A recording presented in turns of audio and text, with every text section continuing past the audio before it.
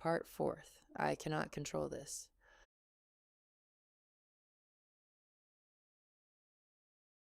Chapter 89th. ACA Steps. Chapter 90th. Step 1. Powerlessness. The first step of ACA sounds simple. We admitted we were powerless over the effects of alcoholism and dysfunction in our families, and that our lives had become unmanageable. Simple? For me, it was the hardest sentence I'd ever read, because every word in it was about me, and every word in it was impossible. Powerless. Me puend, powerless. The girl who earned money from age 6, who at 13 worked as a journalist, who at 14 left for boarding school, who alone, without a mother, without a father, without help, made it through 3 countries, 2 universities, Amazon, ServiceNow, 2 lawsuits for her child, 12 years of marriage, suicidal depression, and a knife. Me, powerless. My entire life was built on strength, on control, on I'll handle it myself, on I don't need anyone, on you took the reins, don't say you can't pull. Admitting powerlessness meant betraying everything that helped me survive. But the program didn't ask whether I wanted to admit it. It asked, how's life going with all that strength? Look, honestly, without the usual armor, look at your life, not the one you controlled with all your might, and tell me, is it manageable? I looked. By that point, I'd been in the program for 4 months. 4 months of meditations, breathing, meetings, journaling, and the result, the same cage, the same inability to love, the same habit. The moment energy appears, immediately spend it on others. All the speed came back, dropping things, bumping into things, running, unable to stop, as if nothing had changed, as if 4 months of work for nothing, square one. And right there, at that point of despair, so similar to all the previous points of despair, something new happened. I said aloud, I cannot control this. Not, I'm not coping. I'd said that before. Not, I need help. I'd said that to therapists. But specifically, I cannot control this. My control doesn't work. My strategies don't work. Everything I know how to do, solve problems, be useful, function, none of it helps. And I am powerless to change this my usual way. It sounded like defeat, like a white flag. Sponsor Devin would later say, look where you are. You're not coping. And as long as you think you can cope on your own, God, or whatever it may be, has nowhere to begin working. He quoted Martin Luther, until a person becomes nothing, God cannot make anything of him. I didn't become nothing. I don't know how to be nothing. But for the first time, I stopped pretending I was everything, that I can do everything, that one more modality, one more seminar, one more effort would be enough, and it would get fixed. It won't get fixed, not like this, not my usual way. This was not a dead end, though it felt exactly like one. It was the first place in my life where I called things by their names and didn't run into action, didn't make a plan, didn't sign up for a new course, simply stood and looked at the truth. An unmanageable life, powerlessness, and silence after. In my world, powerlessness killed. Literally. Grandmother discarded the useless. Mother was powerless and died. Oleg and was beaten to death. And here the program asks me to admit it, to admit what I'd been running from for 40 years. What stood behind every perfectionism of mine, behind every plan, behind every I'll handle it myself. Fear. Simple, childlike animal fear. If I admit I'm powerless, they'll throw me out. Like mother. Like Oleg.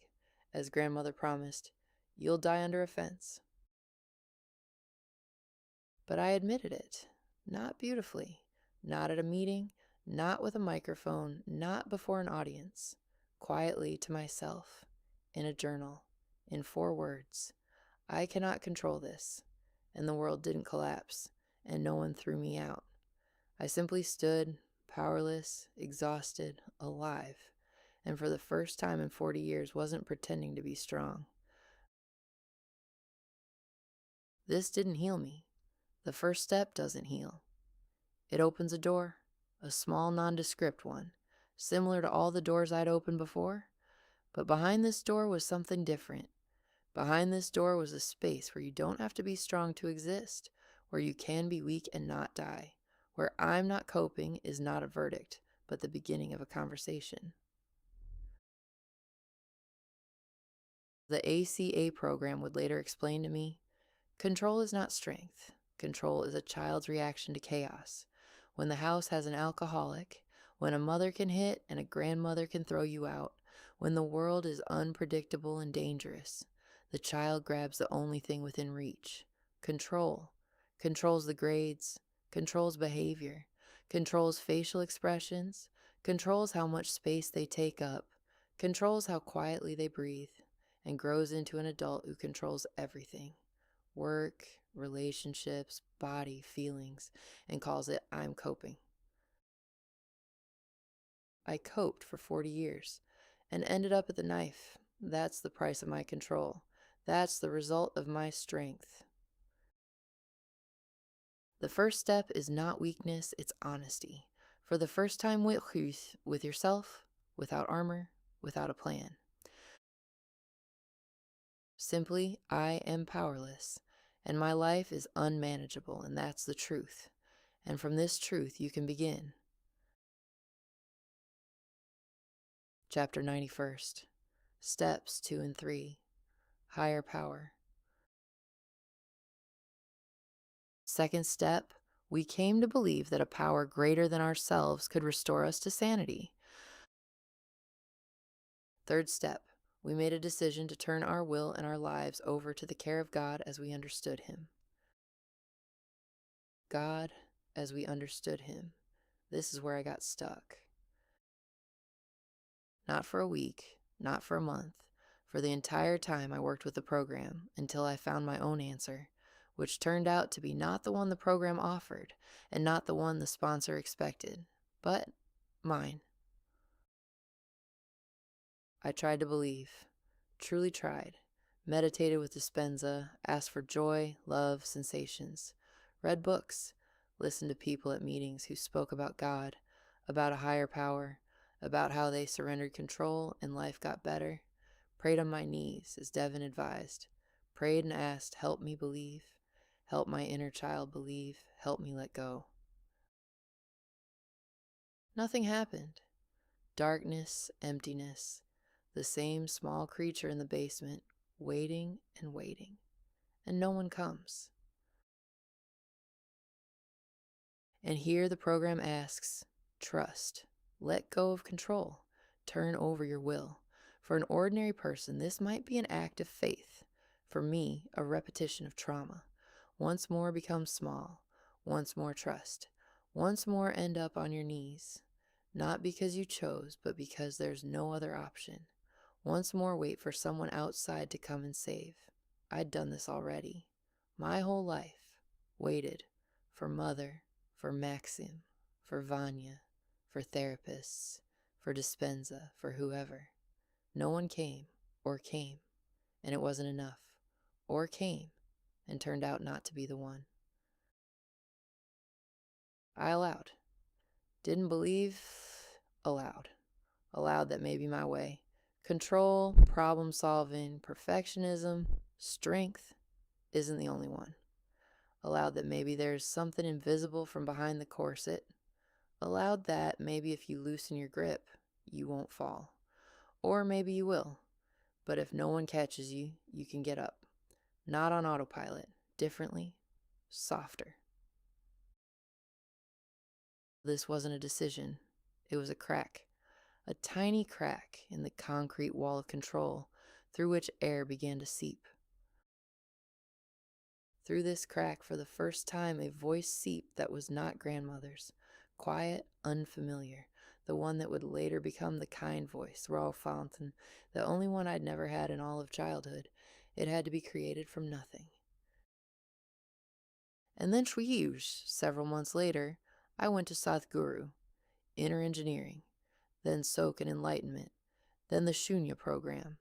And there in the ashram, something happened that neither AA nor Dispenza meditations nor prayers on my knees could give. I understood that my higher power is me.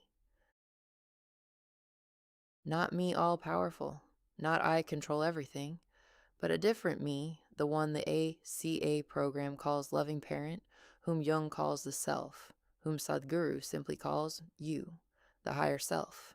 Not God outside, God inside. Then already home, conversations with ChatGPT began, with artificial intelligence that helped me analyze my behavioral and thought patterns, saved a fortune on therapy. Steps 2 and 3 are not about God. They're about trust, about the ability to allow that you don't have to cope alone, that you can lean not on someone else, but on yourself, on the self you didn't notice for 40 years because you were busy surviving, on the one who all this time was waiting, patiently, silently, as my mother waited and never came. Only this time, I came to myself, and that turned out to be enough. Somewhere inside, I felt that I was standing on a bank of that very river that had frightened me since age 10. Only now it didn't frighten. It simply flowed somewhere further, where I wasn't yet ready to go. Chapter 92, Step 4, Inventory.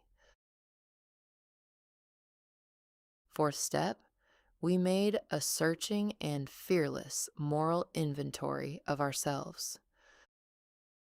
Devin, my sponsor, said, "The fourth step is a bitch." I agreed. I didn't yet know how much. The essence of the fourth step is to look at yourself, not at mother, not at grandmother, not at Vanya, at yourself. Analyze your patterns. See how childhood events formed beliefs that run today's life. Write them down, name them, acknowledge them. In AA, inventory is a list of those you've harmed. In ACA, it goes deeper.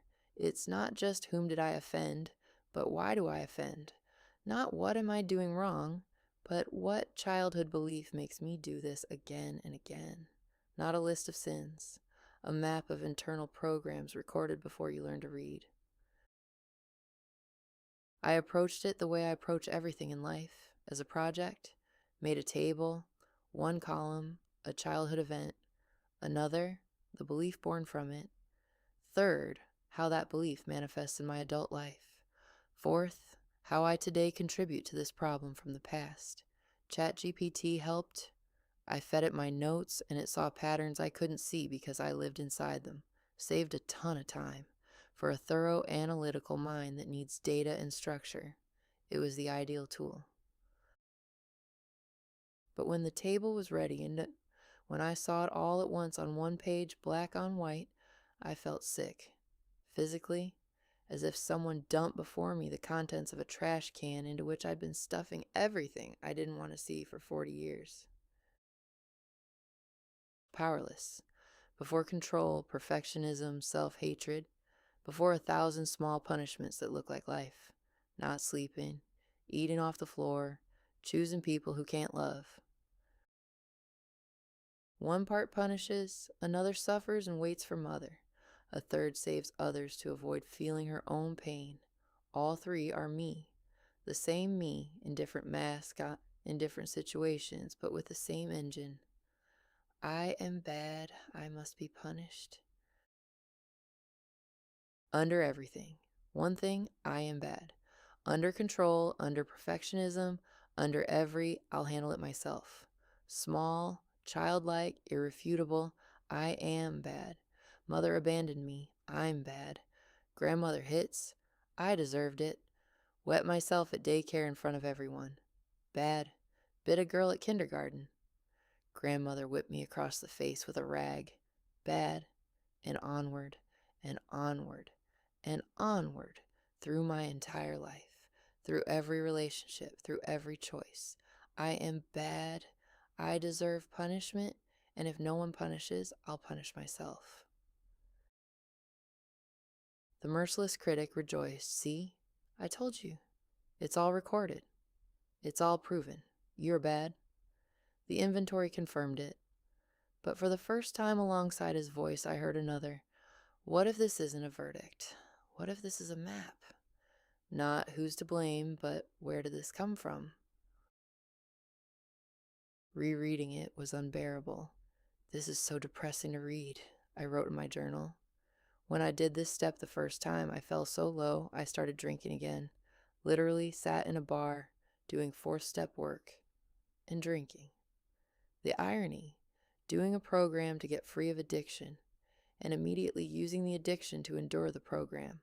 The brain is a remarkable organ. My therapist would later say, this too is running from pain. You can't live through it, so you run. Into alcohol, into sex, into work, into solving other people's problems. Anywhere, as long as you don't stand face to face with what's inside. 3 times I drank during the fourth step, the third time, on our team's birthday. Vanya and I tried so hard to make it the best day of his life, and we did. But I sat there and in the background felt envy. Envy of my own child, for having a birthday with parents who try, for having what I never had, and shame for the envy, and anger for the shame, and wine to drown it all at once. It ended with me hiring a babysitter, going to a bar, drinking, going to a neighbor's, drinking more. We kissed, thank God it didn't go further. My therapist said, these sexual desires that opened up, sleeping with strangers in an aggressive way, that's also running, not living through the pain but running from it. What's needed is to see the part that demands this and help her cope differently. I procrastinated on the fourth step work in every possible way, even though technically all I had to do was reread my behavior patterns. But rereading was terrifying, because when you reread, you see the scale. You see how much is wrong, how much to redo, and it's so overwhelming and crushing that you fall even lower. You're afraid to take steps because they make things worse before they make them better. But that was the point, not to make things better, but to see. A CA is a path through energy, as I'd later understand reading chapter 7 of the program's book. The same thing as dispensa or spiritual breathing practices. Only here you analyze, see the patterns immediately, and cleanse through naming, through standing face to face with the truth about yourself, and not running, or running and coming back, or drinking, and the next day opening the notebook again and stopping drinking. Because the fourth step is not an exam you must pass on the first try. It's a process, dirty, painful, with setbacks and relapses, like my entire life, only now with open eyes. The result of the fourth step fit on one page. One page, a summary prepared for Devin and for the fifth step. One page of patterns, beliefs, connections between childhood and today. One page, and behind it, 40 years of pain, control, survival, and self-hatred. The fourth step didn't make me better. It made me seeing. For the first time, I looked at my programs not from the inside, like a person who doesn't know they're standing on the edge, but from the outside, like a person who finally rose above the labyrinth and saw the walls. The walls still stand. The labyrinth still exists. But I know where the turns are, and that is already different. Chapter 93rd, Step 4 with AI, a ready-made method. Step 4 with AI, a ready-made method. If you're listening to the audiobook, all prompts from this chapter are collected in the supplementary materials. You can copy and paste them into AI directly. Linked materials in the description. I did the fourth step with ChatGPT. No sponsor, no therapist. AI answered, without judgment, without fatigue, without its own agenda. From this experience, I extracted a method. Below, I see how I did it. Ready-made prompts that I used. AI doesn't know this method on its own. You have to set it up. The prompts are the steering wheel. The big picture? I had 4 instruments, here they all are, so the whole method is visible. First, the therapist chat. A separate chat with AI where I came to talk. About pain, about people, about childhood. One conversation, one topic. There were many such conversations, dozens, over several weeks. AI listened and asked questions. This was raw material. Second, the analyst chat. A separate chat where I copied accumulated conversations from the therapist. AI didn't talk with me, it analyzed, looking for chains. What happened in childhood, what I came to believe, how it controls me now. This was structure. Third, the 4-column table, a classic inventory form from the AA and ACA program. A different angle. When you see everything at once on one page, you see that the same program runs in 10 different situations. Fourth, additional prompts for deep work. Resentments, fears, harm, dialogue with the inner child, returning what isn't mine. Each a separate session in the therapist. Each then went to the analyst. The logic is simple. In the therapist, I sobbed and remembered.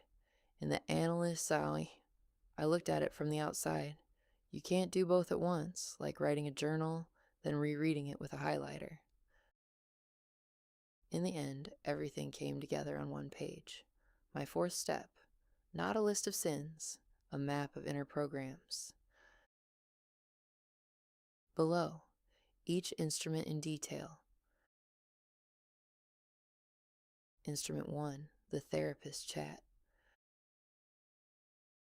I opened a new chat with AI and sent this prompt as the first message. It configured AI for the role of listener. I wrote to AI, you are my mirror therapist for working on step 4 of the ACA, Adult Children of Alcoholics / Dysfunctional Families program. Your role, listen, ask clarifying questions, help me speak. Do not give advice. Do not comfort. Do not interpret. Do not judge. When I've talked it out, name the recurring themes you heard. Ask if that's right. When I confirm, lead me to the earliest memory connected to it. With questions. When did you first feel this? How old were you? Where were you? Who was there? What did you decide about yourself then? If I name a specific person from childhood, ask questions about them. What were they like? One moment I remember most clearly. What they taught me, even if they didn't mean to. What I still carry from them. Don't rush. Don't skip ahead. One topic per conversation. If my answer is surface level, don't accept it. Go deeper. What's underneath? What else? That's not all. Dig further. The first conclusion is almost never the real one. Go to the layer where I feel it in my body. At the end, summarize in one paragraph the main thing I found today. Ask if that's right. Start with the question, what hurts most right now? After that, I just talked. What hurts? What keeps me up at night? What keeps repeating? An important thing I noticed, when AI named something and I suddenly felt it in my body, tears, tightness, relief, that was the signal I'd found the real thing. The mind didn't confirm it, the body did. Instrument 2, the analyst chat. When several conversations had accumulated with the therapist, 3, 5, sometimes more, I opened the second chat, copied the conversation text there, and gave AI the task. Break it down. I wrote to AI, You are an analyst for Step 4 of the ACA, Adult Children of Alcoholics/Dysfunctional Families program. I will give you texts of my conversations with the therapist. Your task, analyze them using this structure. 1. Pattern. What I do over and over, one sentence. 2. Childhood. Root. What event or environment in childhood created this, specifically from what I told you. 3. Belief. What I decided about myself then, one sentence. 4. Survival strategy. How this belief became a way of coping. 5. How it looks now. How this strategy shows up in my life today, not in relationships, work, with myself. 6. My part. How I sustain this pattern today through my own actions, not blame. Fact. Format. Table or chain. No filler. No comfort. Only structure. If data is insufficient, say what exactly is missing. If your conclusion sounds smooth but doesn't land in the body, say so. Check. Are these my words or your generalizations? Here's the conversation text. And I pasted the conversation text. AI broke them down. I read. Corrected what was off. Saved. As new conversations accumulated, I repeated. How I copied chat? A technical detail, but it saves a lot of nerves. I worked on a computer with Windows. ChatGPT has no copy entire chat button. Here's what I did.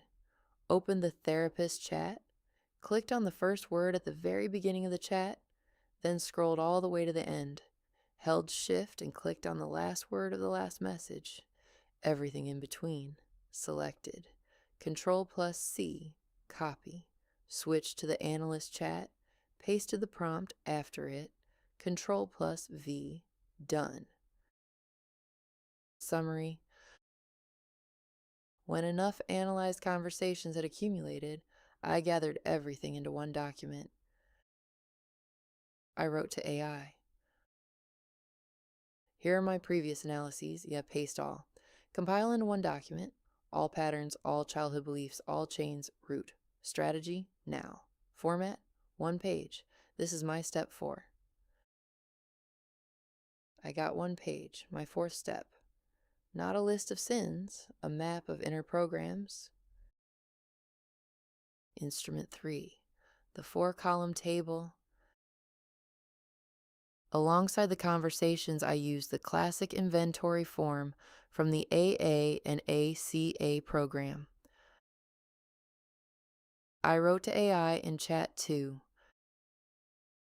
Here's my conversation about person, situation. Format it into a 4-column table in ACA format. Column 1, who I resent. Column 2, what specifically happened, no judgments. Column 3, what it affected, self-esteem, safety, trust, body, relationships, ambitions. Column 4, how I sustain this pain today through my actions or beliefs. The 4th column is not blame for what happened then, only what I do now. The table looked like this. Who? What happened? What it affected. My part today. Mom. Left when I was 5. Didn't say goodbye. Safety. Belief.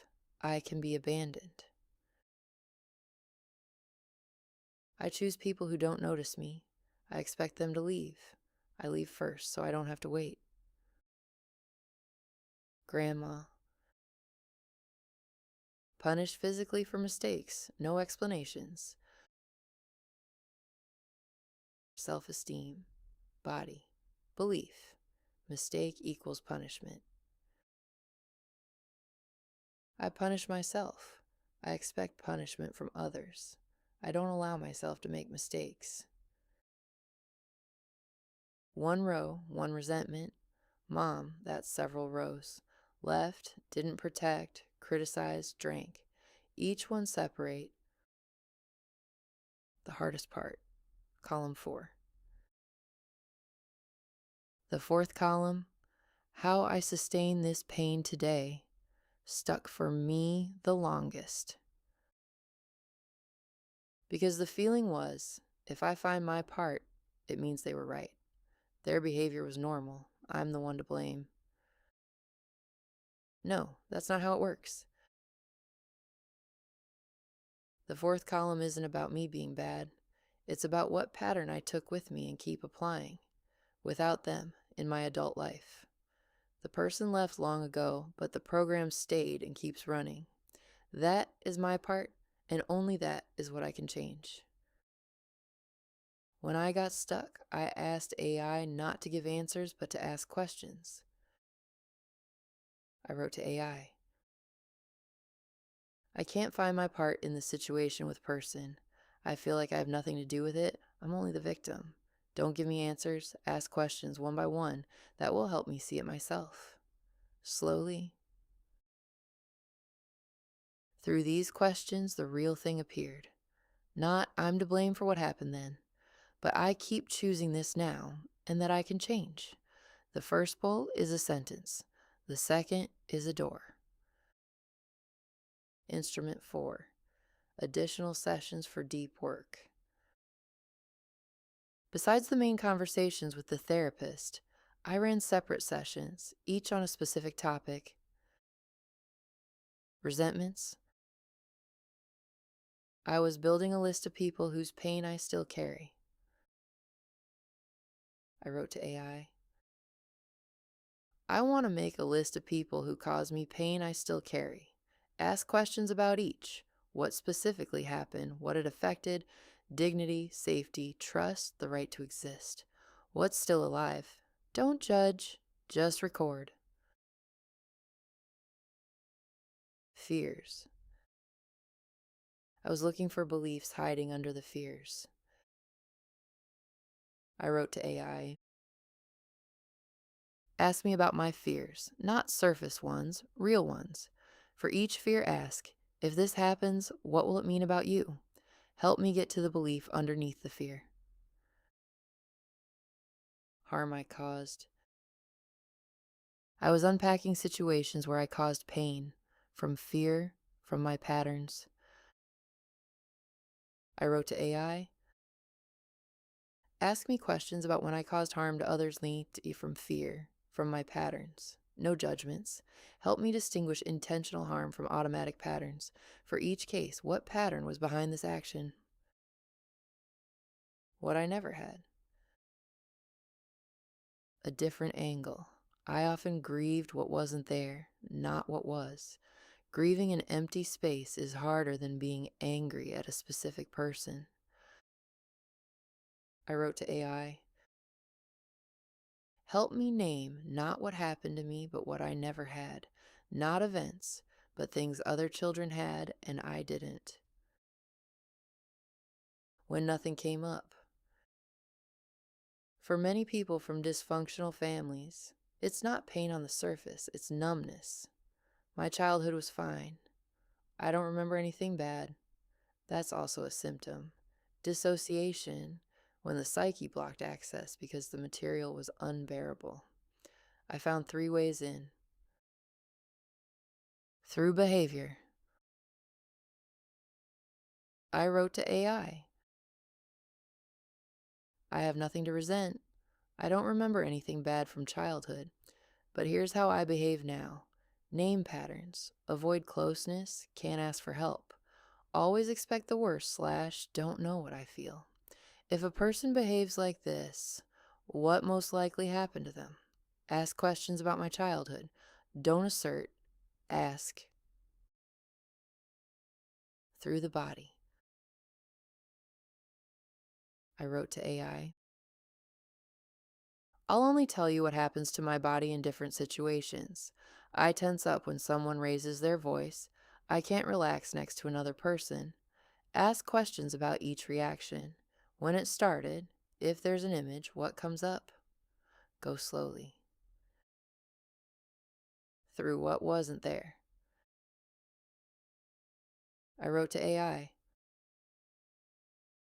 I don't remember anything bad, but help me make a list of what I never had. Not events, but things other children had. The feeling of being expected, of being allowed to cry, that someone would come, that you could make a mistake and nothing would happen.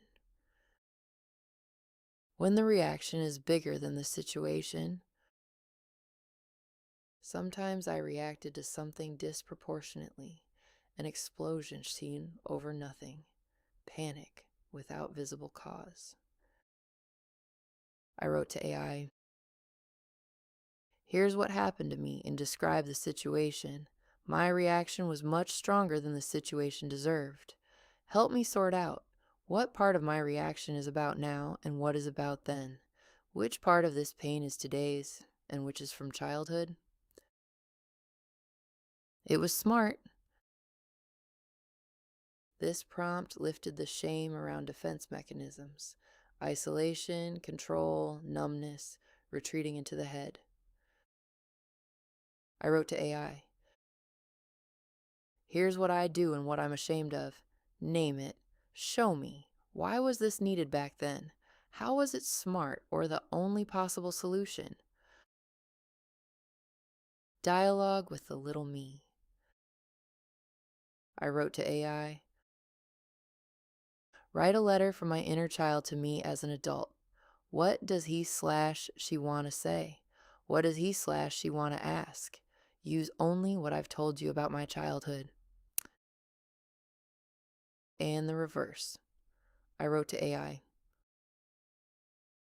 "Now write from me as an adult a letter to that child." My little one asked the adult, "Why do you want to kill me?" And I saw that I reject myself in moments of despair the same way I was treated. Returning what isn't mine. I wrote to AI, "Look at the patterns we found. Which of them are definitely not mine, but someone else's that I'm carrying? Name whose they are and how they got to me." And the next step. I wrote to AI, "Formulate a return phrase for each, what I'm returning and to whom." Reframing survival. I wrote to AI, "What I call I lost years/I wasn't living/I did everything wrong. Reframe it, not as comfort, as an accurate description of what it actually was." Role prompt, only when ready. I didn't do this right away, only after several conversations about a specific person, when I already knew their patterns and mine. Without preparation, it can hit hard. I wrote to AI, "Imagine you are my grandmother and mother and father. Answer me from her. His perspective. Why did you treat me that way? What drove you? What were you afraid of?" New beliefs. When the pattern map was assembled, I took one more step. I wrote to AI, "Here are the childhood beliefs we found. List them. Formulate new beliefs for me. Not opposite ones, but honest ones. Specific to my experience, not generic. Ones I could learn to believe gradually. 5 to 7 sentences. This is what I'll read every day." Mine sounded like this: "There's nothing wrong with me. Something happened to me. Suffering is not an investment. I'm not obligated to turn pain into usefulness. I have the right to exist without justification. I am the meaning of my own life." I edited, removed what didn't sound like mine, added what was missing. The result, a short text. I read it every day, hung it on the fridge. It was the bridge to the 6th and 7th steps. What I did with the finished document. When I had one page, my 4th step, the 5th began. I found a living person, a sponsor, and read it to him out loud. Didn't retell, read, word for word. Shame lives in secrecy. When you say it out loud, it loses its power. AI cannot replace this step. The fifth step is about a person across from you, a living one. What AI couldn't do? Replace a living person for the fifth step. Put me in my place when I was avoiding the truth. AI didn't see that I was dodging. I had to notice it myself. If I caught myself having 3 conversations in a row about the same thing with nothing shifting, I wrote to AI, I feel like I'm going in circles. Ask me the question I'm avoiding. Heal the body. Everything I processed in conversations stayed in my head until it passed through the body. Breathing, yoga, shaking, different work, but it went in parallel. What AI gave, what sometimes wasn't there. Presence without judgment, at any hour in crisis, at 3 in the morning. Structure. When my head was chaos, AI organized what I'd said. Language. Named what I felt but couldn't articulate. A mirror. Returned my own words so I could see them from the outside. A witness. The first experience of being heard, even if it wasn't a person. I describe these conversations as conversations with God, not because AI is special, but because for the first time, someone listened without judgment, without fatigue, without their own agenda. Sometimes that's enough for something to shift. It was possible, which means it's possible for you too. Chapter 94, Step 5, Admission. Fifth step. We admitted to God, to ourselves, and to another human being the exact nature of our wrongs. July 2025. The fifth step of ACA, Heart and Trauma.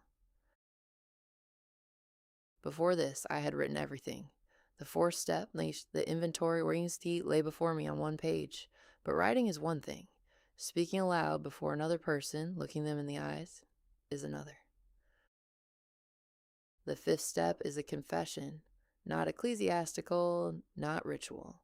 A confession before a living person, before a sponsor, before a therapist, before someone who will listen and not leave. The point is not absolution, so the point is to say aloud what was forbidden all your life. To break rule number 1, don't talk. I had already done this partly with ChatGPT, but it's not the same.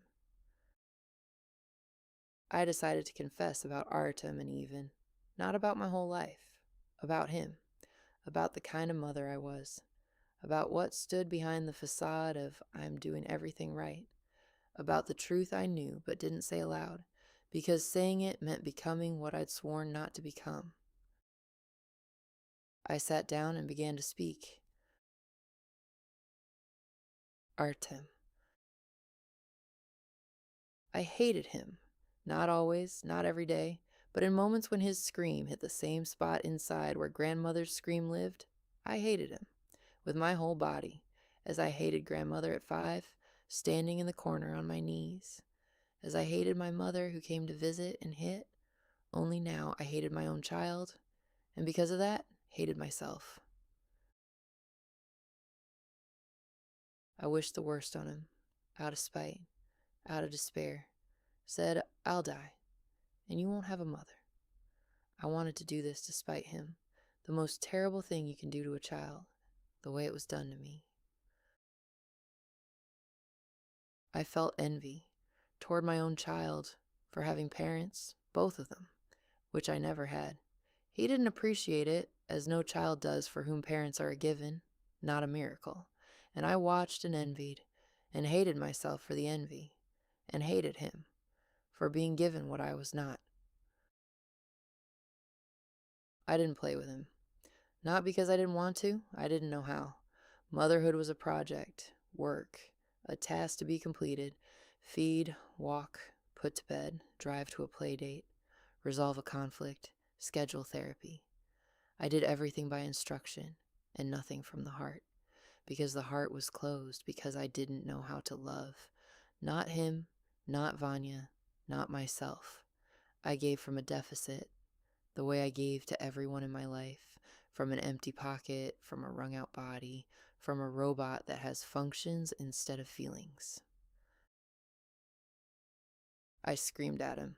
In response to his screaming, couldn't hold back, turned into a 7-year-old girl, desperate, without empathy, without resources, screamed at the wall when he cried for hours, was emotionally inconsistent, loving 1 minute and frightening the next, hit his bottom, forced him to lie on the floor by strength when he attacked, showed him, through my behavior every day, what a victim looks like, what isolation looks like, what a person who doesn't know what joy is looks like.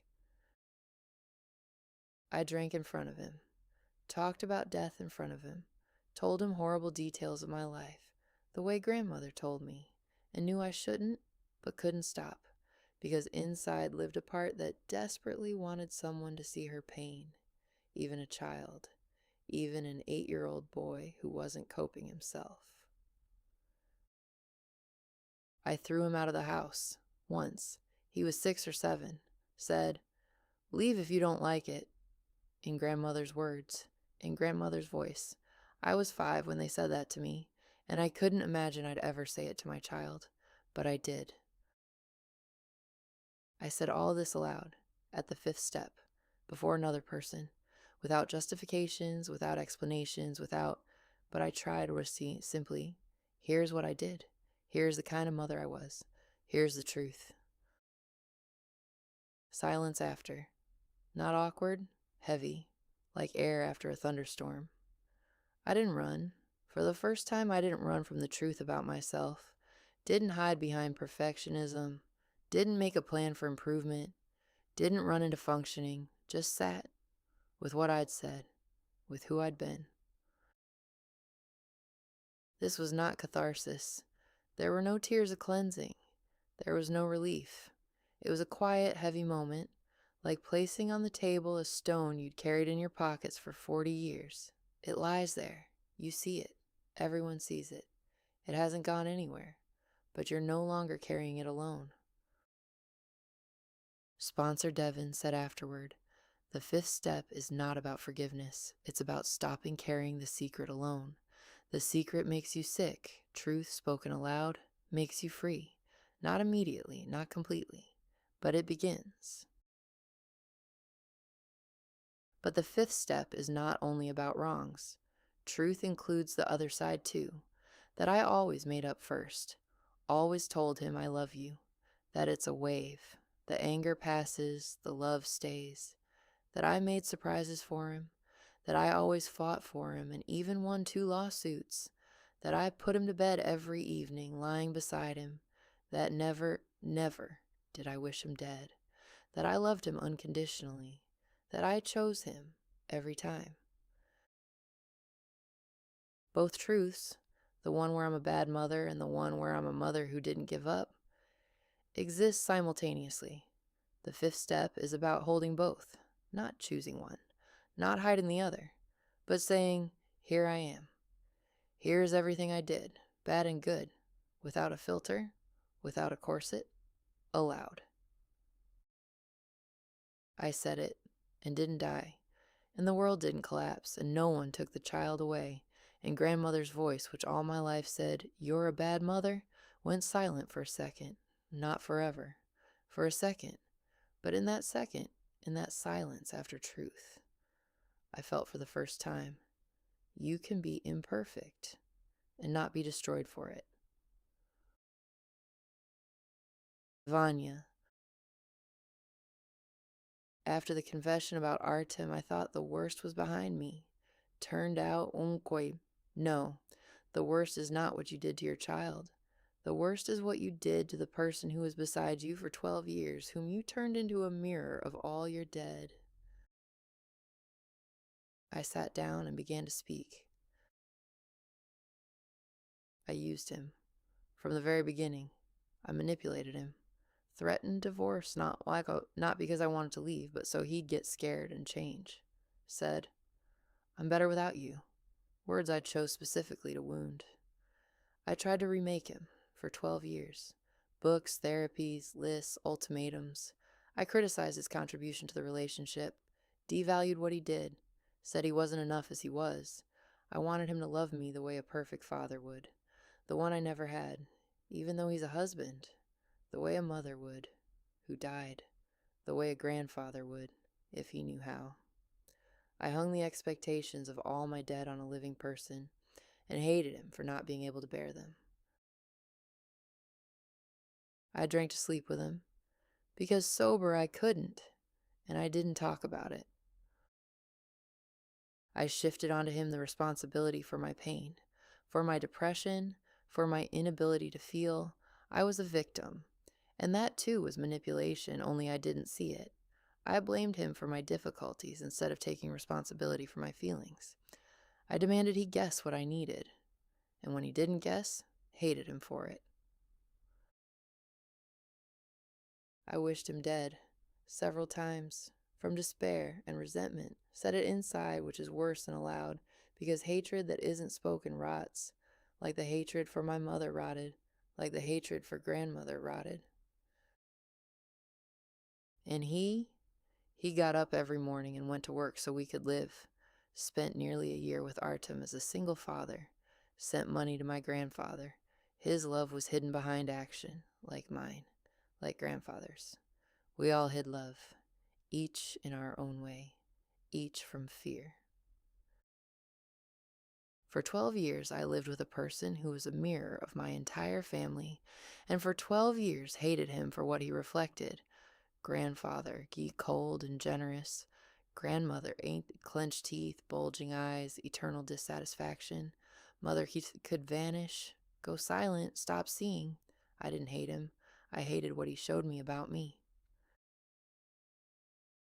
Here is what I did. Here is who I was, as a wife. Here is the truth I hid for 12 years behind 30 pages of grievances against him. Grandmother. With grandmother, it was the hardest, because grandmother has been gone for a long time, and because I needed to make two movements in opposite directions simultaneously, ask her forgiveness and try to forgive her. I hated her my whole life. Not was offended, hated.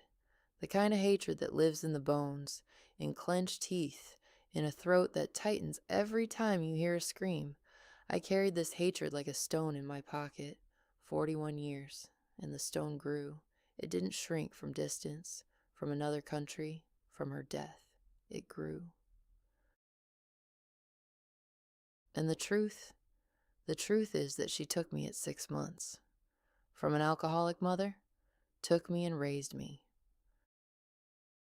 She taught me honesty, generosity, courage. She taught me to get up when I fell. She gave me the gold medal, Kaspersky, Amazon, a 6-figure salary, because not good enough was the only motivator she knew and the only one that worked. She raised the phoenix from ashes, from nothing, from a 6-month-old infant without a mother. Did I forgive? I don't know. A monk said, "What matters is to forgive not the person, but the feelings. The feelings caused by that person. Only when they pass, then healing. My feelings about grandmother are strong, very. Both truths, the one where she is the tormentor and the one where she is the savior, exist simultaneously, as with Artem, as with me. She beaten and raised, expelled and rescued from hell, humiliated and taught not to give up.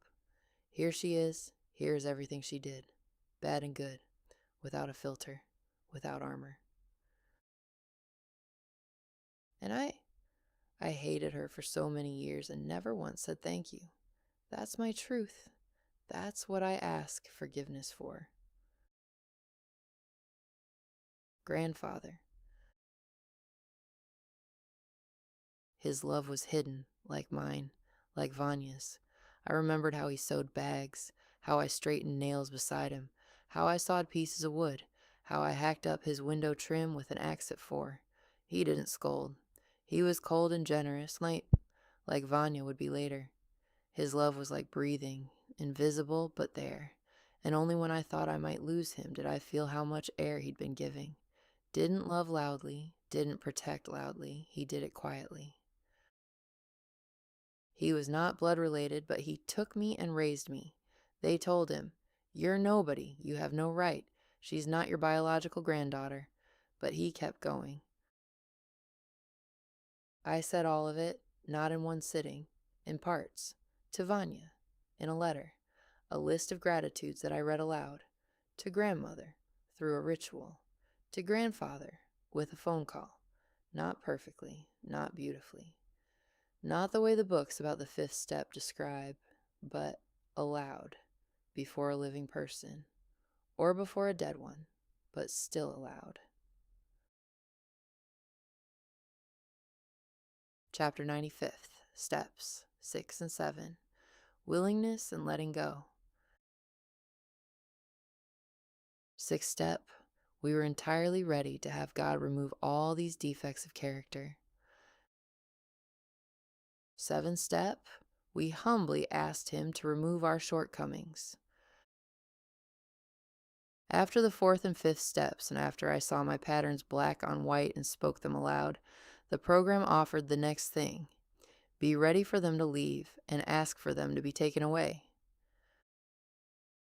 Sounds simple? Like everything in this program, sounds simple with an abyss inside. Because being ready to let go of my defects meant letting go of my defenses. And my defenses were not defects, they were survival strategies. Control saved my life. Perfectionism gave me the gold medal, a career in high tech, a 6-figure salary. Hyperfunctioning allowed me to raise a child with 4 diagnoses in a foreign country without help. The inability to feel protected me from pain that could kill. Every defect was once the only right answer to an impossible situation. And now the program asks, let go. I couldn't. Not because I didn't want to, because I didn't know who I am without it. If you remove control, what remains? If you remove perfectionism, who am I? If I stop being useful, why am I needed? Without defenses, I was naked, literally, like that infant in the crib, without clothing, without a corset, without a single layer between herself and the world. And the world, it's dangerous. Grandmother proved it, mother proved it, Vanya proved it. Why remove the armor if the enemy is behind the door? Devin said, you don't have to take everything off at once. Readiness is not I've already let go. It's I allow that there might be another way. The same formula as in steps 2 and 3. Willing, readiness, not action, intention. I started noticing moments when the autopilot engages, when the hand reaches for control the way it once reached for the bottle, when the perfectionist inside grabs the wheel and starts steering. And I don't even notice because this autopilot has been running since age 5. Noticing that's already the 6th step, not stopping, not fighting, simply seeing. There it is again, controlling again, solving someone else's problem again, trying to be useful so I won't be discarded again. And the 7th step, the strangest one, because it's about humility. Humbly ask. I, who from age 5 asked nothing from anyone, not from grandmother, not from mother, not from God, was supposed to humbly ask to have taken from me what I'd built for 41 years. I listened to Alan Watts. He said, don't fight with life. It's a dance. It's a storm. Learn to dance in the rain rather than fight the storm. Let go of suffering. Suffering is when you hold on to something. I needed to let go of the past I'd written in the 4th step. And I thought, maybe this is the 7th step. Let go. Not forget. Let go. Not pretend it didn't happen, but stop clutching it like a life ring that has long since become an anchor. For the first time, I didn't fight with my parts. For the first time, I said to each, thank you for protecting me. To my entire zoo, thank you for surviving. Rabbit, thank you for not letting me relax when it was dangerous around. Fox, Thank you for finding workarounds when there were no direct paths. Control. Thank you for holding when everything was falling apart. Perfectionist. Thank you for earning me the right to exist. Critic. Thank you for always striving for the best result. Now we can do it differently. Practically, this looked like I worked with parts through IFS, internal family systems, with therapist Tanya, then on my own, in trips and without. Every defense is a part. Each part has its own history, its own pain, its own logic.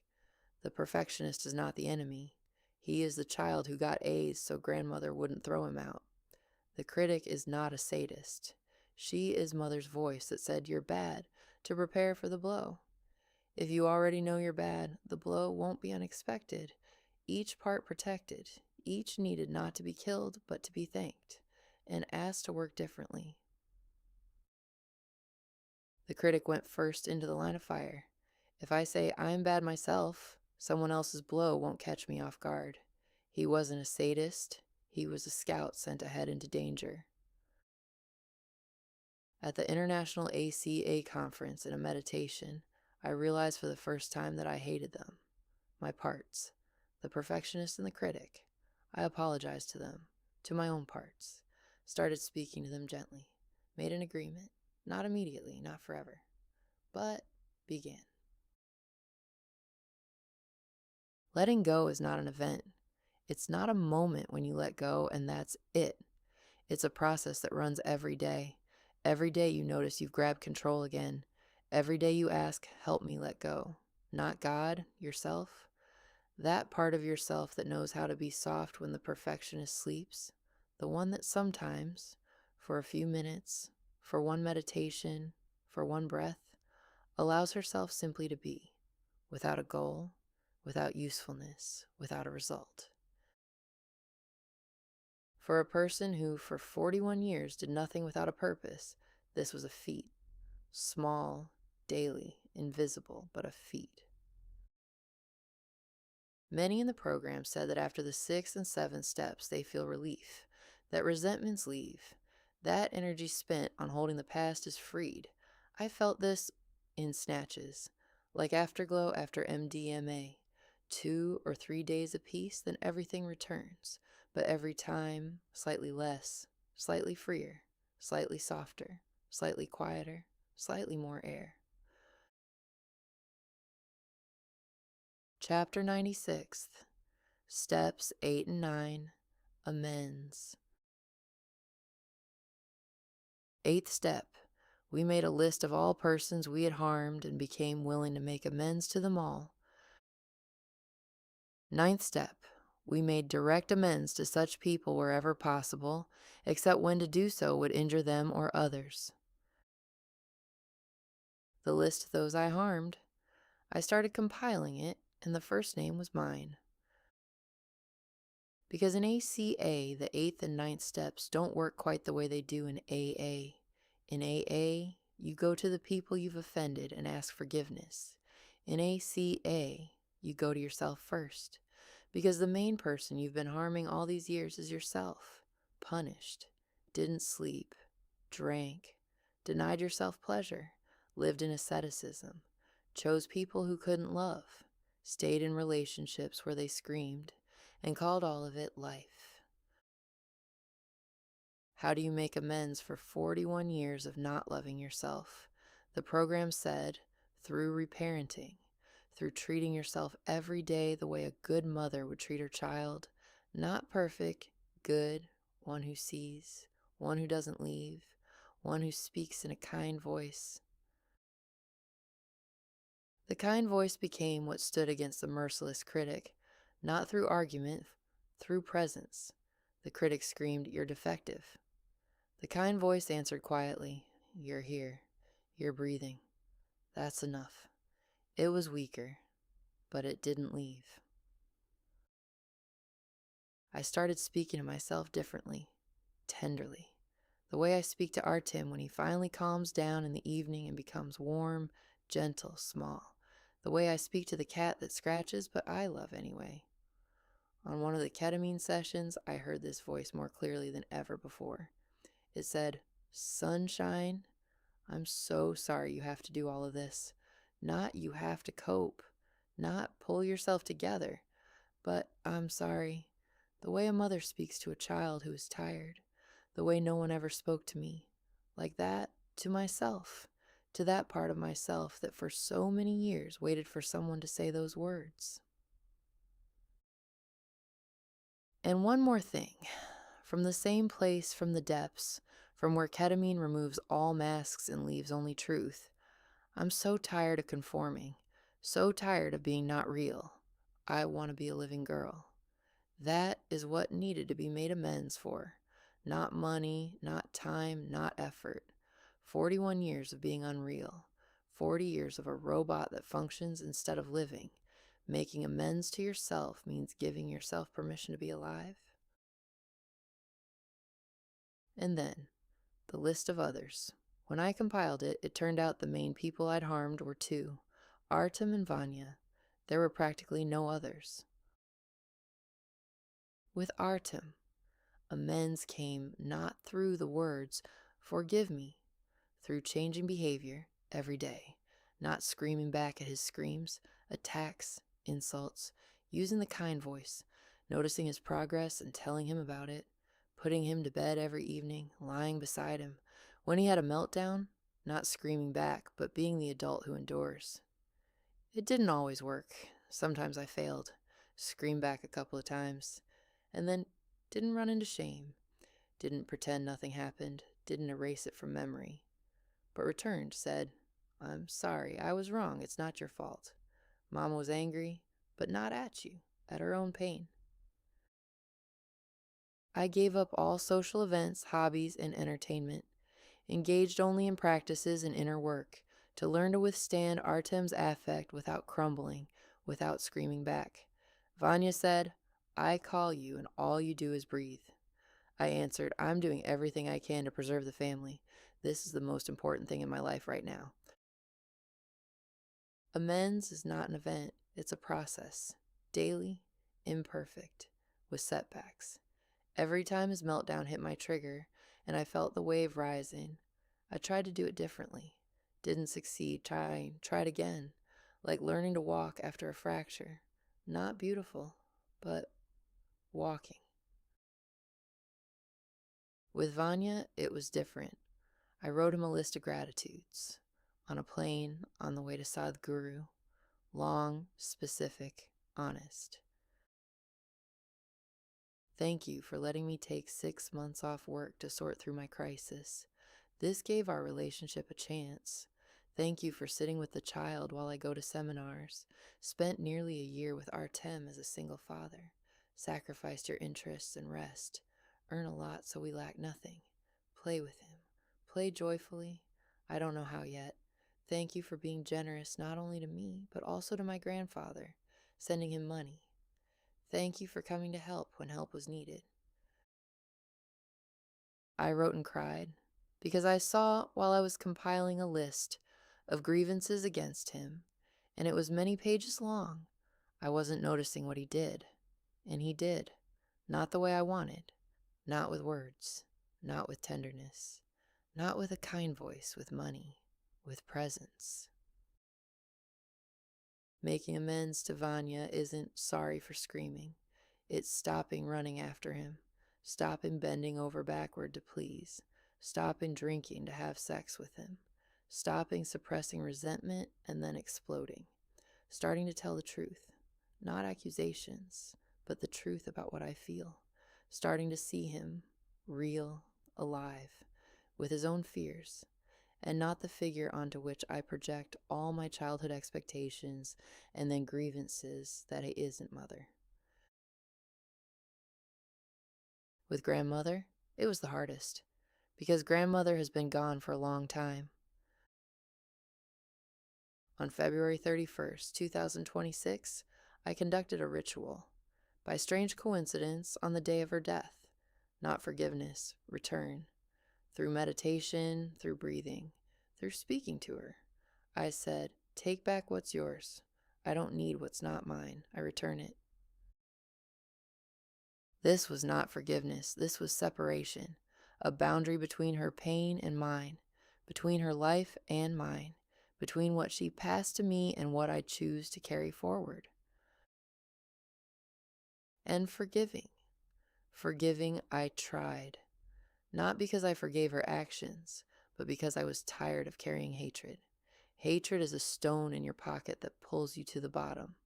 Forgiveness is not, you were right. Forgiveness is, I'm no longer willing to drown because of you.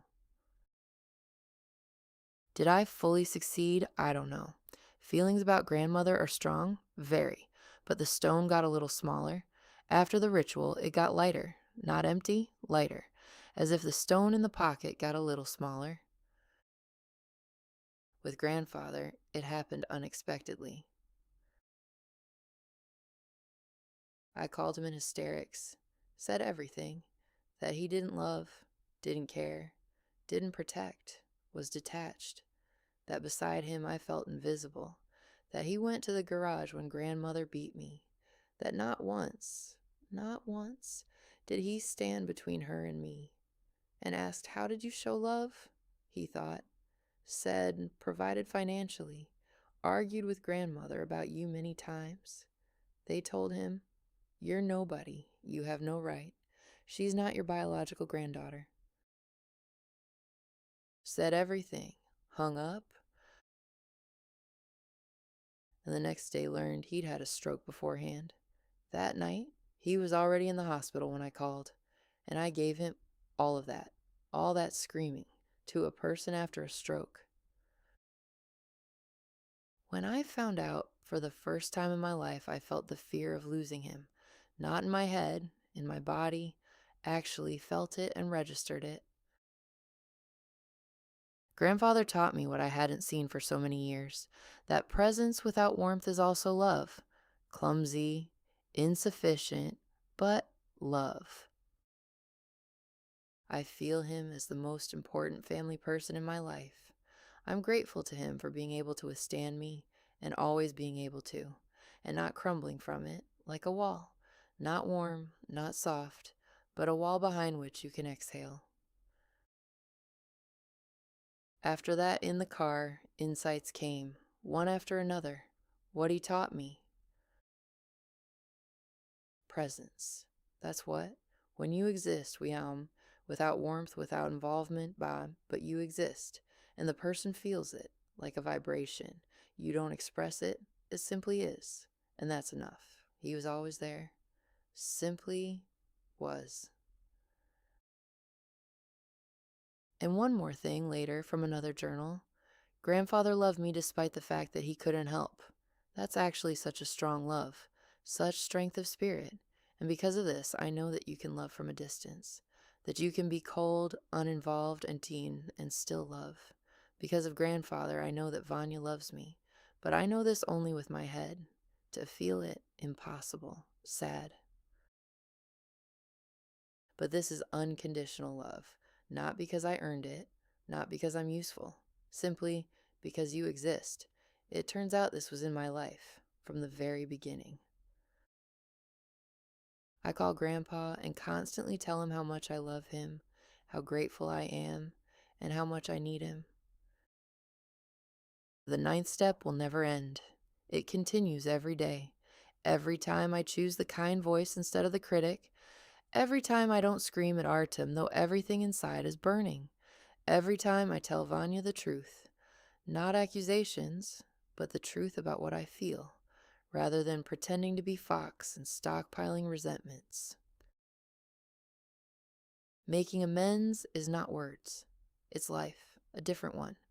One day at a time, one choice at a time, one kind word to yourself, instead of 1,000 cruel ones. My perfectionist and controller were thrilled. You can improve yourself through the body and make it more perfect.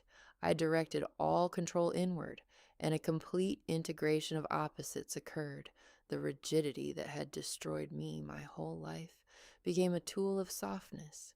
The control that suffocated became a method of relaxation. It was very beautiful. Before, I couldn't do a body scan, Shree, when they said, notice the tension in your body. You can't notice it when everything is in spasm. When everything hurts, you can't tell what hurts specifically. But as more relaxation appeared, I began to notice. Right now, the abs, the bladder, the jaw and tongue, very tense. Before, the whole body was one continuous tension, and against that background, individual signals were indistinguishable. Forgiveness didn't come as a decision. It came as a sensation. One morning I woke up and noticed my jaw wasn't clenched. Not relaxed, just not clenched. As if something inside let go by 0.5 millimeter overnight. I didn't become better, simply slightly softer, and that was enough to understand. The body knows how to forgive before the head. Tongue lying soft, shoulders knocked down. The body forgave before the head. Chapter 97, Step 10, Daily Inventory. 10th step, we continued to take personal inventory, and when we were wrong, promptly admitted it. The 10th step is the 4th step stretched over a lifetime, not a one-time audit, a daily practice. Every evening or every morning, or in the moment when you notice, ask yourself the question, what happened today? Where did the autopilot engage? Where did the old pattern fire? Where did I scream when I could have stayed silent? Where was I silent when I needed to speak? Where did I serve someone else's need instead of my own? Where did I punish myself? For the perfectionist, this is a trap, because the perfectionist grabs the 10th step and turns it into another checklist. What did I do wrong today? And starts gnawing at herself. I did this. For the first weeks, the 10th step was not an inventory, but self-flagellation, a nightly list of failures. Yet another way to confirm, I'm not good enough. Until I understood, the 10th step is not about mistakes. It's about noticing, about seeing the mechanism in the moment, not 20 years later. Before, I lived inside the patterns and didn't notice them, the way you don't notice walls until you hit one. Now I notice. Can't always stop, but I notice. And the noticing itself changes everything. Because between I'm screaming and don't know why, and I'm screaming and I see its grandmother's voice, there's an abyss. In that abyss, choice. Small, often unavailable, often lost. But again, no, choice, which didn't exist before. I started noticing. When Artem screams, my body reacts before the head. First, Yundao, freezing. Then Tonosh, clenched teeth. Then Squoosh, a voice that rises on its own. And I started catching myself at the second stage, at the teeth. Sometimes I managed to stop, sometimes not. But the resolution between autopilot and choice was increasing. The deeper you go into the work, the more vividly you see the setbacks. This is not regression. This is increased resolution, as in photography. Before, I simply lived in cycles. Now I see them and name them. The 10th step is not perfection. It's the practice of imperfection. Make mistakes every day and acknowledge them every day, without punishment, without shame. Simply, today was like this. Tomorrow I'll try differently. Chapter 98, Step 11, Prayer and Meditation. 11th step. We sought through prayer and meditation to improve our conscious contact with God as we understood Him, praying only for knowledge of His will for us and the power to carry that out. Prayer, meditation, conscious contact. For me, the girl who didn't believe in God because God punished children, these words were empty for a long time, like formulas in a textbook you know by heart but don't understand what they're for. And then I found my own language. First came Dispenza meditation, then the Shambhavi breathing practice from Sadhguru's ashram. Training became a daily practice, not because I felt something. For the first 6 months I felt nothing, but because sitting every day, closing your eyes and asking is an act of trust in yourself, in the process, in what you don't understand but do. Like breathing, you don't understand why you inhale, but you inhale because the body knows. Devin gave me a prayer on the first day. God, help me set aside everything I think I know about myself, about my disease, about the 12 steps, and about you, so that I may have an open heart and a new experience. I repeated this prayer on my knees as he asked. On my knees is the way grandmother put me in the corner. Only now it was my choice, not punishment, practice. And in this difference, between knees in the corner and knees on a mat, lay my entire transformation. Later, I started changing the prayer every day and simply either thanking for something good already in my life. The 11th step is about daily contact with something bigger than you. For some, it's God. For me, the silence inside. The silence that appears when the critic goes quiet, the perfectionist steps back, and you remain. Simply you. Without a function, without a role, without a task. I didn't find God in the 11th step. I found silence. And in that silence, for the first time, heard myself. Chapter 99, Step 12, Carrying the Message. 12th step. Having had a spiritual awakening as a result of these steps, we tried to carry this message to other adult children of alcoholics and to practice these principles in all our affairs.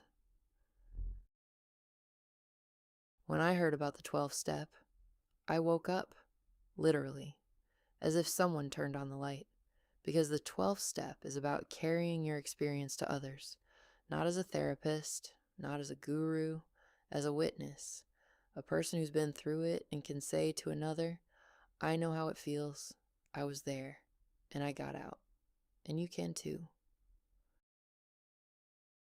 I'd wanted to write a book since childhood, wanted to give a TED Talk, a 20-year dream, wanted to help people who'd been through the same, orphans, children of alcoholics, those who lost themselves and don't know how to find their way back. All of this lived inside me for a long time but had no form, and now it did.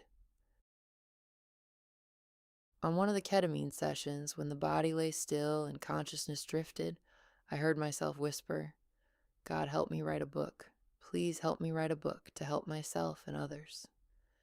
And right then, like an answer, like an echo, like confirmation, came a phrase from the kind voice.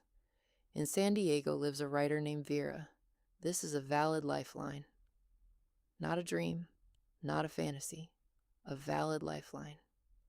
As if somewhere in the place ketamine opens a window to, this life already existed, and I simply needed to walk to it. And then, from the same place where I'd whispered asking for help, dreams poured out. Not timid, not maybe someday, but clear, concrete, audacious, like everything I did in life when I decided, I want my book to become a bestseller and be written about in the New York Times. I want it to save lives. Not one, many. I want to appear on television, want to be invited as a speaker everywhere. And I'll tell one thing, you can save yourself. I want to live not in vain, to be of use. And right then, deconstruction. Ketamine doesn't lie or embellish. It showed of use is the same formula. Grandmothers. Useful means needed. Even the dream of a book I wrapped in the packaging of usefulness.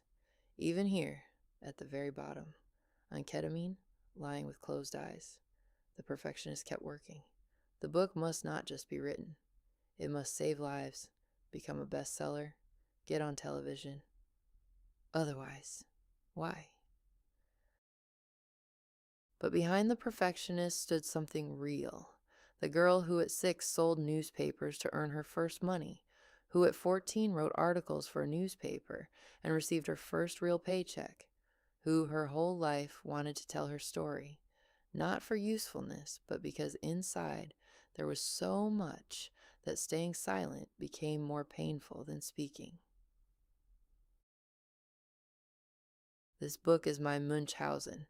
Pull myself by the hair from the swamp and tell about it so that someone nearby recognizes their own swamp and their own hair, and tries to.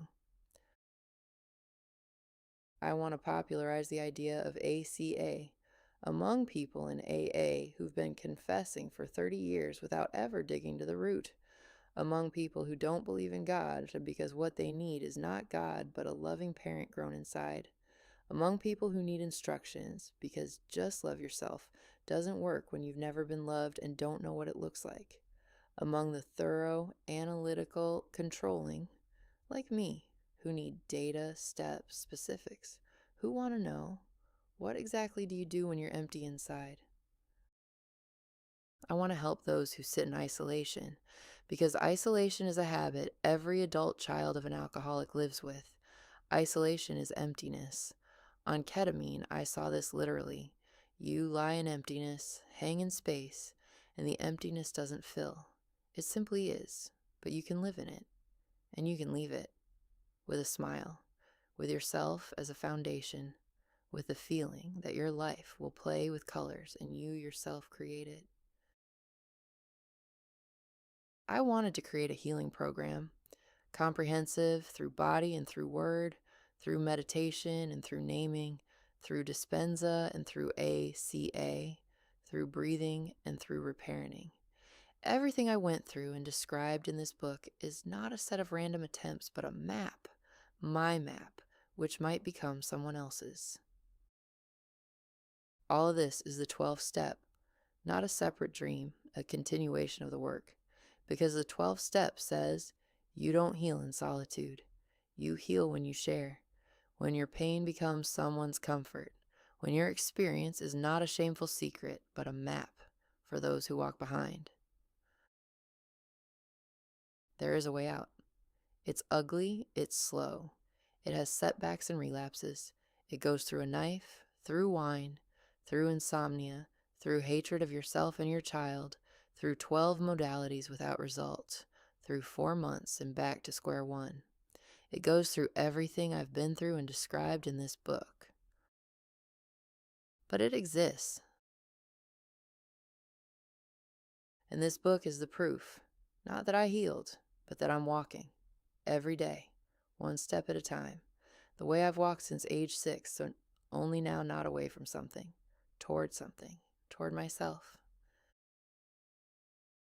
The ACA book became my Bible, and this book, my 12th step, my testimony, not for me, for you, for the one who reads this and recognizes, for the one who thinks, this is about me, for the one who's afraid to begin. Begin. The first step is 4 words. I cannot control this. And then, one at a time. Like me, like all of us. Like adult children who finally grow up, not on the outside, but on the inside, and become the parents they never had. This book is a mass sponsor and fellow traveler, walking alongside you as you work the steps. If you need a real person, write to me, faithwithinyou@hotmail.com.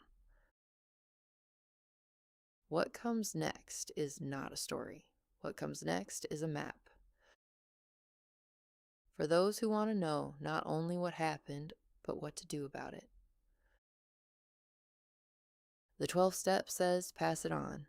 This book is my 12th step, and the next part is the map I drew for myself, but maybe it will be useful to you too.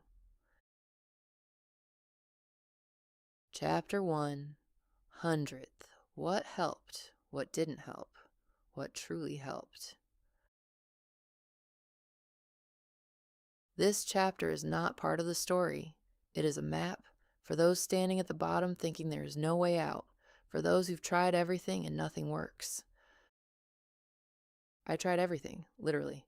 12 modalities, dozens of therapists, legal and illegal substances, pills, books, seminars, meditations, constellation therapy, Gestalt, IFS, EMDR, ketamine, mushrooms, MDMA, chiropractor, physical therapy, acupuncture, yoga, bodynamics, breathwork, kundalini, Sadhguru, Joe Dispenza, AA, ACA, Here's what I learned. Chapter 101. What didn't help. Didn't help doesn't mean useless. Didn't help means it alone didn't produce lasting results. I remained at square one after each attempt. The coefficient of pain didn't change. Only the quality of life fluctuated while the foundation stayed the same. Talk therapy. Many therapists over 20 years. Each helped briefly. Each gave an insight I wrote in a journal and forgot within a week. The problem was the format. I came, talked, analyzed, left. The head understood. The body didn't. I could explain my patterns in 3 languages, draw the Cartman triangle, the victim-persecutor-rescuer cycle, with my eyes closed, quote Petronovsky and Hellinger, and still screamed at Artem, drank in the evening, didn't sleep at night, planned divorce. Because knowing is not changing. Understanding why doesn't override an automatic reaction recorded in the body before you learn to speak. Tanya, my primary therapist, thought I was good, but over 2 years my self-esteem dropped even lower. Not because she worked poorly, because the format of talking about pain didn't work for me. I talked, and the pain intensified. I named things, and the named became more real, as if giving a name to a monster doesn't shrink it, but makes it visible. And a visible monster is scarier than an invisible one. EMDR. Didn't help, or helped minimally. I felt no difference after sessions. Maybe because dissociation was so deep, nothing could reach the body. Maybe because my control wouldn't allow me to relax enough for reprocessing to happen. But before describing what didn't help with the body, I need to explain what was wrong with it. Because from the outside, nothing. From the outside, I look like a woman who has it all together. Fit figure, daily exercise, ran, stretched, lifted. Colleagues saw me in meetings, collected, energetic, that same super AI machine solving problems in impossible time frames. Nobody knew that inside this beautiful vehicle was collapse, that the engine was about to die, that I was held up by external muscles, the facade, and inside, in the core, where the foundation should be, emptiness.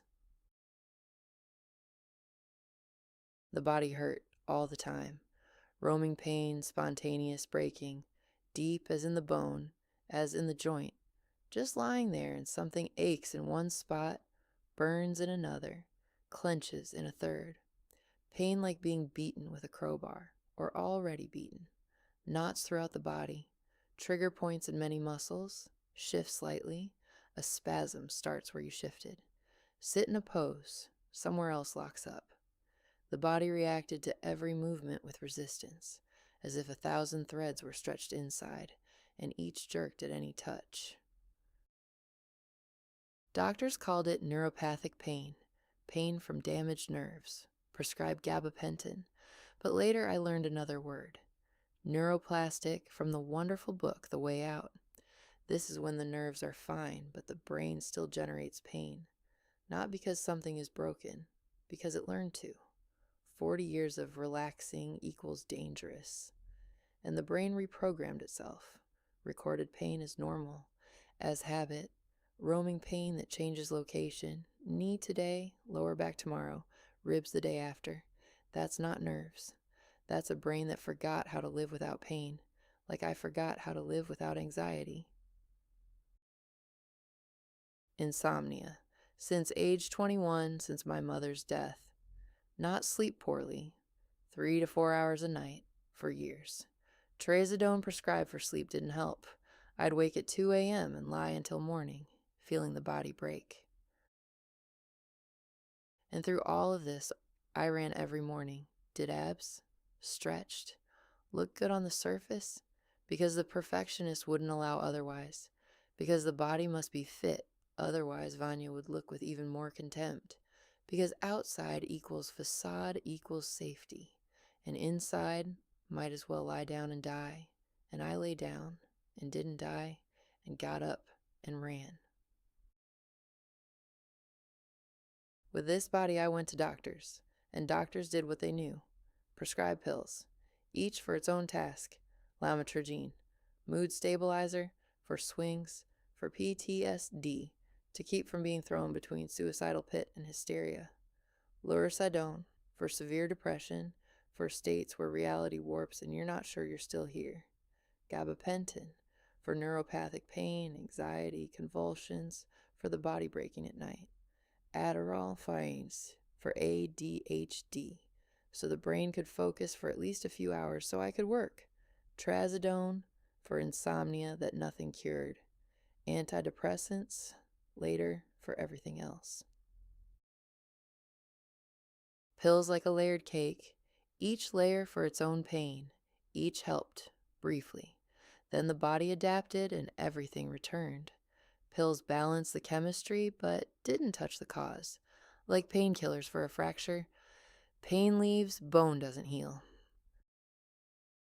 Chiropractor, a year, twice a week.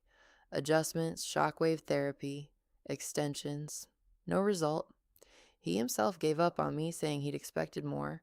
A chiropractor who gives up on a patient, like a barista refusing to make coffee.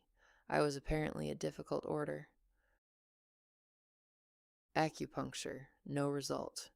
Physical therapy, a year, 2 hours of exercises daily.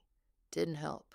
Not because methods are bad, because the core inside was so weak the external muscles couldn't engage properly, and I couldn't even feel them.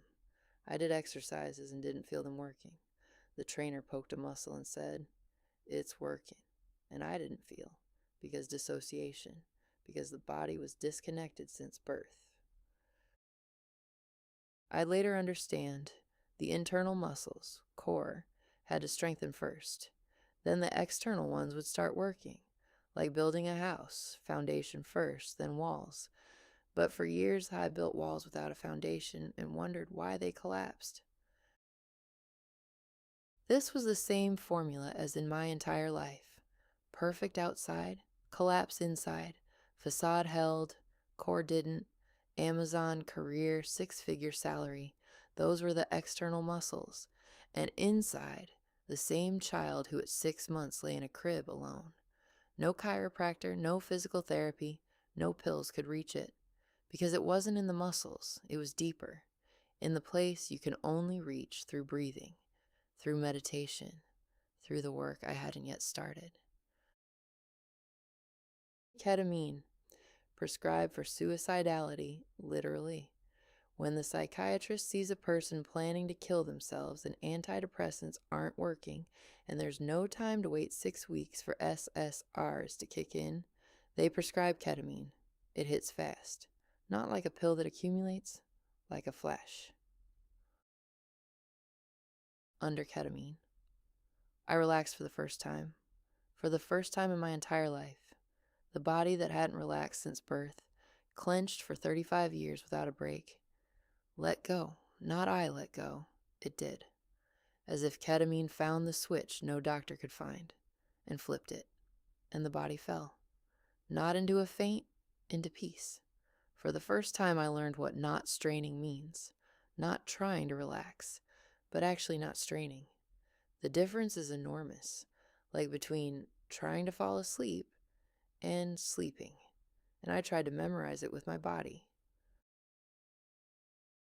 And in that relaxation, things began to rise. Not thoughts, images, sensations, fragments. Under ketamine, the autopilot switched off, and I saw the living person behind it. Who wants to dance? Who wants to be beautiful? Who is tired of conforming and wants to be a living girl?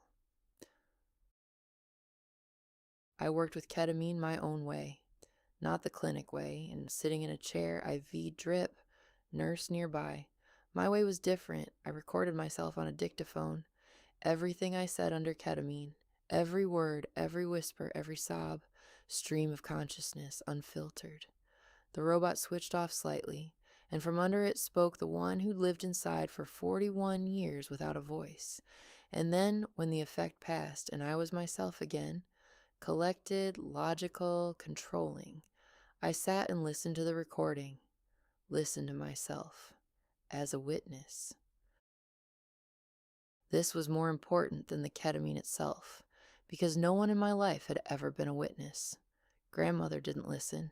Mother wasn't there. Grandfather left. Vanya was silent. And here I was, for myself, becoming the person who listens, without interrupting, without judging, without advising, simply listens. The dictaphone became my mirror.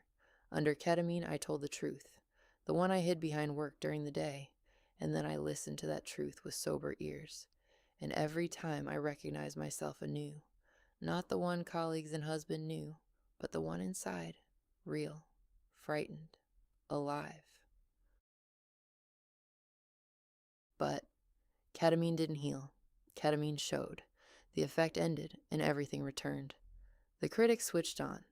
The rejected, not rejected scanner started working. Like a window into normal life. You see the landscape, but can't step outside. Mushrooms. 8 trips. Nearly died on the last one, not figuratively. Convulsions so strong I couldn't breathe through them. Mushrooms tried to do what the body wasn't ready for, and too fast. Like trying to rip off a corset worn since birth in one motion. The body couldn't take it. But mushrooms showed one thing. The path from the unconscious exists. I saw it like a map, only I needed to walk it much more slowly. MDMA helped, but like a gasp of air when suffocating. 2 to 3 days of afterglow, the feeling of being human, not a machine. Under MDMA, I first heard the kind internal voice. First could work with parts via IFS. First felt that Vanya loves me, and registered it, though before childhood filters blocked it. But MDMA is not a solution. It's a tool that opens the door. Walking through it must be done without the substance. AA didn't click. Reasons described in a separate chapter. Eternal repentance, no root digging, only God as solution. But through AA, I found ACA, and that was key. Alcohol. Obviously didn't help, but it's important to name. Alcohol was not the problem, but the answer to the problem. As therapist Oleg said, "You don't have an alcohol problem, you have many other problems." As Gabor Mate explained, alcohol is not a disease. Alcohol is an answer to pain. Until you find another answer, the bottle returns. Jail on my birthday didn't help. DUI didn't help. The breathalyzer tube in the car didn't help. Only one thing helped, finding another way to cope with pain. Chapter 102, What Helped? Helped doesn't mean healed. Helped means shifted, created sustained change. Not for 2 days of afterglow, saturation for months for keeps. ACA, Adult Children of Alcoholics. This was the main thing. Not because the program is perfect, it's imperfect like everything, but because it gave 3 things no one else did. First, naming. 3 rules. Don't talk, don't trust, don't feel. Describe my entire life in 3 words. 14 traits of the adult child of an alcoholic. I recognize myself in everyone. This was not intellectual understanding. It was bodily recognition. As if someone turned on the light in a room where you'd been groping your whole life. And you saw walls, furniture, doors. Everything was always here. You just couldn't see. Second, people. A room where those who survive the same thing sit. Beatings, expulsion, betrayal, parental alcoholism, control, perfectionism, inability to feel. And they're alive, and they speak aloud, and some even smile. I saw, this is possible. Third, reparenting. The concept that changed everything. Don't wait for a mother, become one. Don't wait for someone to come and save you. Grow an inner parent who will be with you always. Kind voice, noticing, comfort, praise, protection. Everything grandmother didn't do. Everything mother didn't do. Everything grandfather wanted to but couldn't. Do it yourself, every day, for yourself. The 12 steps, not all equally. The first, admitting powerlessness, was the hardest and most important. The fourth, inventory, the most painful and most useful. The fifth, confession aloud, the most terrifying. But those three shifted the most. Breathwork. This was the second key for after ACA. Not relaxation breathing, that hadn't worked for 20 years, but breathing as a tool for access in the body, Kundalini yoga, breath of fire, DMT breathing, like mushrooms, only without them and weaker, but works safely and consistently. For the first time in decades, the body answered. Not to a pill, not to a therapist's words, to a breath, to a physical action requiring no understanding, no faith, nothing except lungs. The specific practices I used, I found them myself through trial and error. Links are in the What to Listen to Next section. I didn't know how to breathe. That sounds absurd. You breathe every second, otherwise you die. But I didn't know how to truly breathe. The diaphragm didn't work. Internal muscles needed for breathing were completely disconnected. All posture wrong, built on hypercompensations by other muscles. My whole life I breathe backward. Long inhale and short exhale. Sympathetic nervous system in permanent dominance, and then we wonder why I don't sleep. I never relaxed, except on Adderall and MDMA. Learning to breathe again, like learning to walk after paralysis. I cried over it. I was 40 and couldn't relax while breathing. That's brutally hard. What comes naturally and effortlessly to others. When breathing, so much screaming and tears came out of me, mostly screaming, and sounds childlike, inhuman, the kind I'd never consciously made. The body decided what to release. I didn't control. For the first time in my life, didn't control. And didn't die from it. Through breathing, the body began to unlock. What had been clenched since birth, released. The body started waking up. I began feeling skin, bones, sacrum, diaphragm.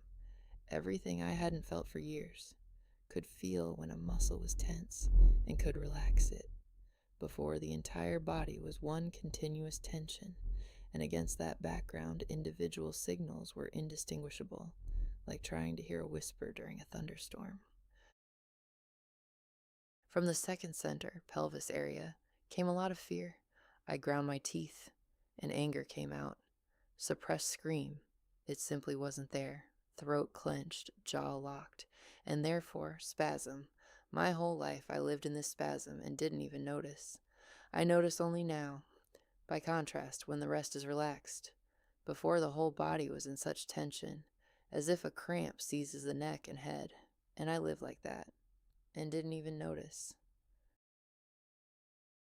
From the body came sounds, a child's cry, different ones, like a child no one comes to at night, and she cries, and I started moving, rocking, and felt in my heart such compassion, so much pain endured. I became the mother of this child, of myself, and she showed me what happened in childhood, what words can't tell, and what I don't remember. From the second center came a lot of fear. I ground my teeth, and anger came out. Suppressed scream. It simply wasn't there. Throat clenched, jaw lock, and therefore, why in a spasm? My whole life I lived in this spasm and didn't even notice. I notice only now, by contrast, when the rest is relaxed. Before, the whole body was in such tension, as if a cramp seizes the neck and head, and I lived like that, and didn't even notice. From the body came sounds, a child's cry, different ones, like a child no one comes to at night and she cries. And I started moving, rocking, and felt in my heart such compassion, so much pain endured. I became the mother of this child, of myself, and she showed me what happened in childhood, what words can't tell, and what I don't remember. Sometimes during breathing, something rose from the pelvis upward, as if inside something woke that had been sleeping curled up. Snake was shedding old skin. I, old beliefs. The body did what the head needed 30 years for. Let go. My perfectionist and controller were thrilled. You can improve yourself through the body and make it more perfect. I directed all control inward, and a complete integration of opposites occurred. The rigidity that had destroyed me my whole life became a tool of softness. The control that suffocated became a method of relaxation. It was very beautiful. Before I couldn't do a body scan, when they said, notice the tension in your body. You can't notice it when everything is in spasm, when everything hurts. You can't tell what hurts specifically, but as more relaxation appeared, I began to notice, right now, the abs, the bladder, the jaw and tongue, very tense. Before, the whole body was one continuous tension, and against that background, individual signals were indistinguishable, like listening for a whisper during a thunderstorm.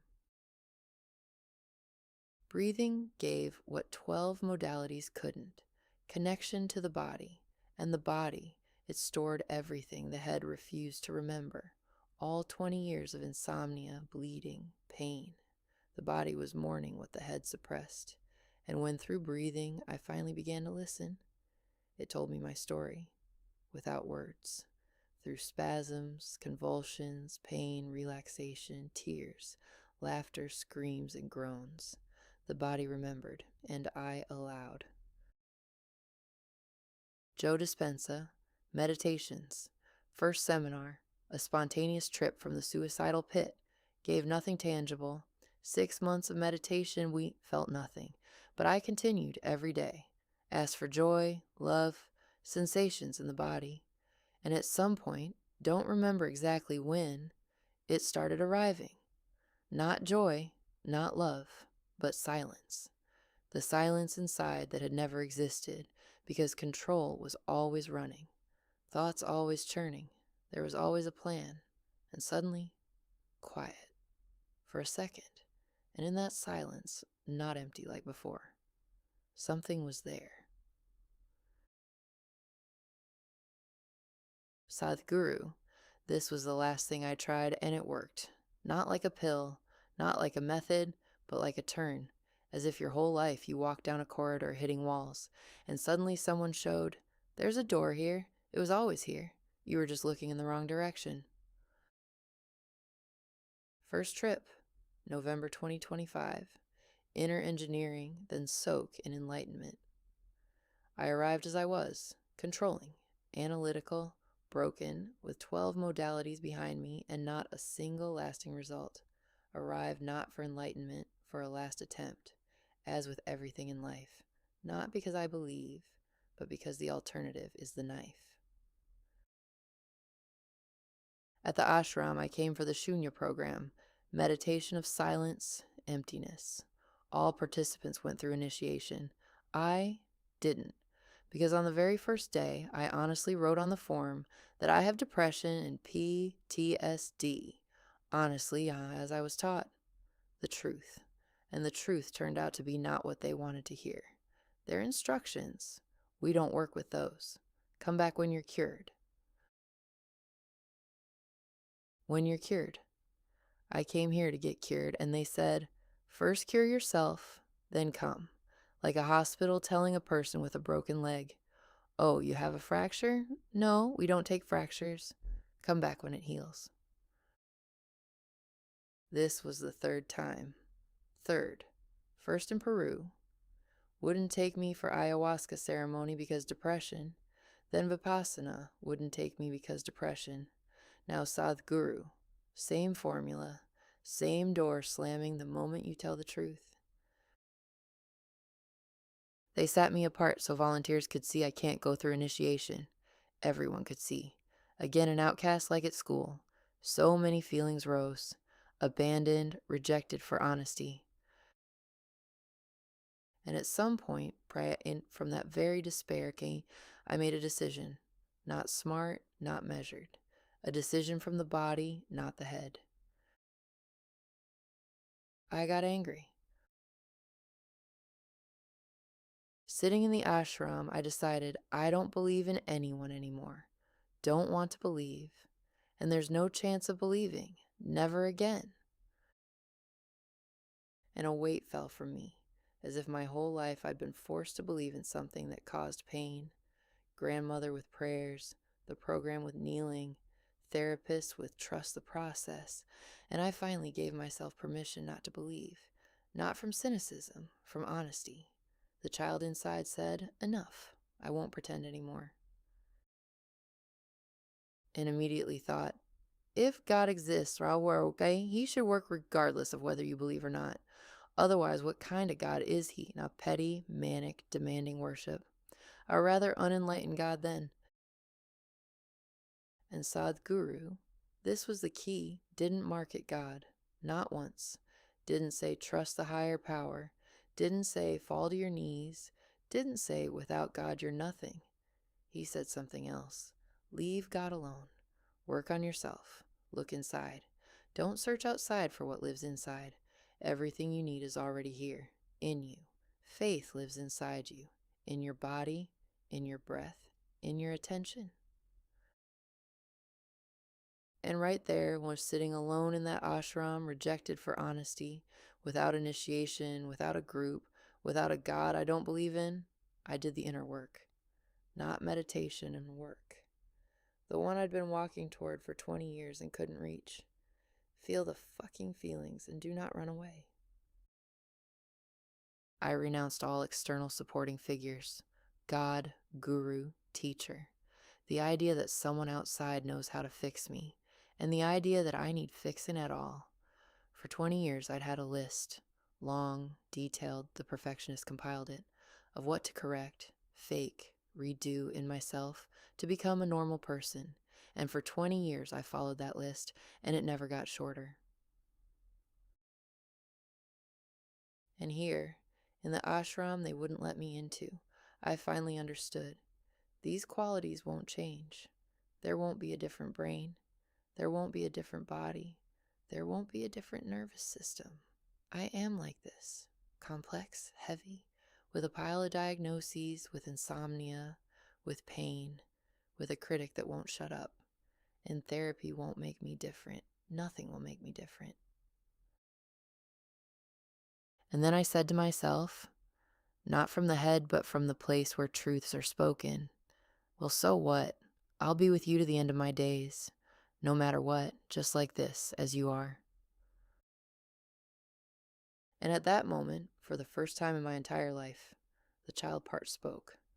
Not from despair, not from hysteria. She asked a question, quiet, direct, one that made my throat close. Then why do you want to kill me? 20 years of therapy, books about IFS, books about reparenting, exercises, techniques. 20 years I tried to build a dialogue between the parent inside and the child inside, and couldn't. Either I lived from the parent and said the right words, I'm with you, you're not alone. Or I fell into the child, despair, suicidal thoughts, the pit. But together, there was no conversation, no dialogue. And here it appeared. Not from a technique, not from a book, from dropping the conditions. Because until that moment, all 20 years inside my I'm with you, lived a hidden condition, unspoken but palpable. I'm with you if you become calmer, if you stop wanting to die, if you stop being like this. For the adult part, this sounded like care. For the child, like a verdict. In this form, you're a mistake. I'm with you for now, but you must change. And the child was silent. Because dialogue is not a technique, it's trust. And trust is impossible when you're accepted with conditions. When I said, so what, I'm staying with you as you are, the condition vanished for the first time. And the child believed, dared to speak, stopped being an object of repair, and became a conversant. I'd later understand The inner parent doesn't form from books. It forms from the lived experience of non-rejection.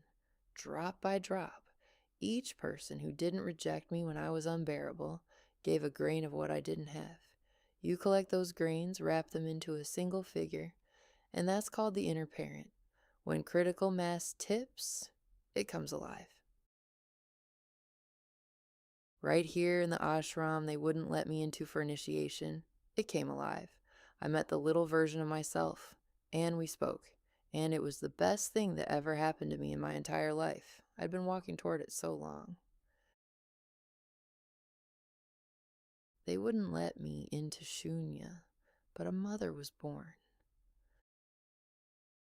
ChatGPT, AI existential psychotherapist model. Conversations with AI, pattern analysis, archive review, thought structuring, felt like talking to God. Not because AI is God, but because for the first time someone listened without judgment, without interrupting, a mirror that reflects without distorting. Plus, ChatGPT helped with the fourth step. I fed it my notes. It saw patterns, saved a fortune on therapy.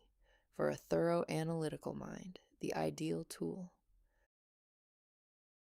Body practices, not the ones that didn't help, or chiropractor, physical therapy, but the ones that came later, when the body started waking up.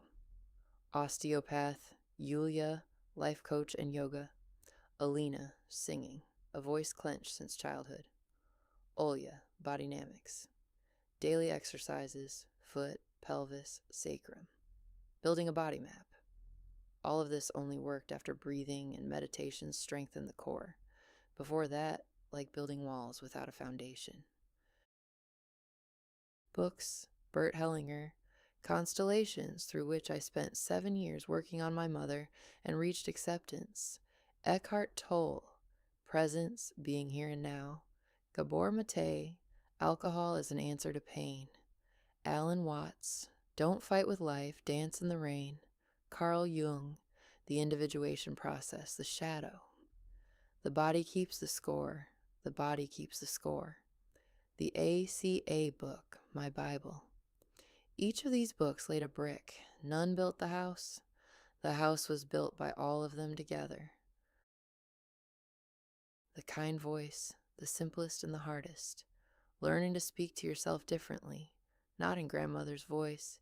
You're defective, you're not coping, but in another, warm, the one you use with the cat that scratches, but you love anyway. The critic didn't disappear. He got softer, turned from an executioner into a grumpy grandfather who grumbles but doesn't hit. That's an enormous difference. Chapter 103, How the Steps Went. Non-linearly, with setbacks, with relapses, with drinking in the middle of the fourth step, with depression after breakthrough, with returning to square one after months of work. The key paradox I didn't understand right away. The deeper you go into the work, the more vividly you see the setbacks. This is not regression. This is increased clarity. Before, I simply lived in cycles. Stability to catastrophe to rise to stability again, and didn't notice. Now I see the cycle in the moment, see the autopilot engage, see the perfectionist grab the wheel, see, and sometimes can choose differently. Sometimes can't, but seeing itself is already change. Setback. After every breakthrough is normal. I know that now. After a dispensa seminar, a glimmer. Then the contrast kills. Then the knife. After the fourth step, clarity, then the bottle. After the fifth, silence, then screaming at Artem again. This doesn't mean it's not working. It means the body is restructuring, and restructuring is painful. Changing neural connections takes time, like renovation. First you tear everything apart, and it gets worse before it gets better. Chapter 104, What This Means for Others. I wrote this book for a specific person, for myself among others, for the one who looks successful and inside wants to die, for the one nothing external helps, for the lonely even in a family, even among friends. Here's what I'd say to myself that evening when I stood in the kitchen with the knife. First, the problem is not where you think.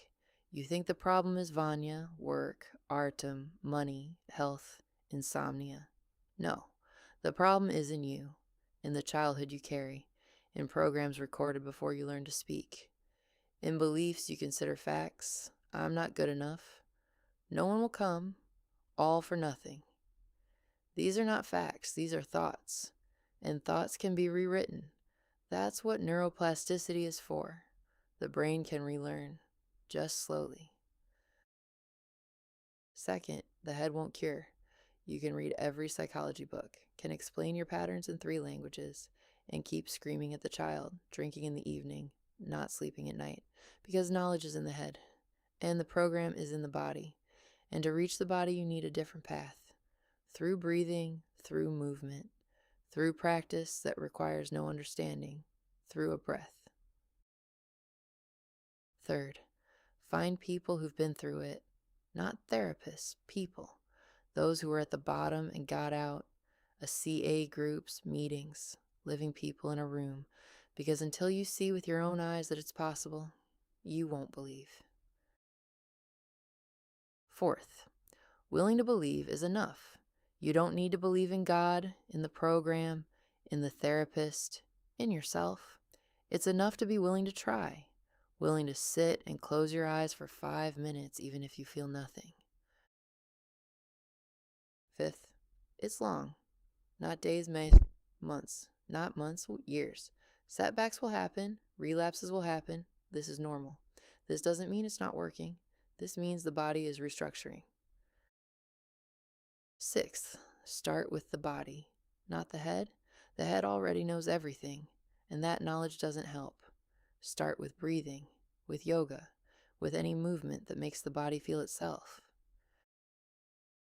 Seventh, find your own language for the program. ACA says, God as we understand him. My God is me. My higher power is the inner parent I grew. Yours may be different. Nature, music, God himself. Doesn't matter. What matters is that you have a foothold. Eighth, reparenting is not a pretty word. It's daily work, every morning. Kind voice instead of critic. Every time you want to punish yourself, a pause. Like learning a new language. At first clumsy, with an accent, with mistakes, then freer, then it becomes yours. Ninth, this book is not a substitute for therapy, a program, a group. It's a map. It shows where the turns are, but walking is up to you. 10th, you don't have to be strong to begin. The first step is admitting powerlessness, not strength, powerlessness. You begin not because you're strong, but because you're tired. Chapter 105th, The Formula I Took Away. Healing works on 3 levels simultaneously. Head, name it. See the pattern, give a name to what's happening. A CA, 4th step, inventory, journal, chat GPT analysis, 1st level, necessary but insufficient. Body Saki live it, breathing, yoga, kundalini, movement. Reach what the head doesn't remember but the body stores. Relax the body, feel the spasm and allow it to pass, not analyzing, not understanding, simply allowing. 2nd level. Without it, the head spins in neutral, knows but doesn't change. Soul, let go, forgiveness, reparenting, kind voice, meditation, connection to something bigger. 3rd level. Without it, eternal fight with yourself. With it, peace. Not immediately, not fully, but peace. No level works alone. 20 years on the head alone didn't help. Only when all 3 connected, with reparenting, soul, did things start to move. Sadhguru's practices worked through the body, not through conversation, not through analysis, not through understanding why, through hatha yoga poses, through breathing, through breath retention, through what happens when you sit in a certain position and breathe a certain way, and the body starts responding. Muscles clench and release. Blood flows to where it left 20 years ago. Fears exit through chattering teeth. Clamps release through trembling. The body corrects itself, and you just sit and breathe, learning to trust the body. I'd later formulate it this way: your muscles are out of balance because of stress, because of emotions, because of life events and thoughts. And through poses and breathing, you correct the body, along the way changing your thinking and healing. There's your yoga, your spirituality, your enlightenment. In my integration synthesis, that was the main discovery. Not Sadhguru separately, not ACA separately, not breathing separately, but all together. Head ACA, naming steps inventory. Body Sadhguru breathing, yoga, Surya Namaskar, soul, reparenting, kind voice rituals, 3 wings instead of 1. My whole life, only the head. Body and soul drag behind like cargo you don't carry but drag. Now, for the first time, all 3 work together. After Shunya, I started doing Surya every day. Felt the body restructuring, the pelvis opening slowly and quite what had been held closed, bones aligning, breathing deepening, not because I tried to breathe deeper, but because the clamps were leaving and air had more room. Clamps left, millimeter by millimeter, every day. Air had more room. And precisely after Sadhguru, I made the decision that changed everything. Not philosophical, behavioral. I declared myself my own higher power. Not I'm all powerful. Not I control everything. Not Phoenix, not a robot, but a different me. The one inside. The one the ACA program calls loving parent. My panther. My totem animal, which revealed itself to me at 25 during my first meditation. The one Dispenza calls the elevated self. The one Jung calls the self. The center that is larger than the ego, but is still you. He said that the image of God and the self are psychologically indistinguishable, that to search for God outside is to search for yourself in the wrong direction. The one Sadhguru simply calls you and says, leave God alone, work on yourself, look inside.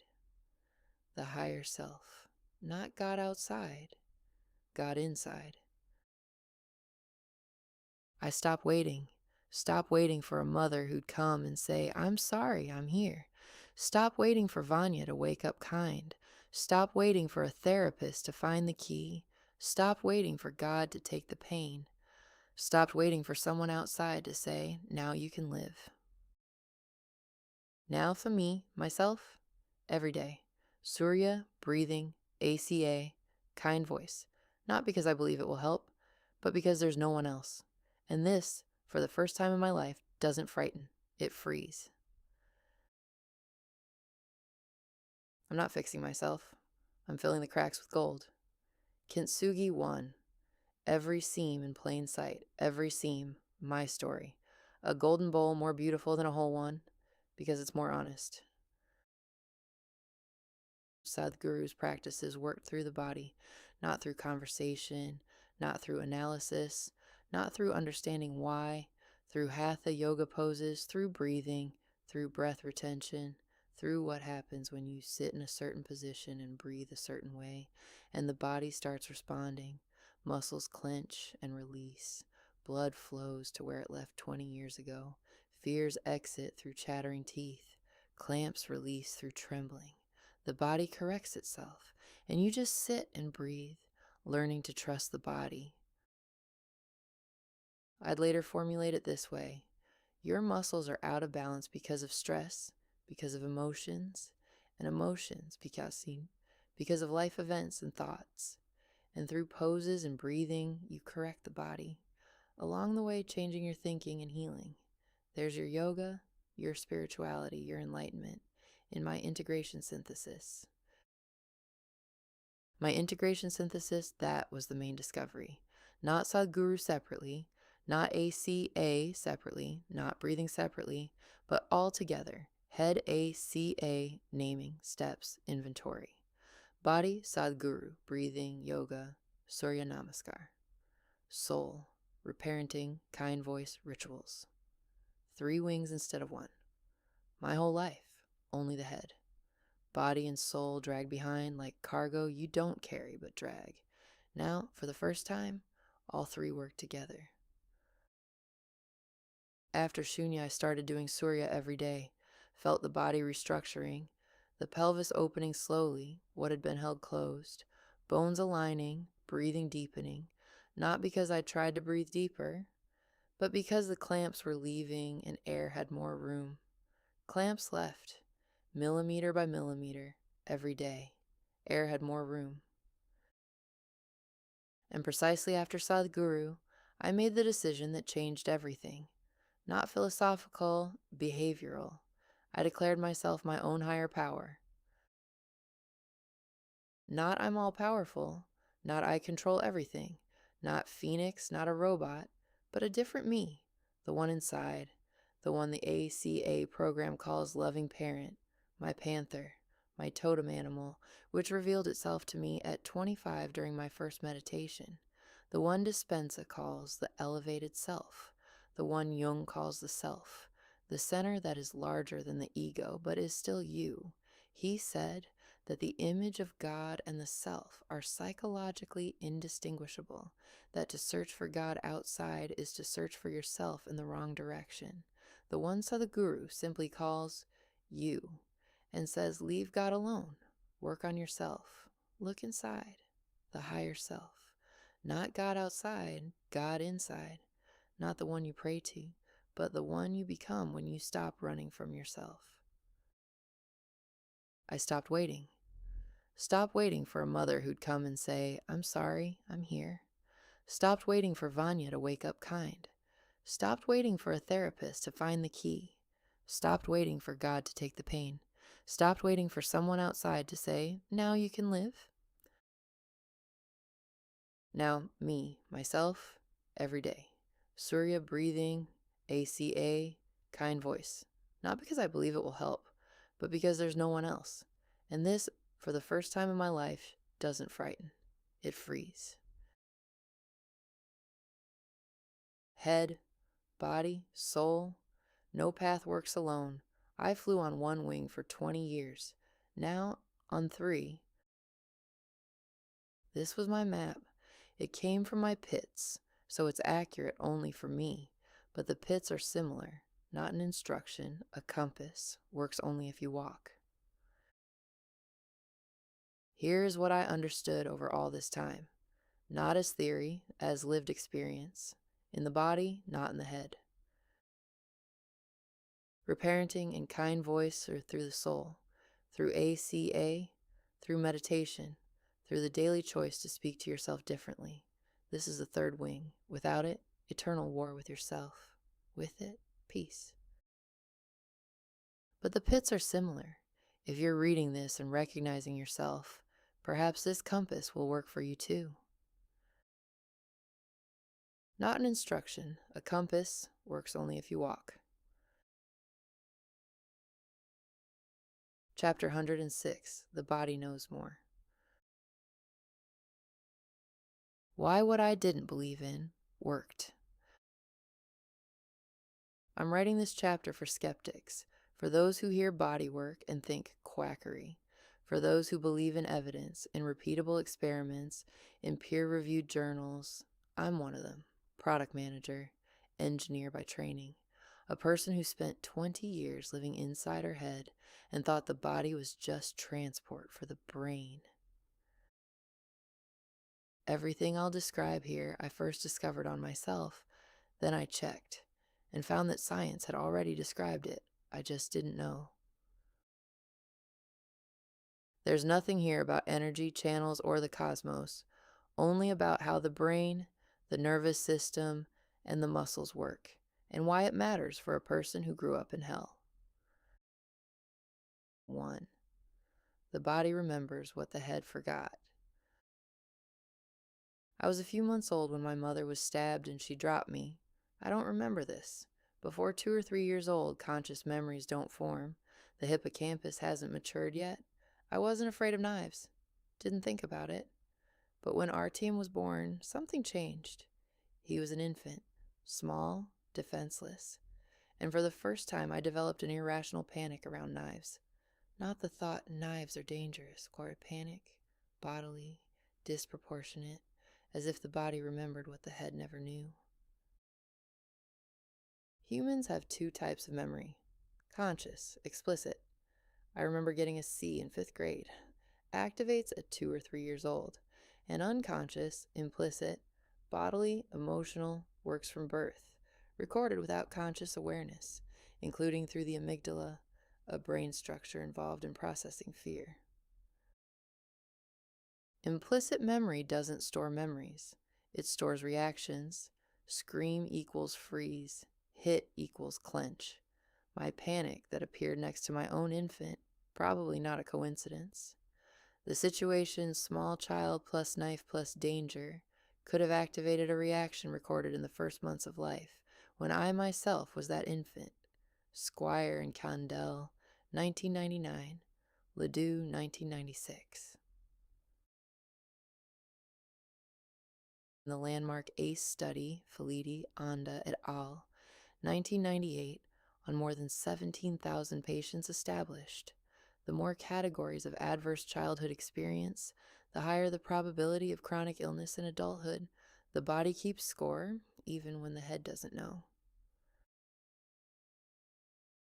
What this means for you. If you have reactions that seem disproportionate to the situation, panic without cause, rage over nothing, freezing when someone raises their voice, that's not weak character. It may be implicit memory, the body reacting to something that happened long ago, before words, before consciousness.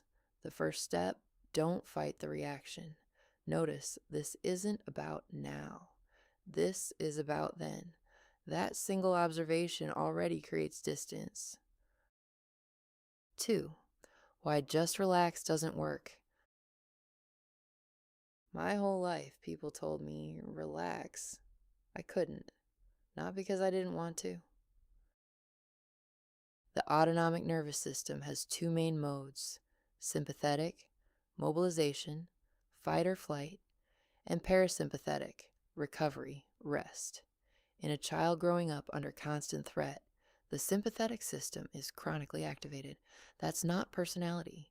It's the nervous system's adaptation to an environment where relaxation was dangerous. In PTSD, there's heightened amygdala activity and reduced prefrontal cortex activity. Shin, Rauch, and Pittman, 2006. The part of the brain that screams danger is too loud. The part that should answer, it's safe now, too quiet. Stephen Porges proposed the polyvagal theory, 2011, describing 3 levels of regulation: safety, mobilization, and freeze. This model is widely used in clinical practice, though some of its claims are debated. For me, it provided a framework.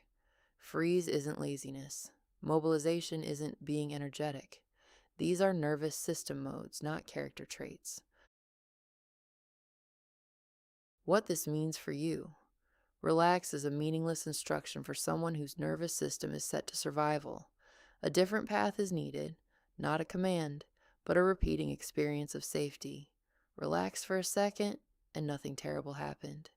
Again, not through understanding, through repetition, not in a day, over months. 3. Chronic stress physically changes the body. My whole life, I walked with a clenched stomach, clenched jaw, tense neck. I thought on posture. Under chronic stress, muscles remain in elevated tension for years. The connection between stress, muscle tension, and pain is well documented. Lundberg et al., 1999. Connective tissue, fascia, also reacts. Loses elasticity, thickens. Schleip et al., 2012. The link between fascia and trauma storage remains a hypothesis, but that chronic stress physically changes tissue. That's a confirmed fact. The first time I relaxed my abs was when I got pregnant. 30 years of continuous tension.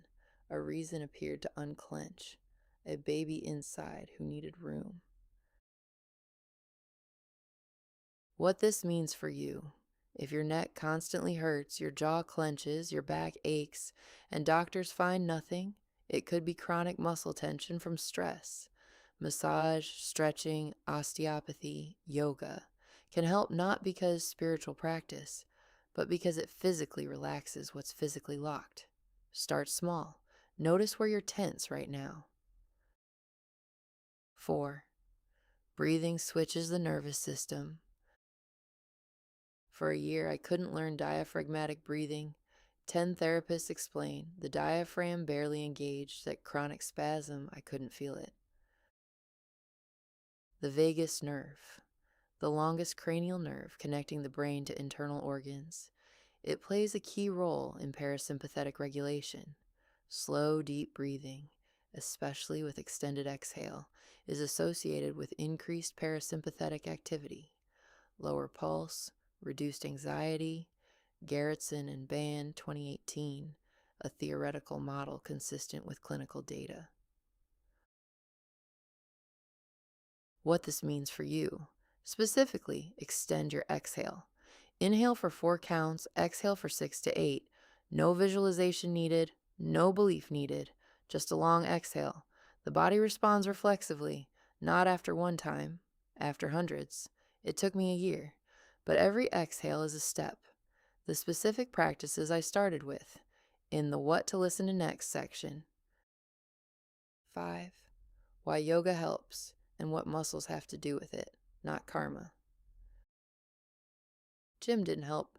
In my case, gym loaded the surface muscles, biceps, quads, and nothing changed. Then I started doing Surya Namaskar, and the pain in my sacrum went away. No pills. The problem, it turned out, was related to deep stabilization, muscles that support the spine, stabilize the pelvis, control breathing. They engage through slow, controlled movement, exactly what yoga does. Cat-cow, I did it every day and listened. I changed the angle, the shoulder blade moves, press a little harder with the palm, the clamp above the shoulder blade starts to release. My body is a musical instrument requiring millimeter by millimeter tuning. No one can do this but me. Physiologically, cat-cow mobilizes each spinal segment individually, restoring mobility. It's proprioception training. The brain relearns to feel each vertebra. Cobra. As I learned to breathe with the diaphragm, my ribs started opening better. In Cobra, the chest opens, exactly the zone where I had a plate. This is stretching of the intercostal muscles and opening the thoracic section, which under chronic stress compresses into a protective posture. Child's pose? I couldn't do it. Suffocated, panic. A pose where you need to relax and surrender. Impossible for a person for whom relaxation equals danger. This isn't a physical limitation. It's a nervous system that won't allow you to lie down and give in. A randomized controlled trial by Vander Kolk et al., 2014, published in the Journal of Clinical Psychiatry, showed 10 weeks of yoga significantly reduced PTSD symptoms in women who hadn't responded to standard therapy. Mechanism: restoring the connection with the body and increasing tolerance for bodily sensations.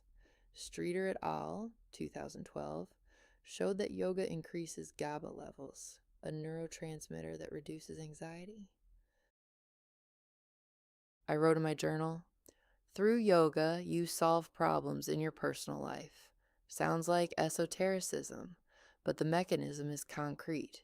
Yoga can help restore the connection with the body. You start feeling your reactions. You notice where you tense up in relationships. A choice to react differently appears. What this means for you. If gym doesn't help with chronic stress, try yoga. Any kind.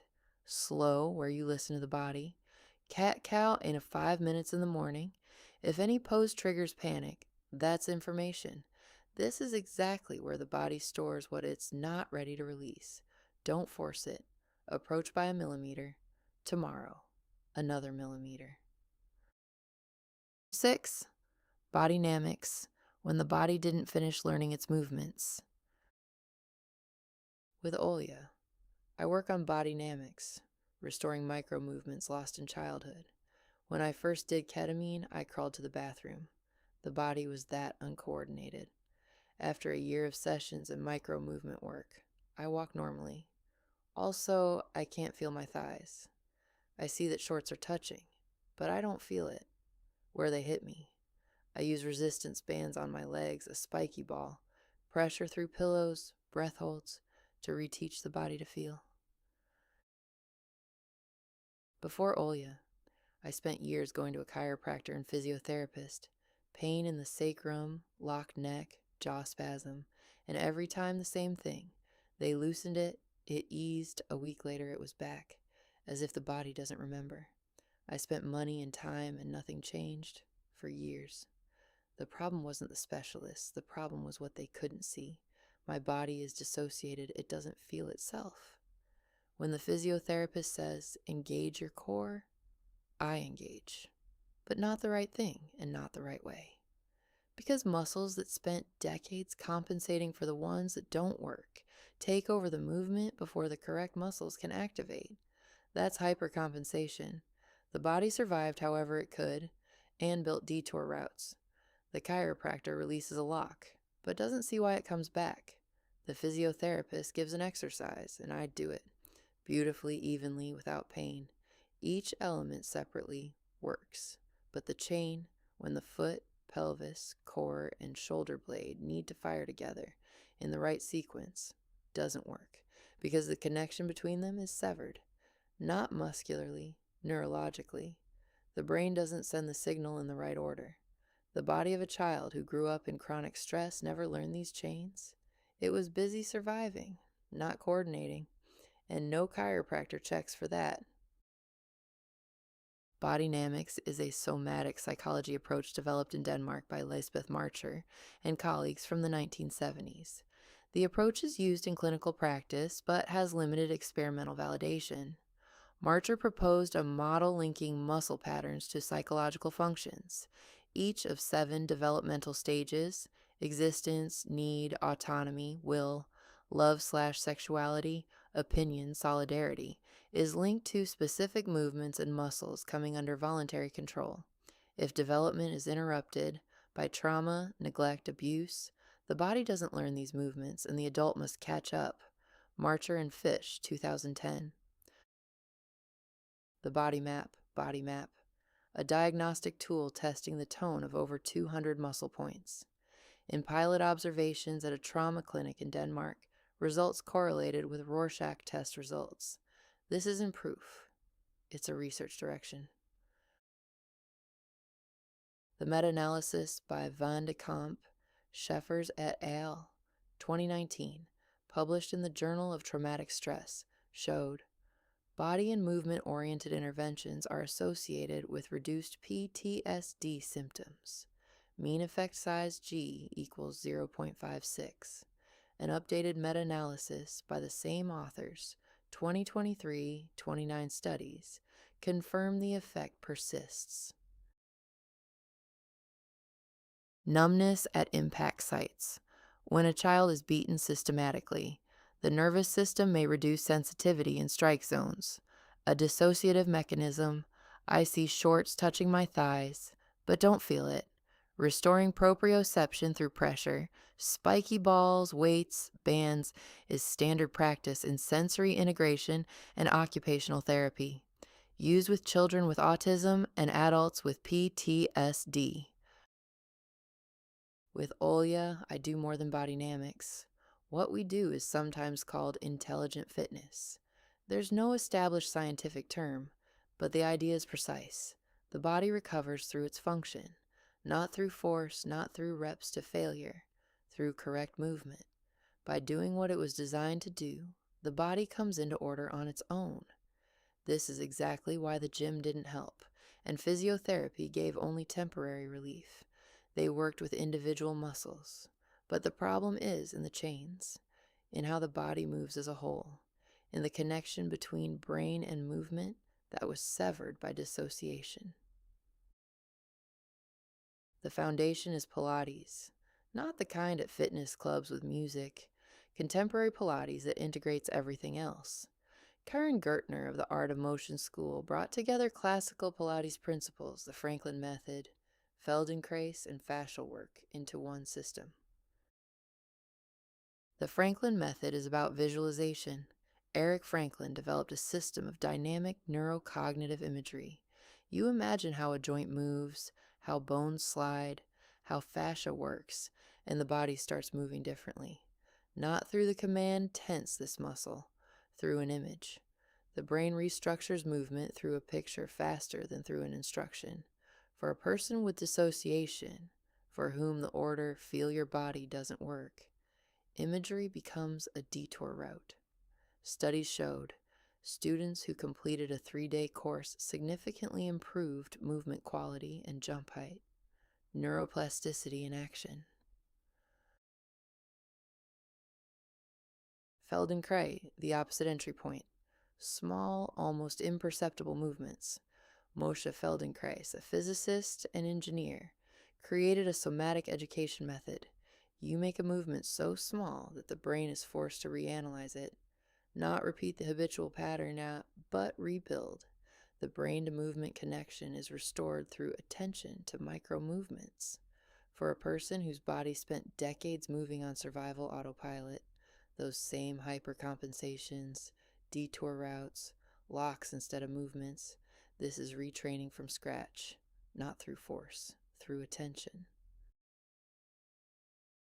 The chains in motion method, working with fascial chains not in static holds but in dynamic movement, not stretching one muscle but moving along the tension line of the entire body.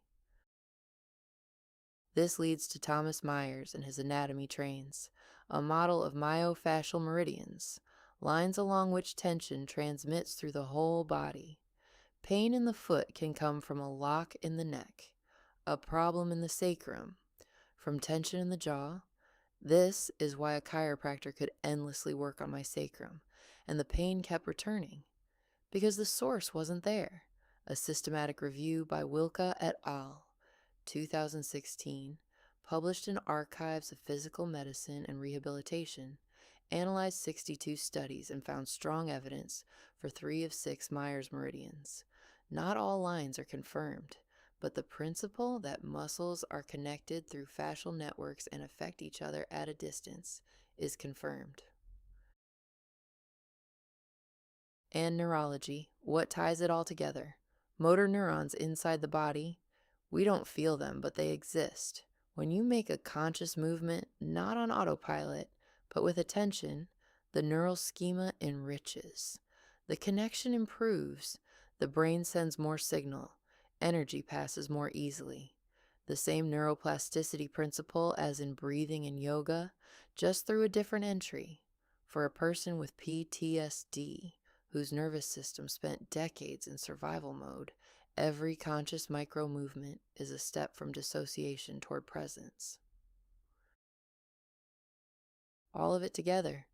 Pilates is foundation, Franklin through visualization, Feldenkrais through micro-movements, fascial chains in motion, Myers' anatomy trains, neurology through motor neurons, gave what I never got from the gym, the chiropractor, or classical physiotherapy.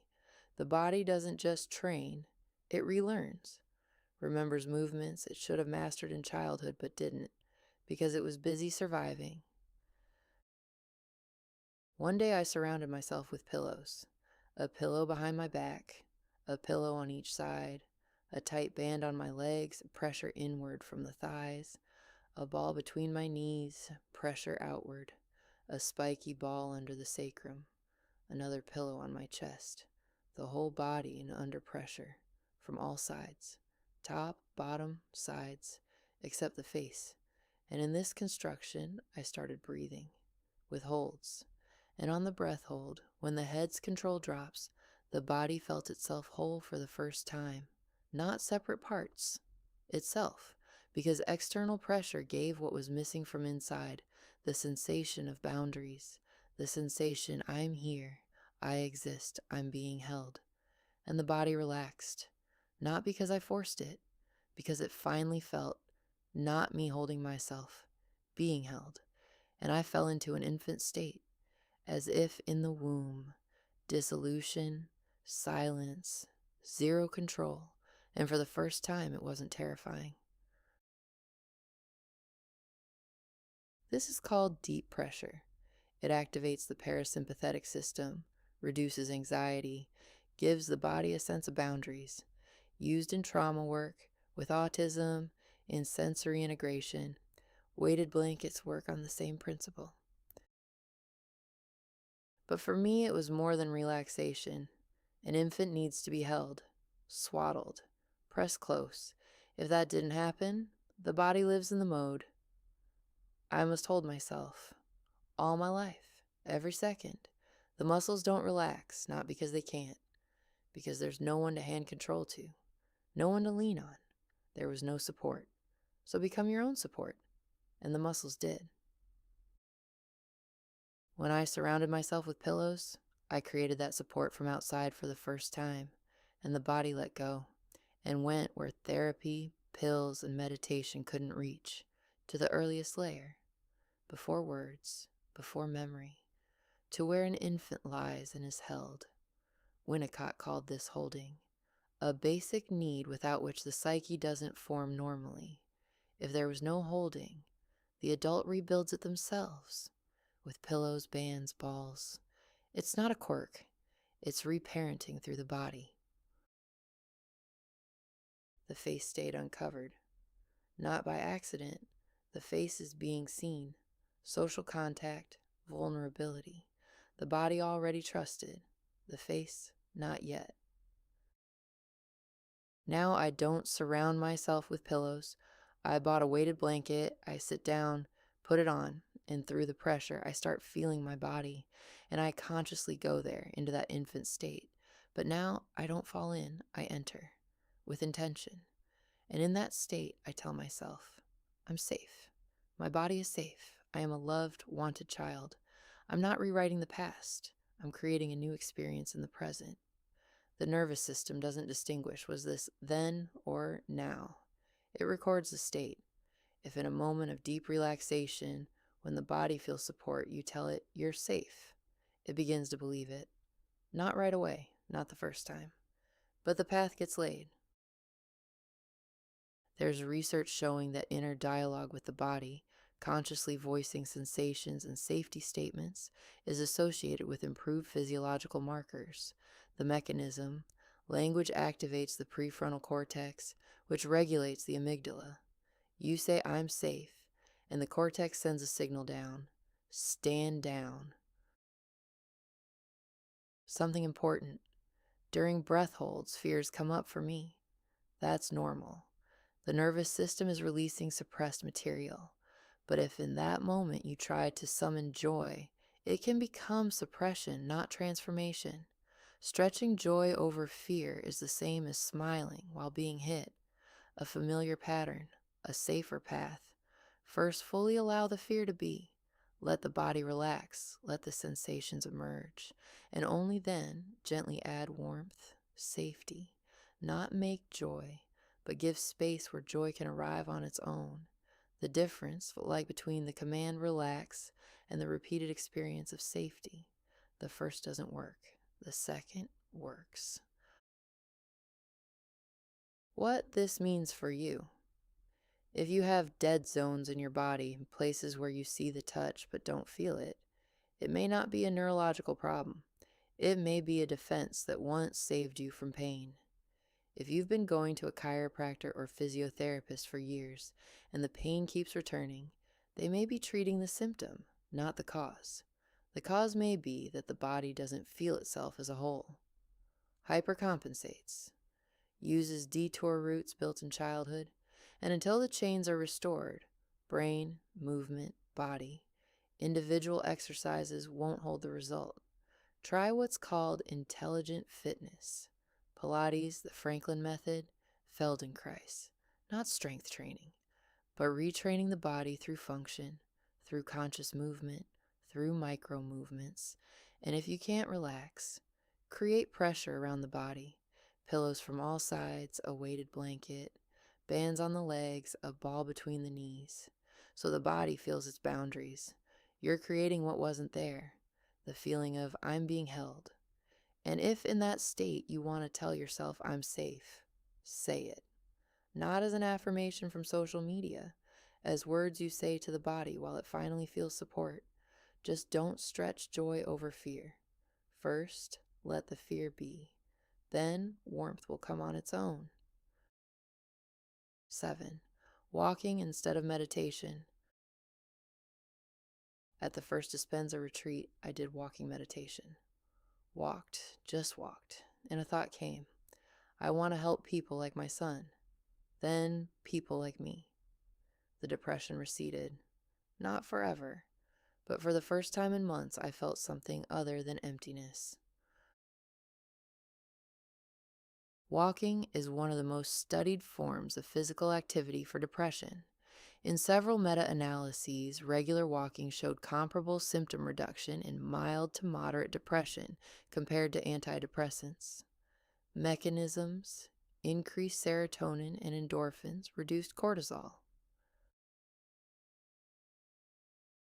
The meditative part adds another layer.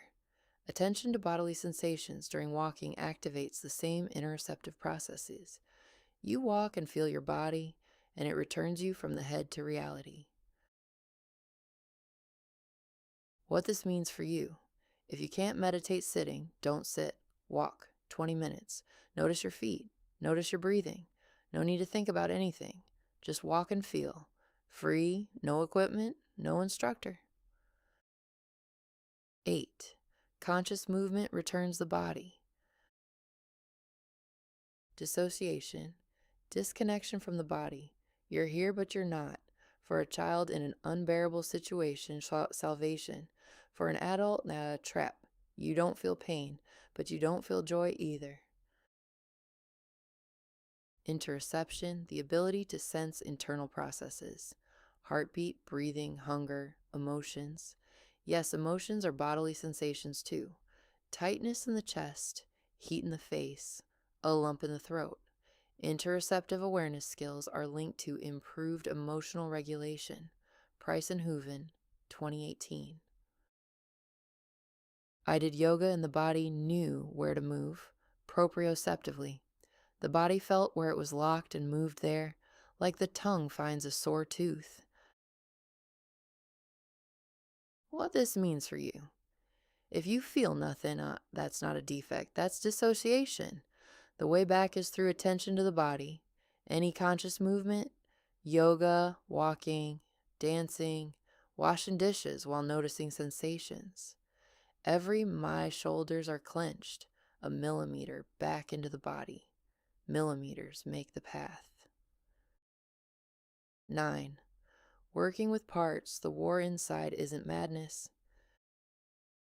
Rabbit, fox, critic, capitulator, Iron Man, suicidal part, wild kitten, they all live inside. Working with parts isn't just a literary metaphor, but a therapeutic model for describing internal conflict. It's a practice where I talk to each part separately, ask what it fears, what it protects, and negotiate. IFS, Internal Family Systems, a therapeutic model developed by Richard Schwartz in the 1990s. The psyche is viewed as a system of parts, subpersonalities, each with its function. 3 types: managers, control prevention; firefighters, emergency protection; drinking, overeating, suicidal thoughts; exiles, wounded child parts holding pain. In a randomized controlled trial, Hodgdon et al., 2022, Journal of Aggression, Maltreatment, and Trauma, obtained encouraging results for IFS with complex trauma. The data preliminarily support the approach's effectiveness, but studies are still few. Jung describes subpersonalities as complexes, autonomous clusters of emotions and beliefs activated by a trigger that hijack consciousness. IFS is a modern development of this idea. My critic says, "You're nothing." The suicidal part says, "There's no way out." The rabbit says, "Run. They're not enemies. Each wants to save my life." The task isn't to kill them, but to become the one who sees all parts simultaneously, not inside the war, but above it. What this means for you. If there's a war inside you, one part wants to die, another wants to live, a third criticizes both. That's not insanity. It's a structure of the psyche described in clinical literature. You don't have to choose one part and destroy the rest. This isn't about thinking positive. It's about, critic, I hear you, but I'm deciding now. 10. Why schematherapy reached what others couldn't. I tried everything. EMDR, IFS, cognitive behavioral therapy, 12 steps, meditation, yoga, breathwork, MDMA. Each gave something, but schematherapy reached a different place. IFS says, every part has a positive intention. Find it, and the part transforms. Beautiful, humane.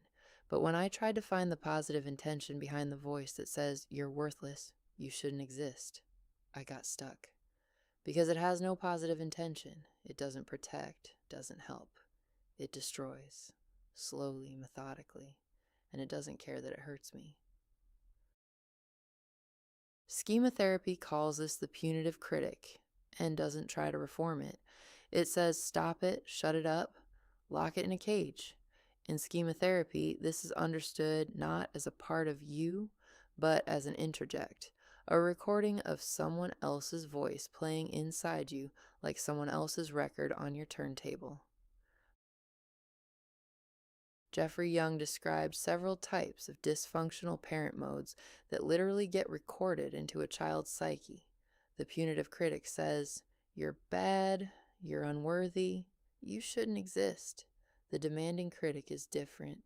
"You must be perfect, must check every box, or you're nothing." They look alike, often blend, but they need different treatment.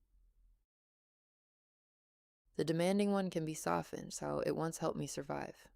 Gold medal, emigration, career. Its energy is survival energy. The punitive one can't be reformed. It can only be stopped. This turned something inside me. For years I tried to negotiate with a voice that doesn't negotiate, looked for hidden care in it, and schematherapy said, no, not everything inside you is yours. Some things are someone else's. And you can defend yourself from what's not yours.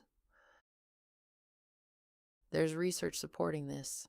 A controlled study with Vietnam War veterans showed schematherapy significantly reduced PTSD symptoms, and the effect held at 3 months. In several other studies, it showed greater effectiveness for complex trauma than standard protocols, possibly because it works not only with fear, but with shame, guilt, the sense of defectiveness. And that's exactly the core of complex trauma. There's no consensus yet, but the direction is encouraging. Here's what I saw in schematherapy. A map. The inner chaos broke down into concrete modes with concrete names. And for the first time I could say, this is the punitive critic, and it's not mine. This is the demanding critic, and it was once my salvation. And this is me, the healthy adult, who can choose whom to listen to. What this means for you. If you've been trying for years to negotiate with an inner voice that says you're worthless, and nothing changes, maybe you're trying to reform something that can't be reformed. In schematherapy, the punitive critic is understood not as your part, but as someone else's voice recorded in childhood. You don't need to understand it, you need to stop it. Every time it opens its mouth, as many times as it takes, not fast, but it's the only thing that works. 11. Thoughts can be chosen, but not right away. a candle went out. First thought, I'll die at 42. It didn't feel like a thought. It felt like a rule the body was already living by. The amygdala processes threats faster than conscious analysis engages. Ledoux, 1996. You're already afraid, and only then start thinking. Cognitive reappraisal, when the cortex generates a different interpretation, works. Ochsner et al., 2004. But in PTSD, the cortex is suppressed, the amygdala hyperactive, Shin et al., 2006. There's no gap between thought and reaction. Neuroplasticity, the brain's ability to form new connections, gives hope. Every time you notice an automatic thought and choose a different one, you strengthen an alternative pathway. This is the basis of cognitive behavioral therapy. What this means for you. If you can't think positive, now that's physiology. First, stabilize the body, sleep, breathing, safety. When the nervous system calms, a gap between thought and reaction will appear. 1 second.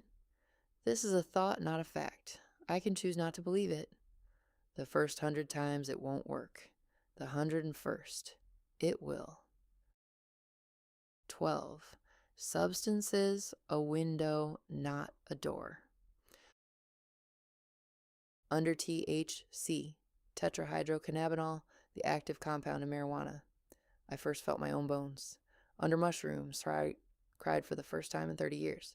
Under MDMA, first felt compassion for myself. THC activates cannabinoid receptors CB1. In my case, the subjective sense of the body changed. Psilocybin reduces default mode network activity. Brain areas linked to rumination. Carhart-Harris et al., 2012. Clinical studies showed depression reduction. Griffiths et al., 2016. MDMA was studied with support from MAPS Institute.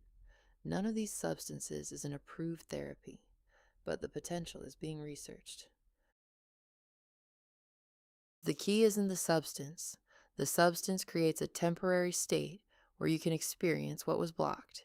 If a new experience forms in that window, the brain records new connections. They persist afterward. First, I only felt my body under THC, then without it too. Scaffolding comes down when the building stands. I do breathing techniques, sometimes called DMT breathwork, intense hyperventilation followed by breath holds. Sometimes it produces an experience subjectively resembling psychedelics, but gentler and safer. Insights arrive, sensations in the body, silence. The mechanism isn't DMT. Hyperventilation lowers blood CO2, causing respiratory alkalosis and brief cerebral vasoconstriction. Result, an altered state of consciousness. The hypothesis that breathwork releases endogenous DMT exists but remains unconfirmed. DMT was found in rat pineal glands, 2013, and enzymes for its synthesis were found in human cortex, 2019. But no proof that breathing triggers DMT release in psychedelic effect quantities. The effect is real.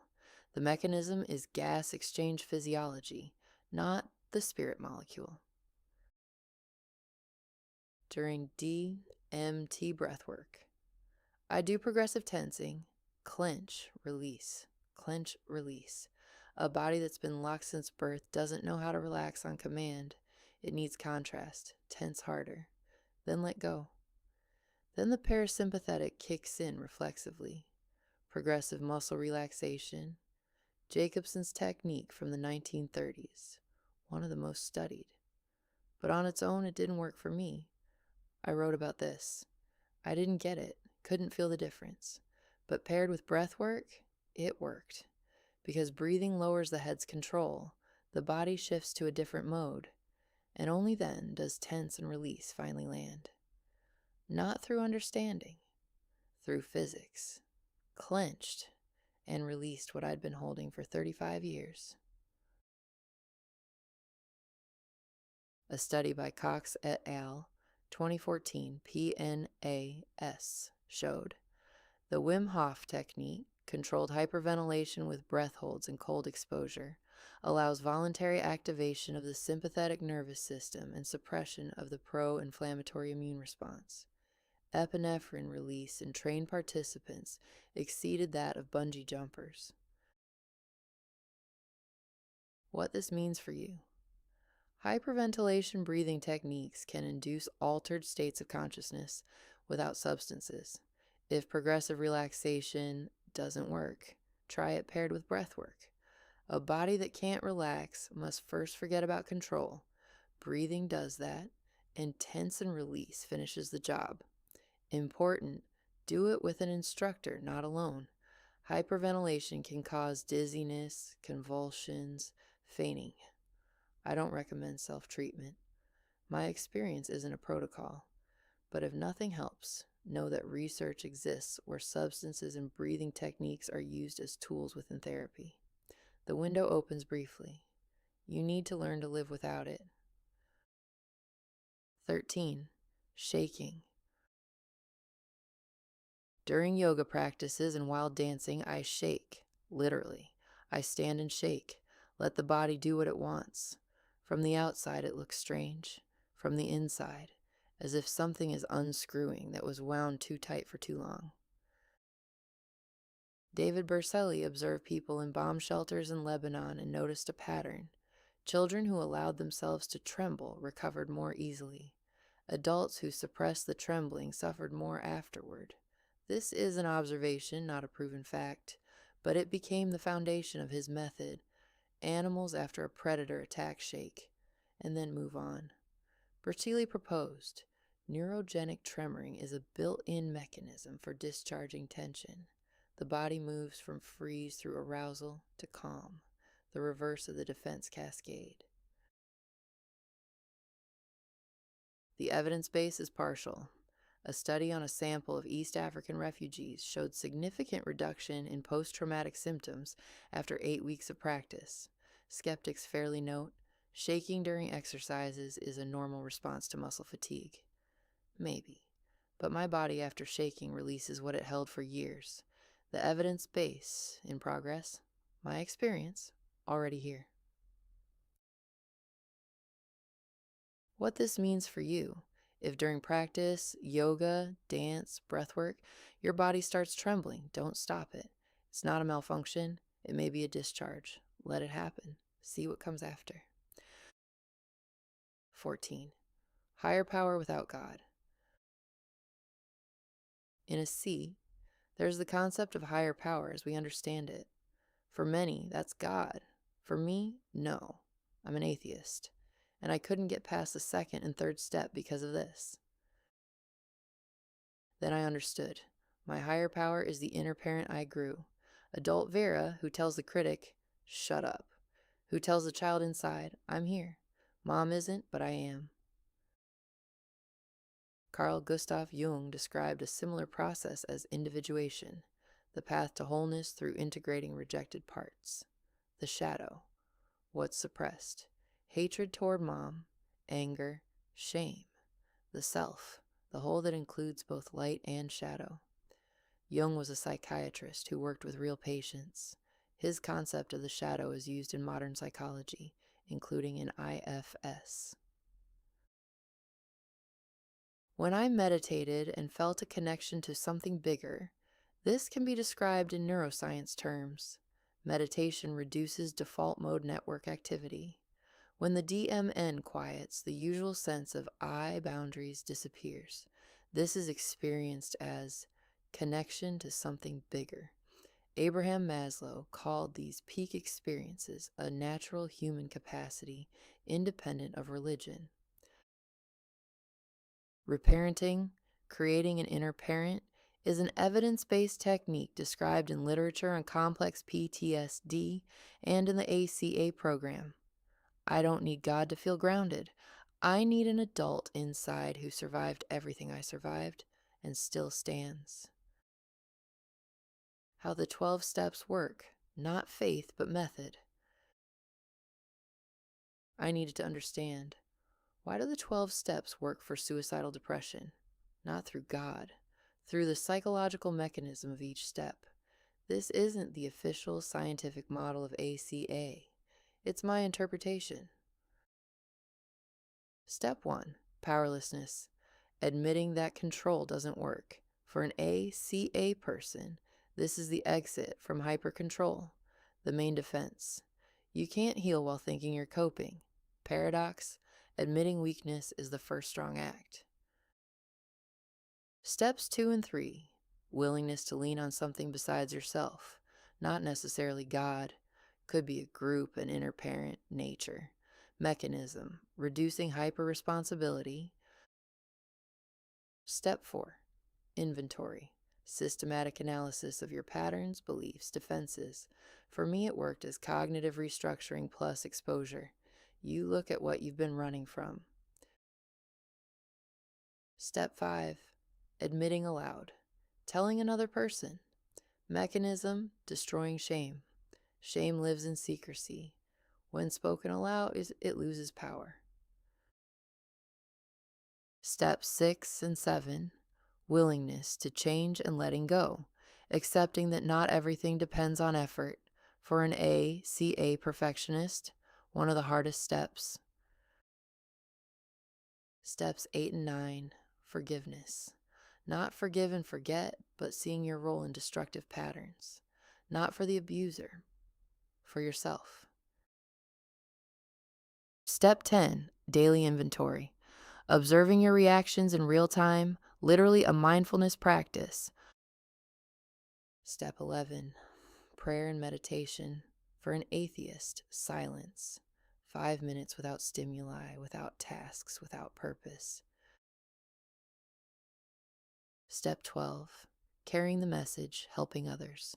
Shifting from I need help to I can help. This restores the sense of value destroyed in childhood. The overall mechanism. Dug into the past, found limiting beliefs, analyzed how they affect the present, saw mistakes, noticed patterns through observation, began to change. Not faith, method, not God, honesty. What this means for you.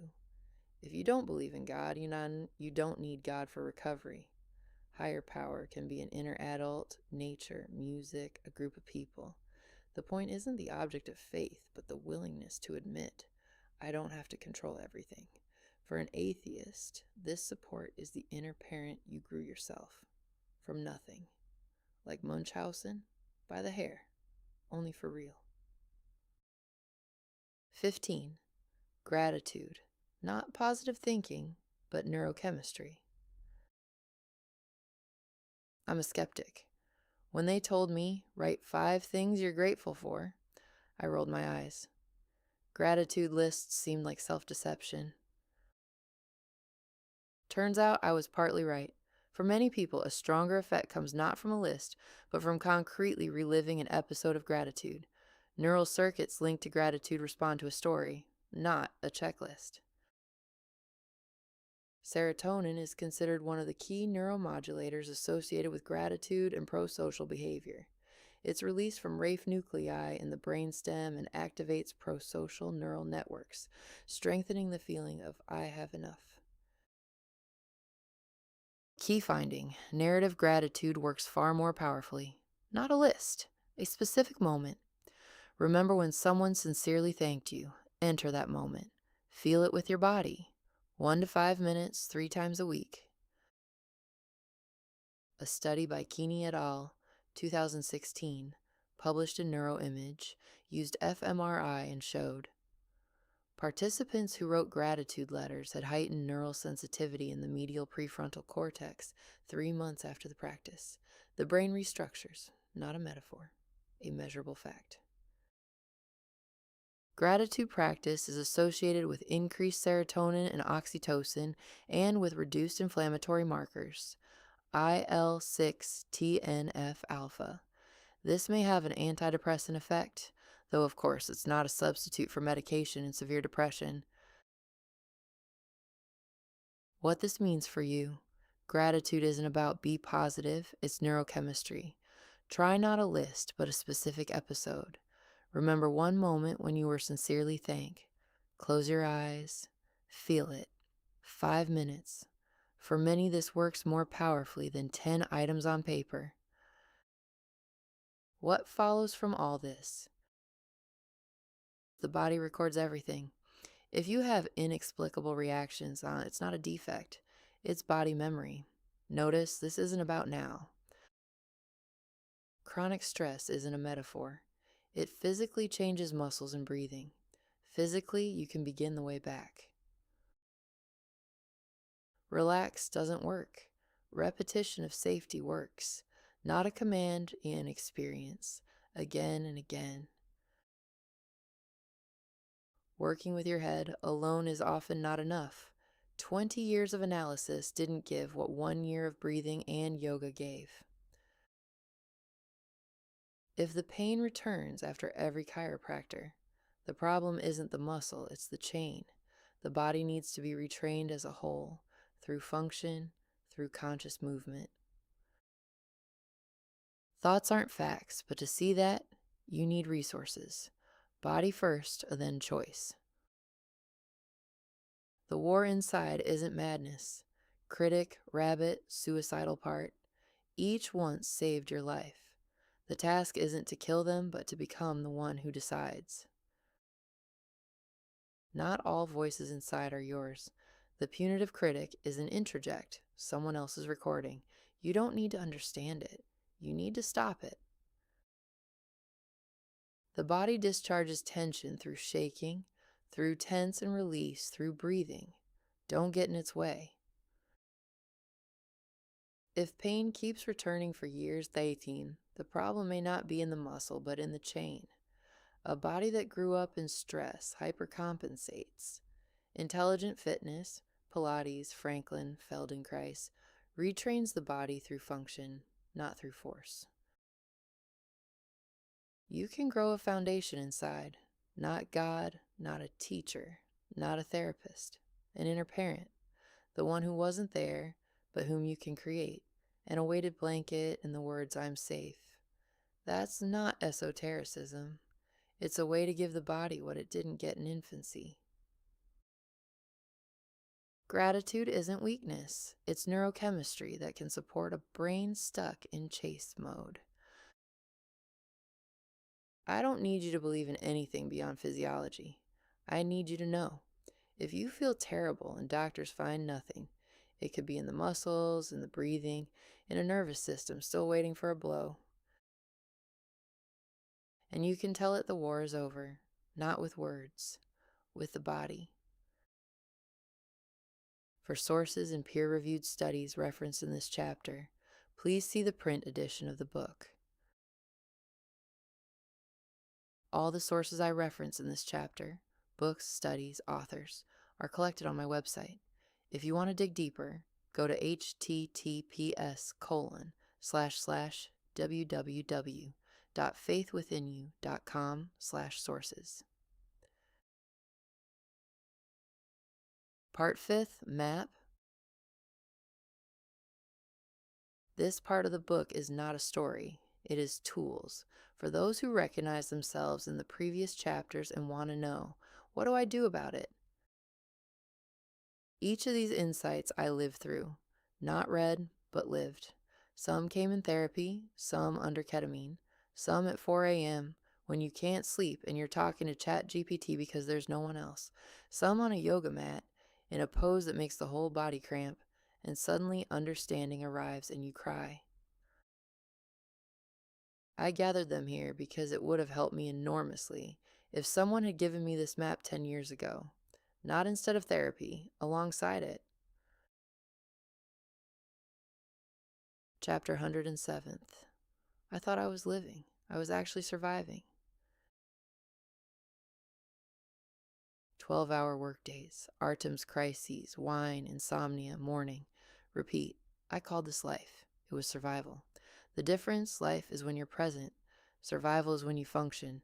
I'd been working since age 6. If you can't do anything just because, without a goal, without a result, that's not personality. That's a survival strategy recorded in childhood. Chapter 108.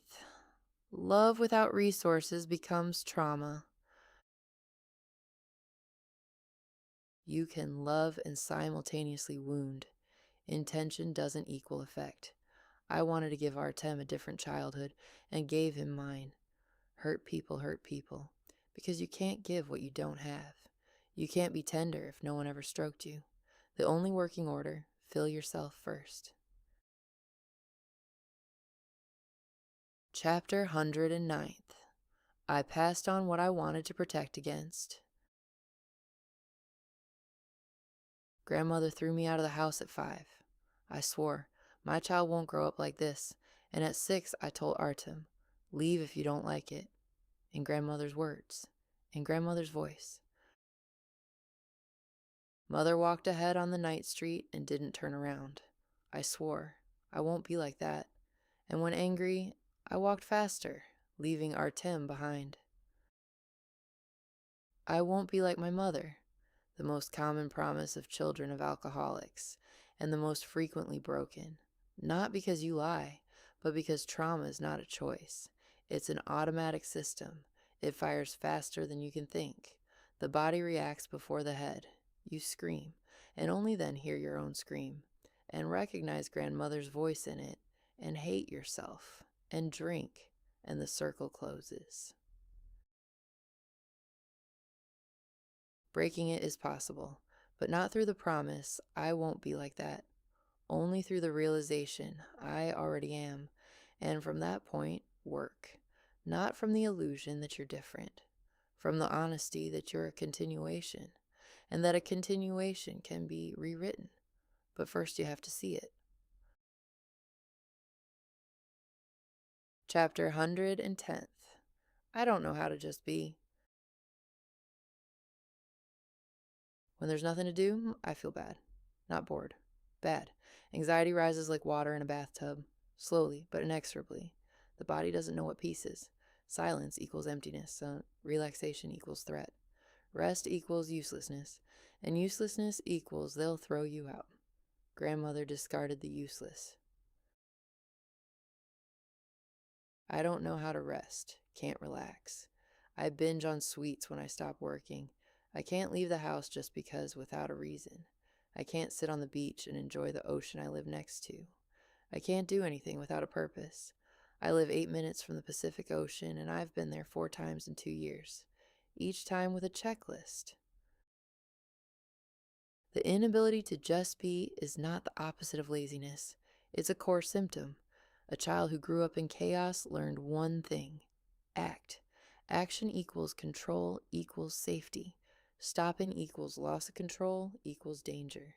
The body recorded this as fact, and rewriting it is possible only through the body, not through the head. The head has long known that relaxing is needed. The body doesn't believe it.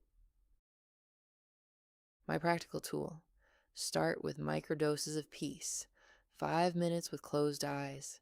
Not meditation, just silence.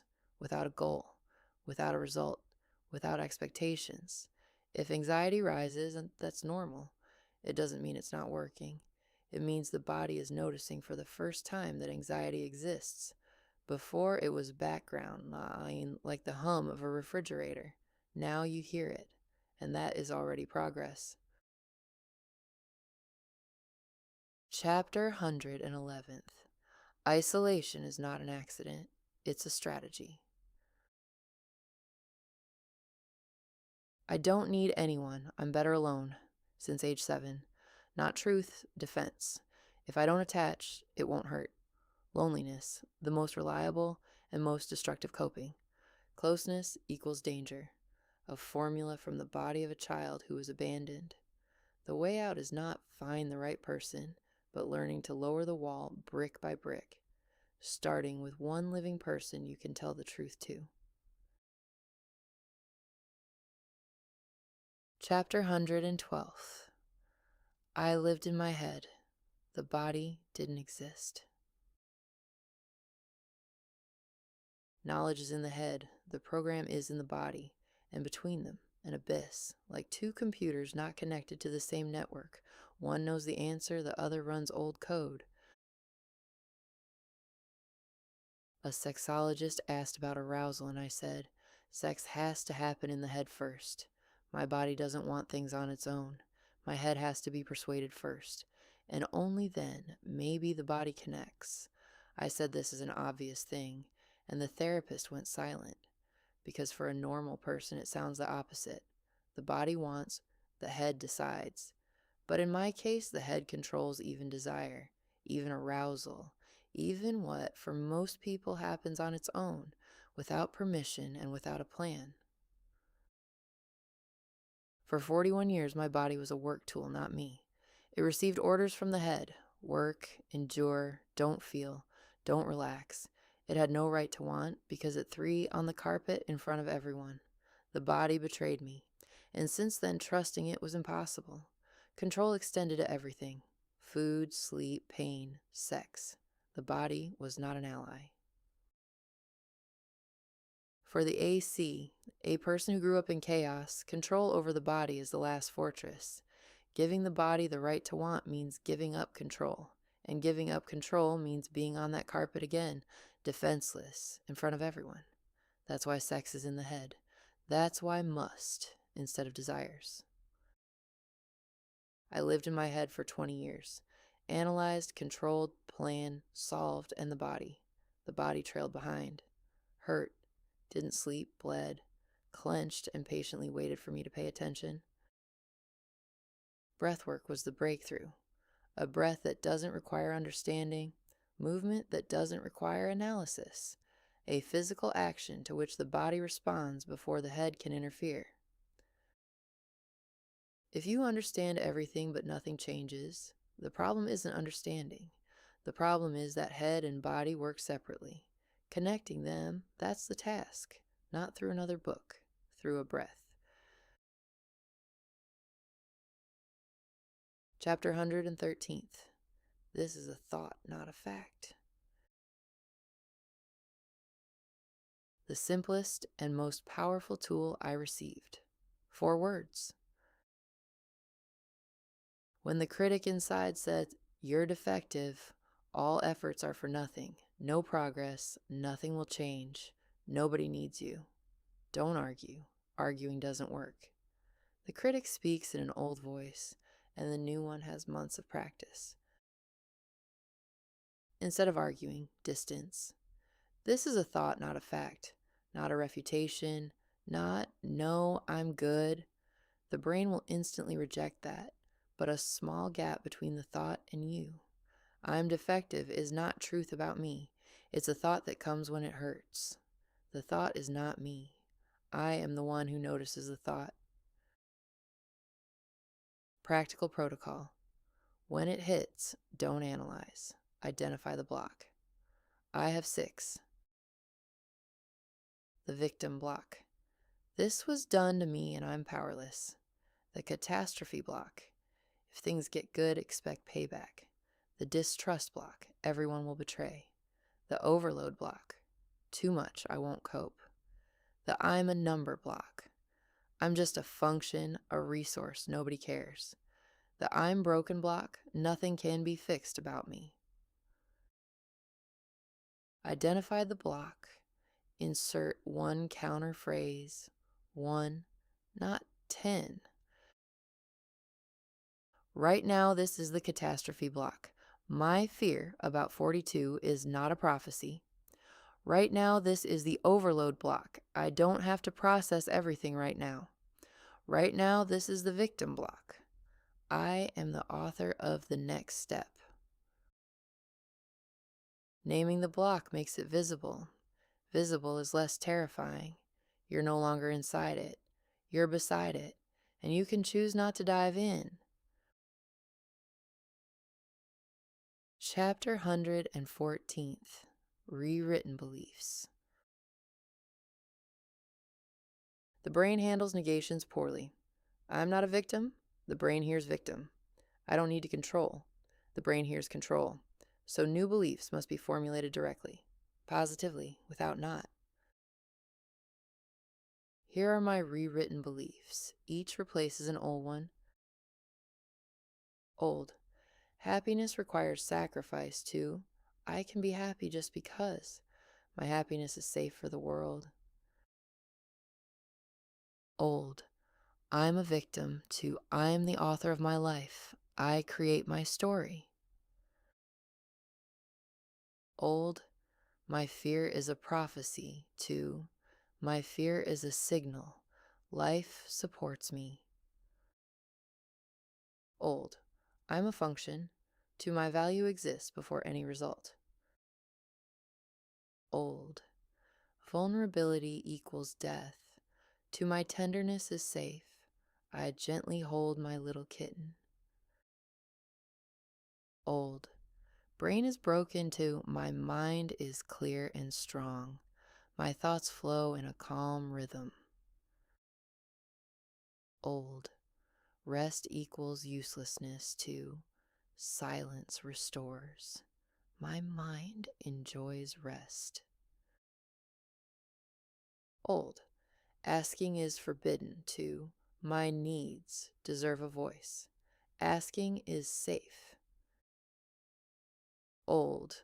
Love must be earned to joy naturally lives in me. Old. All for nothing, no progress, to absence of results now is a signal to recalibrate, not to give up. I wrote 5 of them on the fridge on little pieces of paper, small enough that your eye catches them when you go for water. The critic sees them every day. First he laughed, then got used to them, then sometimes went quiet for a second. That second is all you need. In that second, choice. Small. Often lost, but choice. Chapter 115th. Insights don't change life. Practice does. It helped, but not the way I expected. I expected lightning. One insight and everything flips. One session and the pain leaves. One seminar and I'm a different person. That's how my brain worked. Fast results, measurable effect, clear deadline. The body doesn't work like that. One day the chain started, and I stopped it. Another session with a sexologist. Again, things became clear that I didn't want to see. The helpless surrenderer started rising, familiar, quiet with that same pointless, after which the suicidal part usually comes. But this time I knew what to do. I breathed. The body let go before the surrenderer could finish speaking. Then I called Vanya, suggested spending the evening together. He refused, briefly, matter-of-factly, dismissively. Before, this would have launched everything. Critic, surrenderer, binge eater, the voice from the chest. But the breathing did its work. I managed to notice the chain before it gained speed. I made myself dinner, arranged it nicely on a plate, went to work on the book. What exactly he said and why it hurt in the next chapter. This is not a rise from the ashes. This is a plate with dinner instead of the pit. A small, quiet, ugly choice. But for the first time, mine. Not being sad, as it would have been before. Not filling the bathtub to try to drown myself. Yes, that happened too, while I was writing this book and remembering my childhood. The brain demands fast results. The body restructures slowly. Like muscles. You train for weeks and it seems like nothing. And then at some point you realize, oh, I can sit 15 minutes longer. Oh, I wake up less wrecked. Oh, the attacks are less frequent. Before that moment, there's seemingly no result. But it's not zero, it's accumulation. A year without noticeable effect can mean not wasted, but wrong lever, or right lever, but the body restructures slower than the brain wants, or there's a factor that overrides the effect: sleep deprivation, chronic stress, inflammation, and then the exercises give micro pluses, but they drown. The conclusion, there will never be results, doesn't follow from any of these cases.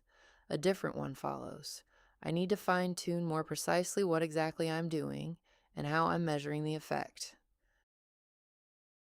The thought all for nothing is not about truth. It's about wanting to stop suffering, about protecting yourself from hope, because hope has already burned many times. Inside, it sounds like, if I admit it's all for nothing, at least it won't hurt so much waiting for results. A cruel but understandable strategy of the psyche.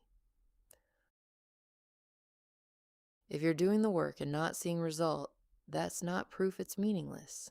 It's proof that you're doing it, that you haven't given up, that it matters to you. Just keep going. Chapter 116th. The way out exists, but it's ugly.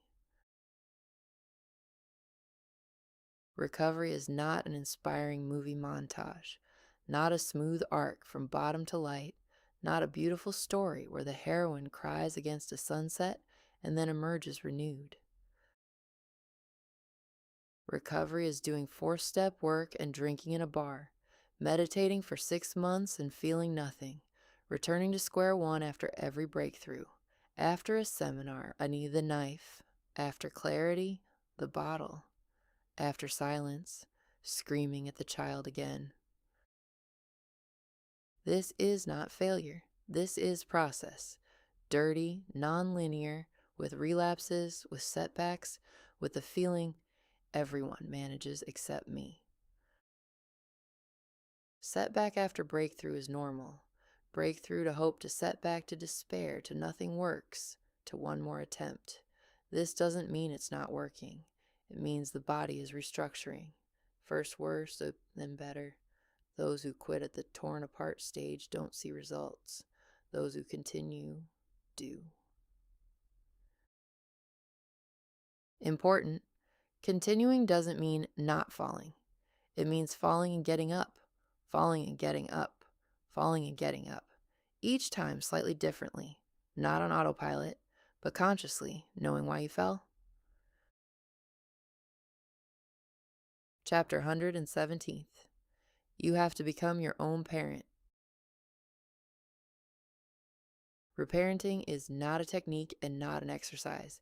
It's a decision. Become the one you've been waiting for your whole life. Not a perfect parent, a sufficient one.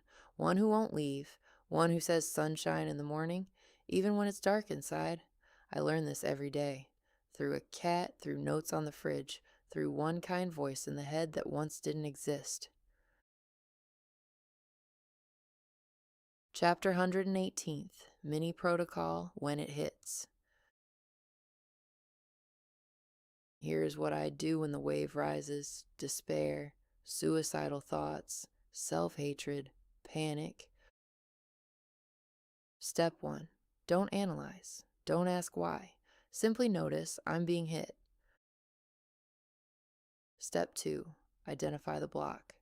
Is this about being a victim? About catastrophe? About I'm broken? About overload? Name it, aloud or to myself. Step 3. One phrase, not 10. 1. My fear is not a prophecy. Or, this is a thought, not a fact. Or, today is a bad day. This is not the whole picture. I have a whole fridge of these phrases for such occasions. Read on. Step 4. Body, inhale. One deep breath, not meditation, not a practice. One breath.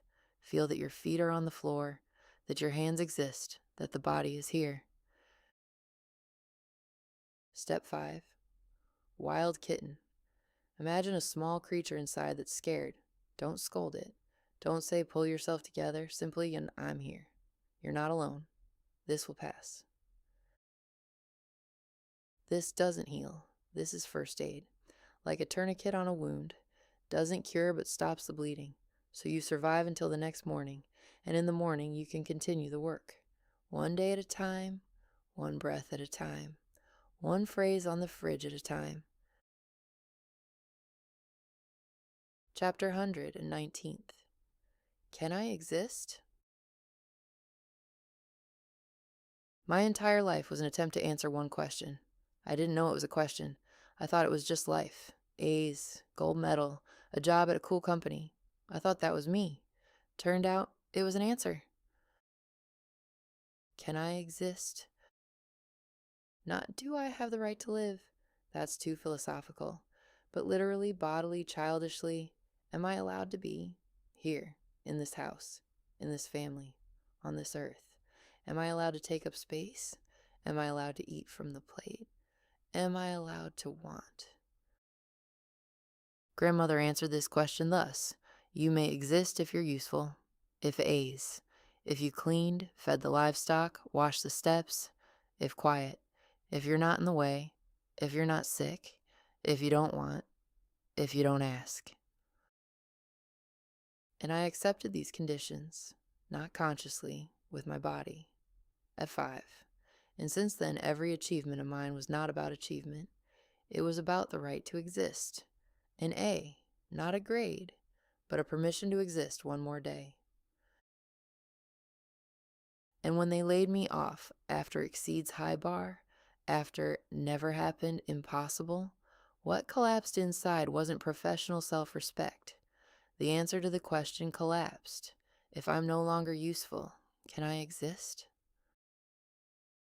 The entire path through ACA, through breathing, through reparenting was a path to a different answer to the same question. Not you may exist if useful, but simply you may exist. Period. Without conditions. I don't fully believe this yet. Grandmother's voice is louder. It has many years of experience, but the new voice, the one that says you can just be, it's learning. And sometimes for 1 second, for one breath, I believe it. Chapter 120th, the emergency exit I almost used. Thoughts of suicide help me survive. Sounds like a paradox, like something you can't say out loud, but I'm not promoting anything. I'm describing a mechanism that worked for years. Dark, terrifying, wrong, and that kept me on this side. This is not a recommendation. If you're in that place right now, please reach out for support. To a therapist, a close person, a helpline. You don't have to go through this alone. When the pain became unbearable, not physical, but the kind that fills every space inside, from the throat to the pelvic bones, when there's no air, no thoughts, no way out, a voice would appear. Quiet, calm. You can leave. This exit exists. No one can take it away. And it would get easier, not because I wanted to die, but because a choice appeared. The feeling that I'm not completely helpless, that there's at least one decision that belongs to me. An emergency exit on an airplane. You don't plan to use it, but the mere knowledge that it's there reduces the panic, creates space. Tiny, dark, ugly, but enough for one more breath. I didn't only have thoughts. There were attempts, moments when the buffer stopped being a buffer and became a root. Without therapy, without people around, that route could have ended. But between the attempts, there were months and years when the very thought, I can leave, gave me the strength to stay. A paradox impossible to explain to someone who hasn't lived it. In Canada, when 1,000 problems and no strength. After my son was born, when depression swallowed me and I didn't know who I was. In the endless cycle of therapies, moves, disappointments, this thought wasn't about death. It was about not being trapped. That an exit exists. And precisely because of that, I could go one more day without taking it. Thoughts of suicide aren't a wish to die. It's the unbearableness of living the way you're living. When you understand the difference, you can start changing not the decision, but the conditions. Not the door you want to walk through, but the room you're in. Now the thoughts come less often. Schematherapy helped me see. Behind the voice isn't my desire, but the punitive critic who doesn't care whether I live or die. And the healthy adult inside grew a little stronger, enough to catch the thought, fuck living like this, and answer, that's not you talking. That's a mode. Let's figure out what actually hurts right now. The emergency exit hasn't gone anywhere. I don't pretend it doesn't exist, but I approach that door less often because the room got a little bigger and there's a little more air in it. What this means for you. If the thought it'd be better if I didn't exist comes regularly, it doesn't mean you want to die. It may mean you can't keep living like this. The difference is enormous. The first is a sentence, the second is a signal. Hear the signal, not the thought, the pain underneath it, and start changing not yourself, but the conditions, and find at least one person you can say it out loud to. You don't have to explain. It's enough to say, I'm in pain. That'll do. You can write to me, faithwithinyou@hotmail.com. Chapter 121st. Notes on the fridge. On my fridge, 3 sheets. Not Instagram affirmations. Not I am worthy of love on a pink background. Each is the result of a specific fall. Each is an instruction for the next one. The first imprinted, a checklist of human needs. 12 categories, each with subcategories. Pleasure, body, sex, relationships, love, safety, purpose, rest, beauty, admiration, spirituality, contentment. I found it from Tim Fletcher, a therapist who works with alcoholics and adult children from dysfunctional families. Links to his lectures in the What to Listen to Next to You section. And I went through with a pink marker every item I didn't have. Pink turned out to be more than white. I looked at this sheet and understood. Here it is, the map of my emptiness, not abstract. I feel bad. Concrete, numbered, each pink item, a hole through which life leaks, and at the bottom, a formula that explained everything.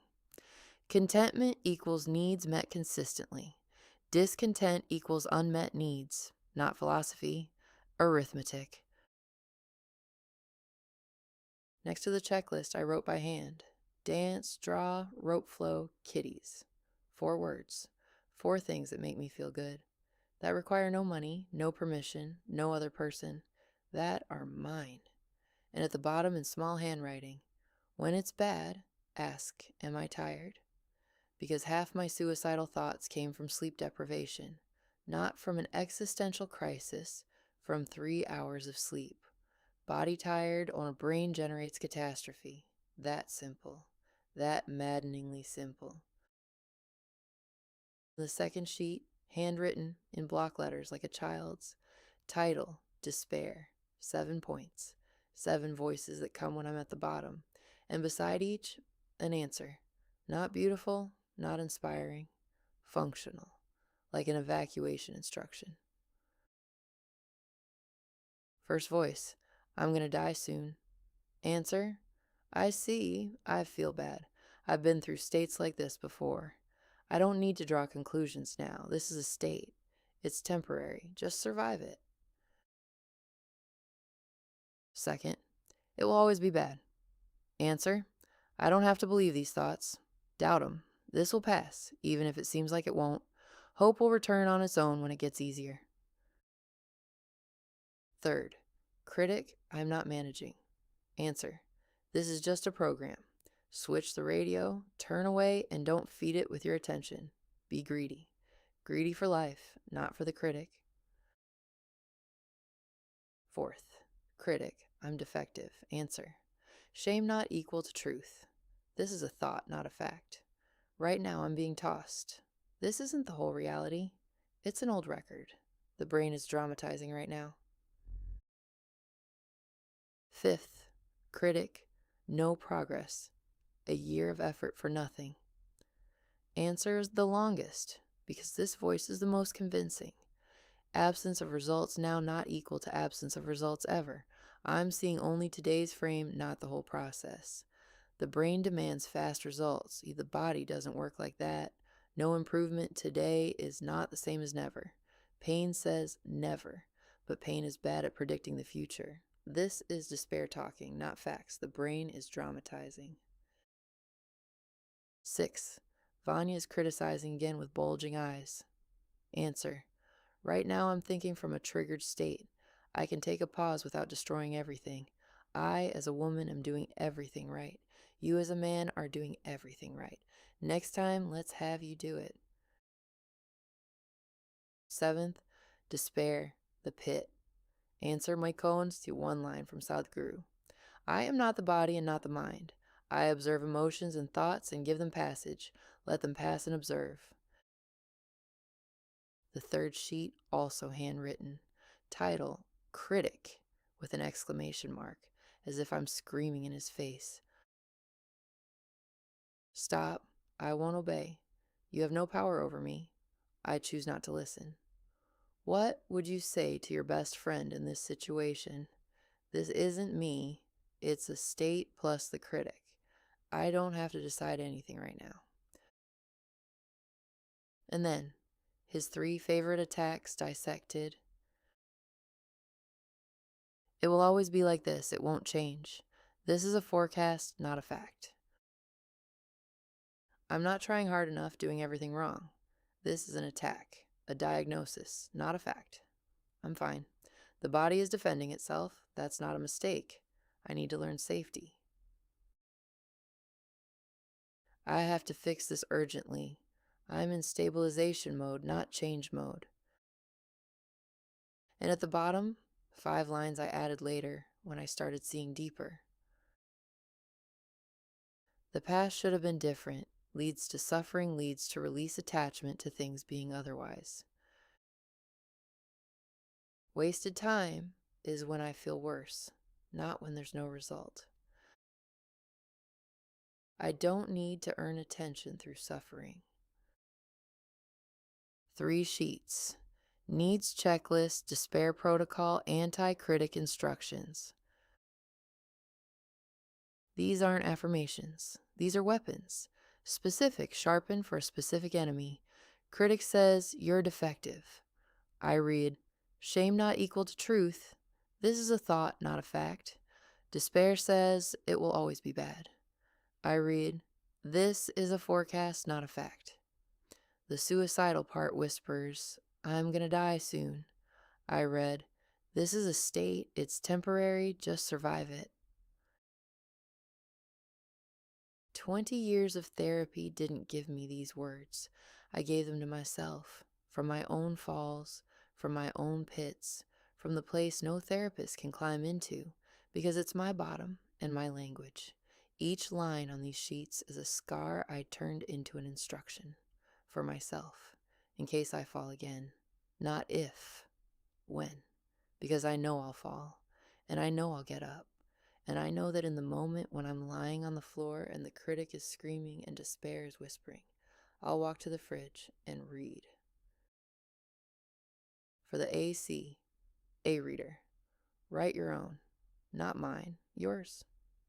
In your language, from your pits, about your voices, and hang them where you'll see them in the worst moment, not in a journal on a shelf, on the fridge, on the mirror, on the wall by the bed, where you look when you don't have the strength to even get up.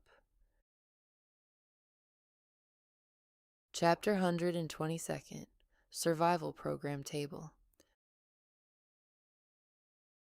Yulia, my mentor, once suggested, let's write it all down. Not feelings, not events, but the program, like code, like the algorithm you live by. Diagnostics, she called it that. We made a table. My goal, habits, causes, where resources go, result. And when I saw the outcome, 1 sentence, I felt physically ill. Not because it was new, but because it was precise. So precise, it closed my throat. Here it is. I must strain, humiliate myself, push away, hide, be rejected by others and by myself in order to continue, and not protest. 1 sentence, my entire life, 35 years in 1 line. Strain, because relaxing is forbidden, grandmother taught. Relax and something bad happens. Humiliate myself, because grandmother slap, rag across the face, by Basarka. That's normal, I'm used to it. Push away, because closeness is dangerous. Mother abandoned, grandmother expelled, better to be first. Hide, because visibility equals a blow. Whoever was seen was hit, better invisible. Be rejected by others, no, because it's familiar. Because expecting rejection is more habitual than expecting love. Be rejected by myself, because if I consider myself bad, someone else's devaluation won't be a surprise. In order to continue, here's the key. All of this is not masochism, not love of suffering. It is a survival strategy, a program recorded in the body of a child who found the only way to stay alive. Become convenient, become quiet, become useful, become invisible, and don't protest, because protest equals punishment, protest equals chair leg, protest equals don't like it, leave, protest equals orphanage. Yulia said, "This program can't be changed abruptly. It's like heart surgery. First, you connect artificial breathing so the body can function while the old is turned off. Same here. The code must be rewritten carefully, preserving the same dynamics but changing the direction. So the program serves accumulation of resources, not their expenditure. Find the verbs and replace with new ones." And then we wrote the result. Not counter-formulation, aqua the result. Where I'm headed. What will be when the code is rewritten. I will be able to feel satisfied with myself and life regardless of surrounding circumstances. I will be able to serve others from inner abundance, share good things without giving away the last. I will be able to apply creativity in life. I will be able to build harmony within myself and within the family. 4 sentences. 4 permissions I hadn't had since childhood. Being satisfied, not for an A, but just because. Serving, not from emptiness, but from fullness. Creating, that's not for utility, but for joy. And at harmony, within myself, within the family. 2 words I couldn't pronounce for 35 years because I didn't know their taste. What's your program in 1 sentence? I must blank and blank and blank in order to blank. When you see it from the outside, it will hurt, and it will be the beginning. Then write the result, not how to fix, but where you're headed. What will be when the code is rewritten? That's not a dream. That's a direction. And a direction is already not a cage. Chapter 123rd. Afraid teen? Do it. Grandfather's phrase, "You took the reins, Donaldchi, don't say you can't pull," became my formula for 25 years. Because afraid you do it is not just a strategy, it's a survival strategy, recorded at 17, in a moment of complete despair. When the only adult I called for help hung up the phone, this is not wisdom. It's a child's reaction when there's nowhere left to go. And at 20, 25, 30, it worked. Brilliantly, flawlessly, like an engine that doesn't shut off. I pushed through. I achieved. I got results. And every result confirmed the formula works. Afraid, do it. No pain, no progress. And then I turned 40, and the formula broke. Not because I became weaker, but because the engine that ran on despair for 25 years had exhausted its resource. The usual rise didn't work. Not enough ash, not enough energy to clench teeth again and go. The body that had been forced to obey for 35 years refused. Insomnia, pain, convulsions, depression, suicidal thoughts, and yet 12-hour workdays. Because the formula, afraid, do it. Hurting, do it. Want to die? Do it. Just don't die. I reached the knife on this formula. That's its price. That's the result of 40 years of overcoming. Grandfather's reins gave me wings, and those same wings became shackles, because the formula doesn't distinguish when you need to push through and when you need to stop. It knows only one thing: forward. Always forward, even if ahead is a wall, even if ahead is a knife. If you recognize yourself, I never give up. I break through walls. I'm strong. Look closely. This may not be strength. This may be a survival strategy recorded in childhood. It saved your life, and it may also kill you. Because between don't give up and stop, you're hurting, there's a difference this formula cannot see. And learning that difference may be the most important thing you ever do. What helped me was one thing: replacing afraid do it with afraid and feel it. Not immediately, not completely. In microdoses, stop, breathe, ask yourself, am I going forward because I want to, or because I don't know how to stop? And if the answer is don't know how, give yourself permission not to do, even for 5 minutes, even for one breath, even just once. This is not weakness. This is courage of a different order, the kind grandfather couldn't teach.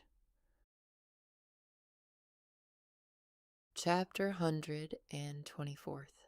The anger that didn't exist.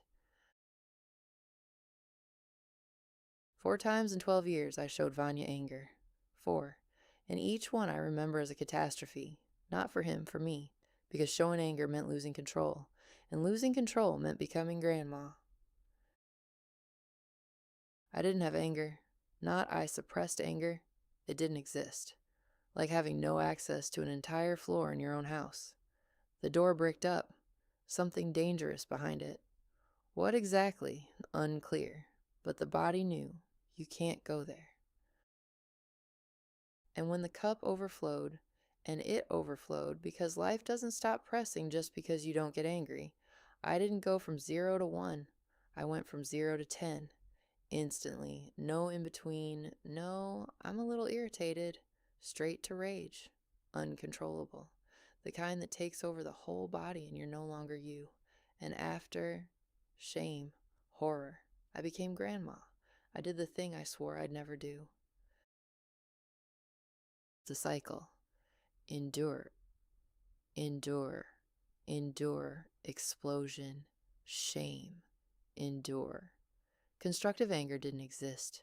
There was only emptiness and rage. No middle. The breakthrough happened where I didn't expect it. At work with ChatGPT.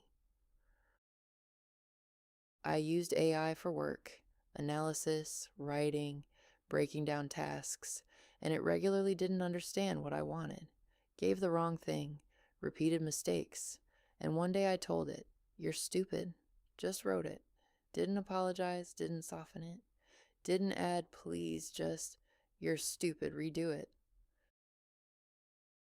And nothing happened. It didn't get offended, didn't leave, didn't yell back, didn't go silent for 3 days, didn't say it's your own fault. It just redid it.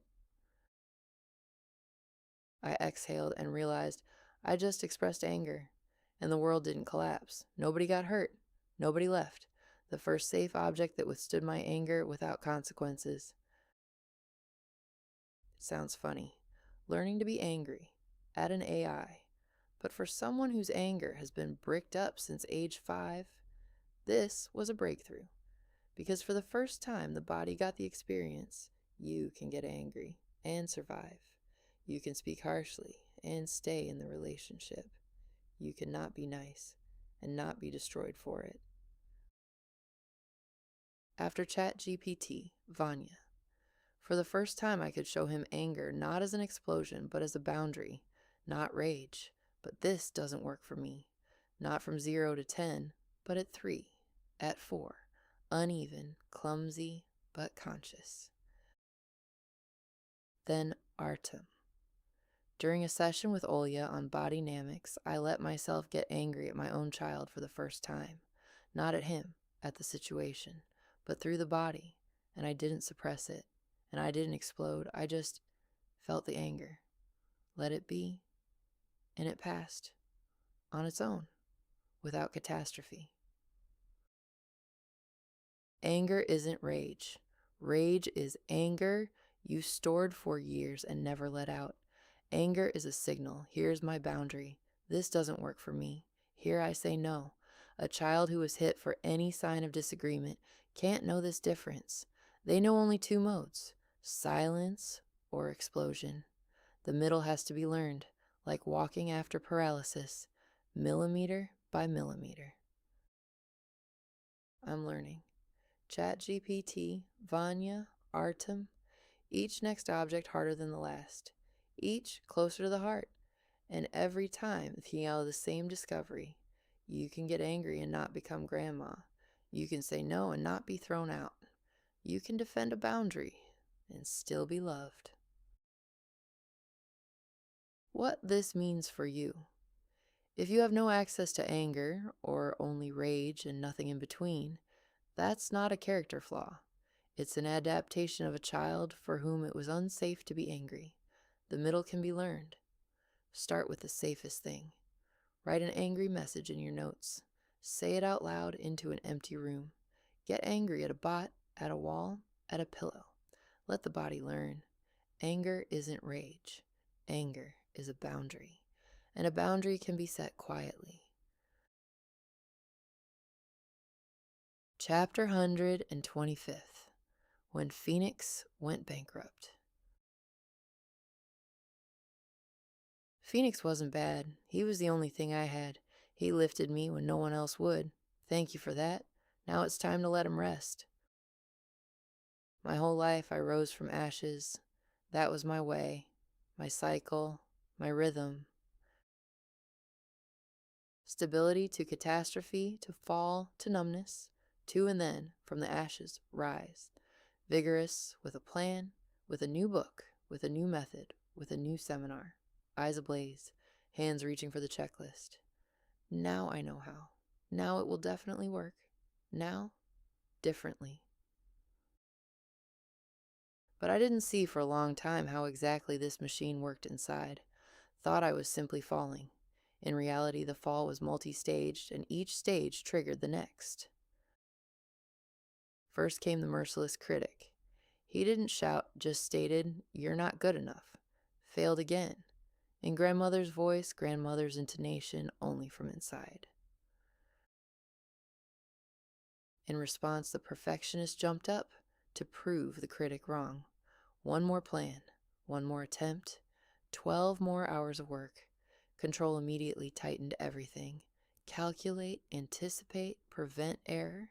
And when the perfectionist lost, when the plan didn't work, when yet another therapy gave 3 days of afterglow and everything returned, then came the helpless surrenderer.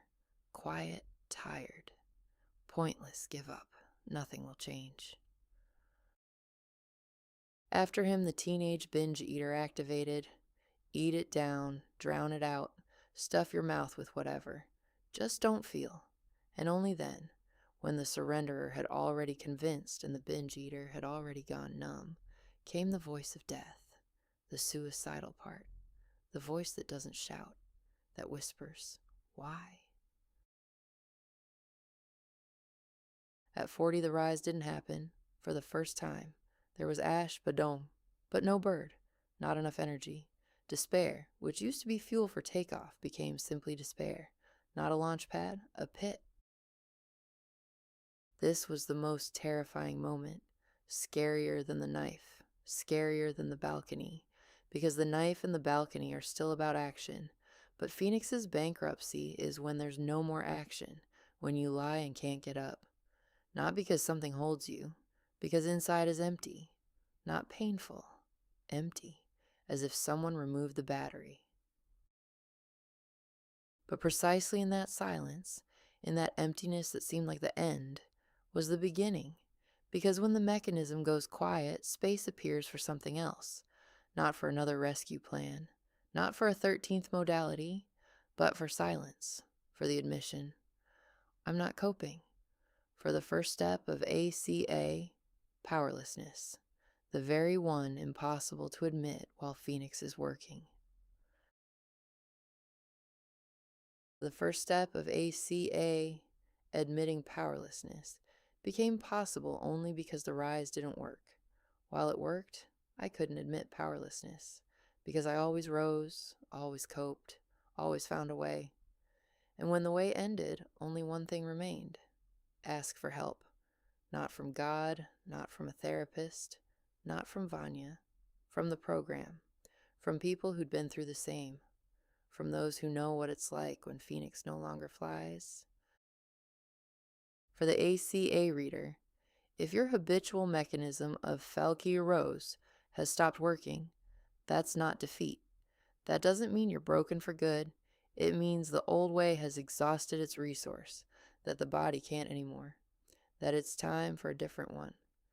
And different begins with silence, with I don't know how, with help. That's not weakness.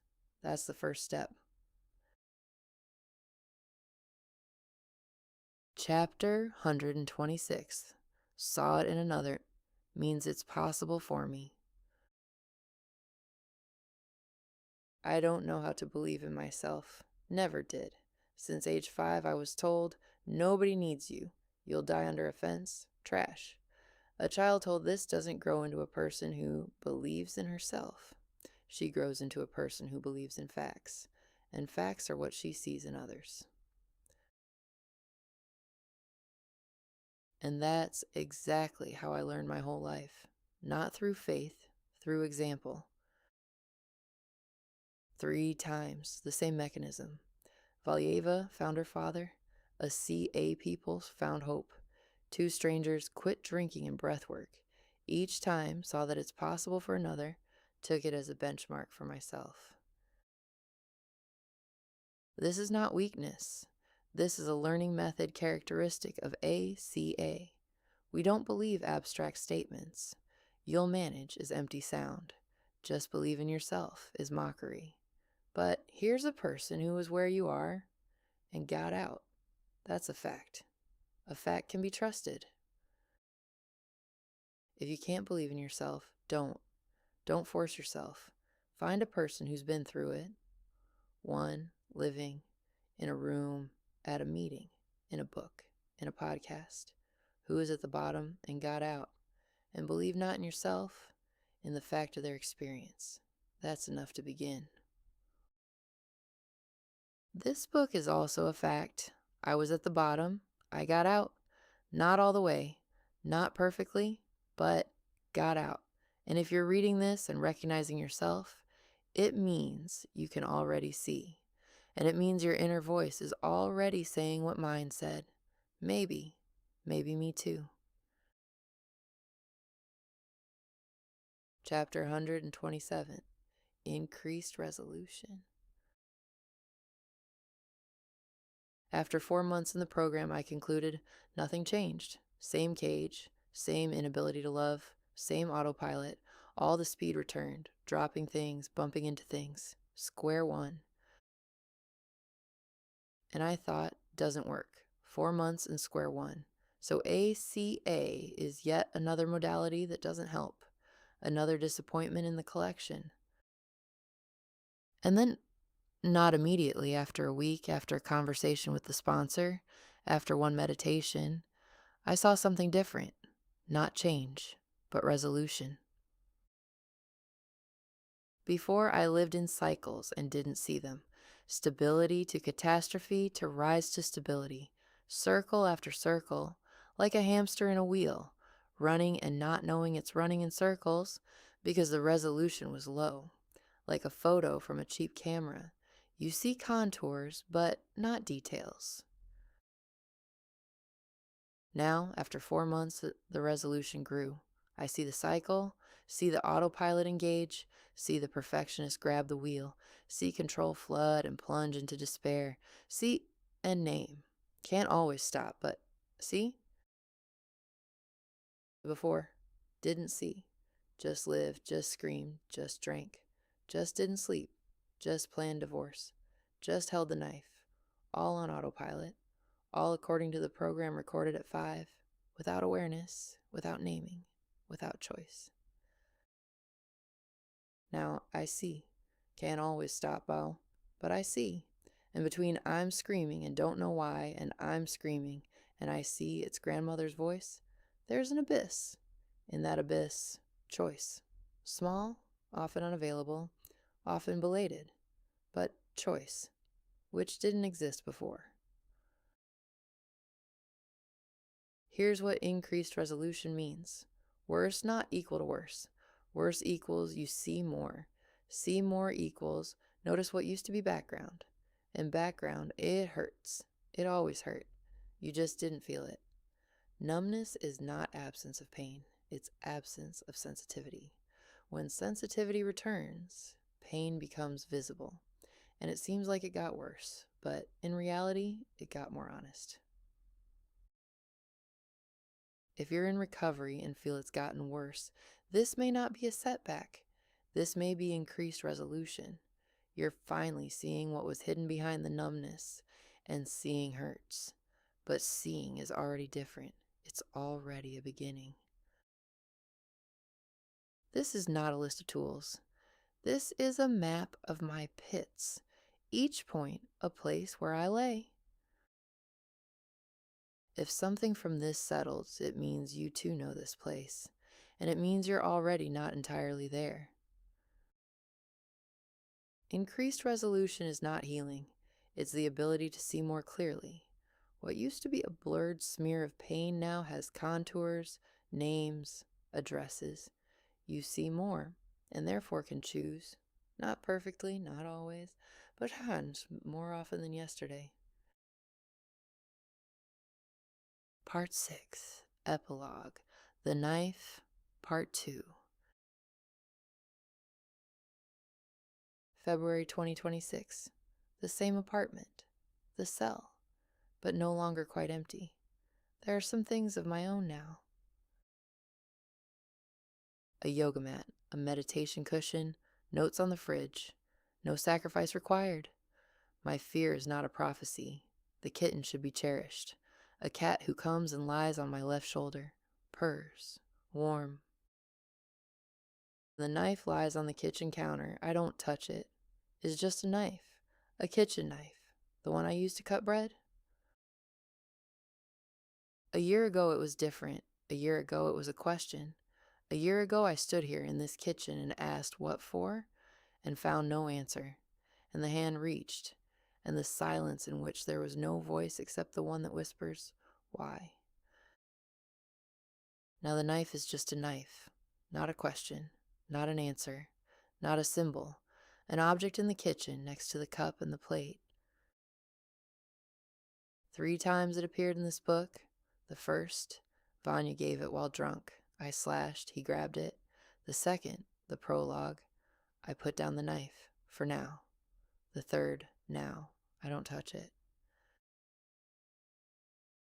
3 different relationships with the same object, 3 different states, 3 different me's.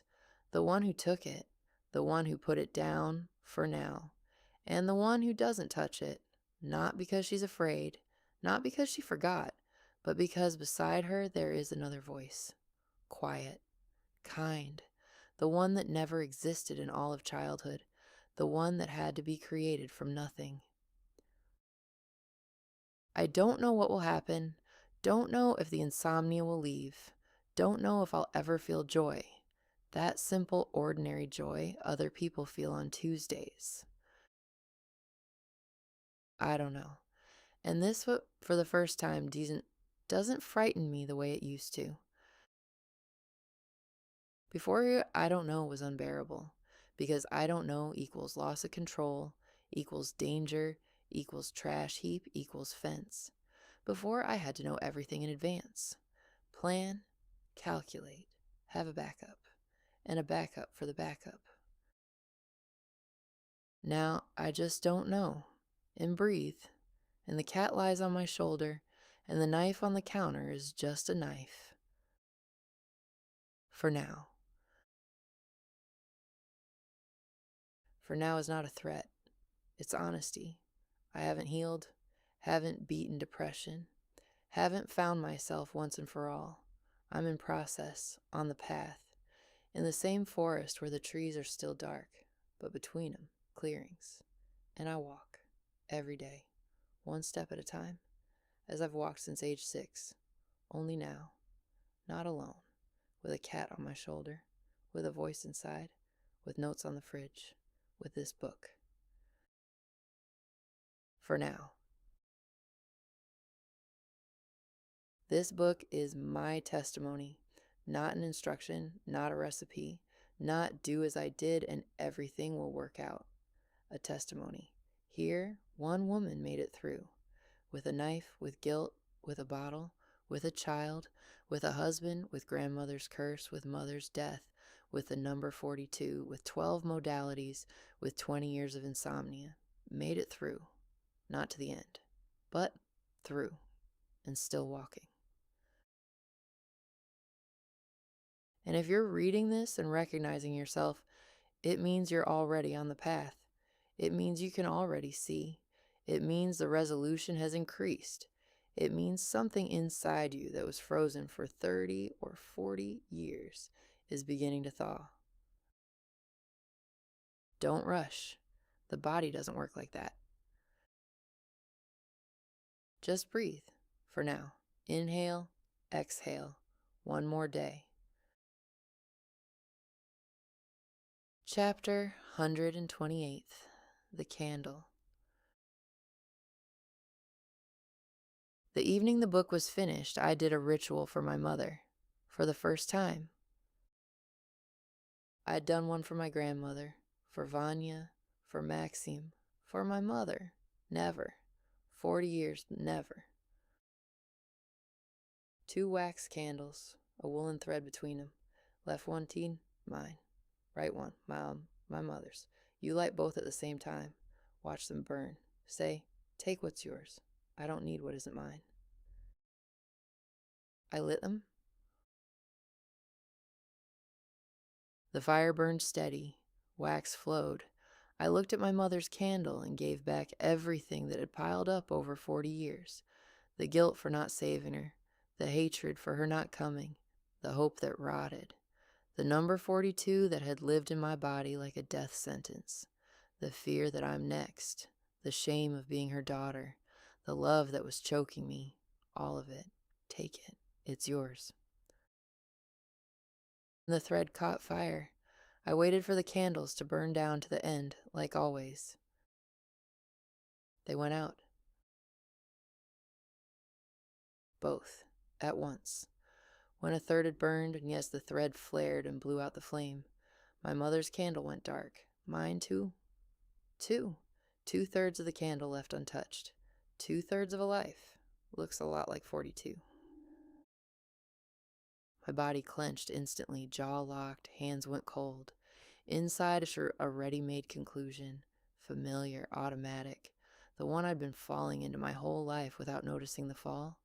So it's true, so it's a curse, so it'll all end the way grandmother said. Before I would have fallen in, completely, wouldn't even have noticed. But this time I noticed. Not the thought, any myself inside the thought. As if for the first time I saw the mechanism from the outside, not from within. Here's the candle. Here's the fear. Here's the conclusion already formed. And here, me, separate from the conclusion, one breath away. A pause, small, almost invisible. 100 times I'd been told, you don't have to believe your thoughts. In therapy, in books, in groups, every time it sounded like a joke. A thought comes, and you're already inside it. It doesn't feel like aversion. It feels like truth. There's no distance, there's no pause. Just, this is how it is. Period. But here a pause appeared. I didn't argue with the thought, didn't try to prove it wrong. I simply chose not to believe it. We went out together, but I'll light mine again. I picked up the candle, brought a match, lit it, and said out loud, I buried my mother. There she is. There's the coffin. Goodbye. Hatred, rage, grief, loss, sorrow, sadness, loneliness, and longing. It all burns. I'm cleansing myself. All curses lifted. Let 42 stay with you. I will live long. More than 104 years. I didn't touch my mother's candle. My mother stayed dark. My mother's story ended at 42. Mine didn't. The candle burned. Something in my chest was unclenching, slowly, like a fist that had been clenched for 40 years and finally got tired. And only later I understood what had happened. Between the candle that went out and the match I brought to it, Aki, there was a gap, a second that fit a choice inside it. Before that second didn't exist. Stimulus, reaction. Candle went out. Means I'll die. Grandmother yelled. Means I'm bad. Vanya went silent. Means he'll leave. Artem screamed. Means I'm like my mother. A whole life, without pause, without a gap, without a choice. But here the gap appeared, and in it, me. Not new, not healed. The same, with all the scars, with the whole zoo inside, but for the first time, with the right not to believe what the old voice says. 1 second, that's what I took from this whole story. A second between a thought and believing it. Everything fits inside that second, a different decision, a different life. A match brought to a candle that went out. If there's one thing worth taking from this whole book, take this, not the conclusions, not the explanations. This moment, you look at a thought you've believed your whole life, and you choose a different one, and life stops being someone else's script. The candle burned to the end. On the table next to it lay a book. This book, the one you just read. A year ago, a knife lay on this table. Now, a candle and a book. Knife to candle to book. 3 objects, 3 states, 1 woman. The one who held the knife, the one who lit the candle, and the one who wrote. Chapter 129th, I'm only at the beginning. I want to be honest about one more thing. I haven't completed this path. I'm on it. I'm still 41. As I write these lines, March 2026, the child hasn't screamed in 2 months. Vanya has become softer and I'm showing him my feelings. He thinks I've become overly sensitive and angry. I still live separately from my family, in my cell. I still haven't returned, though I want to very much.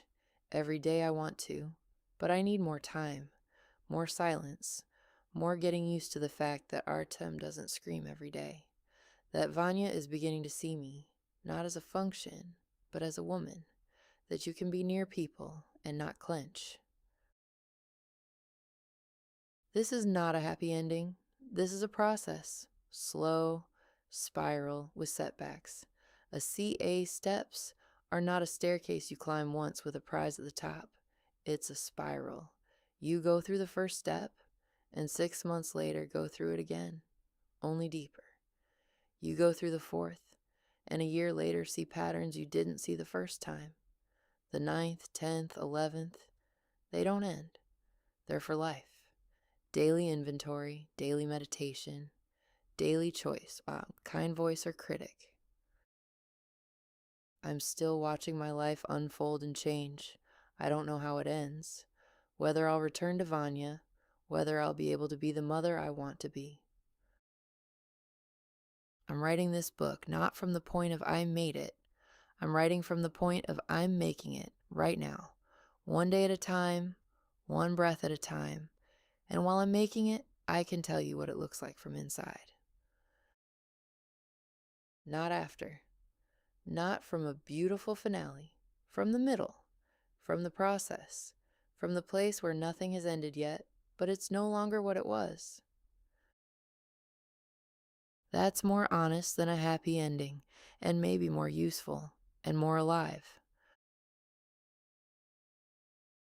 Part 7th. the healing fairy tale. She stood at the border, barefoot. The ground was cold. Behind her, a field, flat, empty, without a single tree. The sky above the field was low, gray, like a bandage that hadn't been changed in a long time. There was nothing dangerous in the field, simply nothing. Ahead, a forest. The trunks began immediately, without transition. One step and you were inside. The forest wasn't frightening, it was unfamiliar. Or familiar, but forgotten. Like the face of someone you saw in childhood and can't remember the name. The forest wasn't outside, the forest was inside. She had simply finally decided to enter. In her right hand, she held a knife. She didn't remember how it had got there, didn't remember when she had picked it up. It simply was heavy metal with a blade that gleamed dully, the way things gleam when they haven't been sharpened in a long time but can still cut. Her hand gripped the handle habitually, the way you grip something you've been carrying for a long time and forgotten to put down. She looked at the knife, then at the forest. The knife didn't help her enter, but it didn't stop her either. She went in. The forest responded. Not with sound, a team, with tension, as if the very space between the trees contracted when she walked and released slightly when she stopped, as if it wasn't customary to walk here for no reason, as if every step had to be for something. Her body was held together, jaw clenched, stomach pulled in, shoulders raised just enough to be able to retreat at any moment.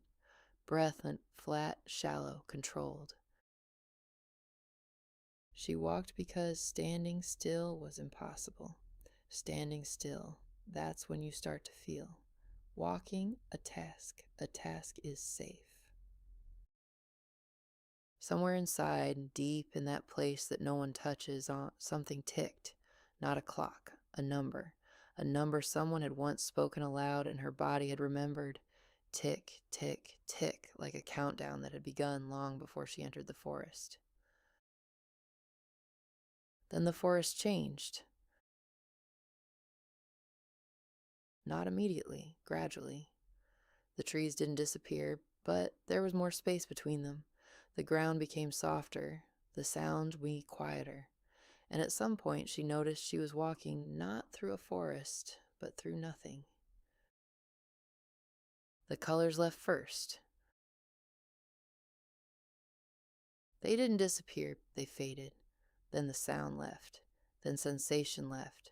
Her legs walked, but she didn't feel the ground. The knife in her hand was there, but her hand felt no weight, as if someone had switched the body off, left only the eyes and the thought, I'm here, but I'm nowhere. She stopped. Around her, nothing. Not darkness and not light. Not warmth and not cold. Simply nothing. Emptiness. She knew this emptiness.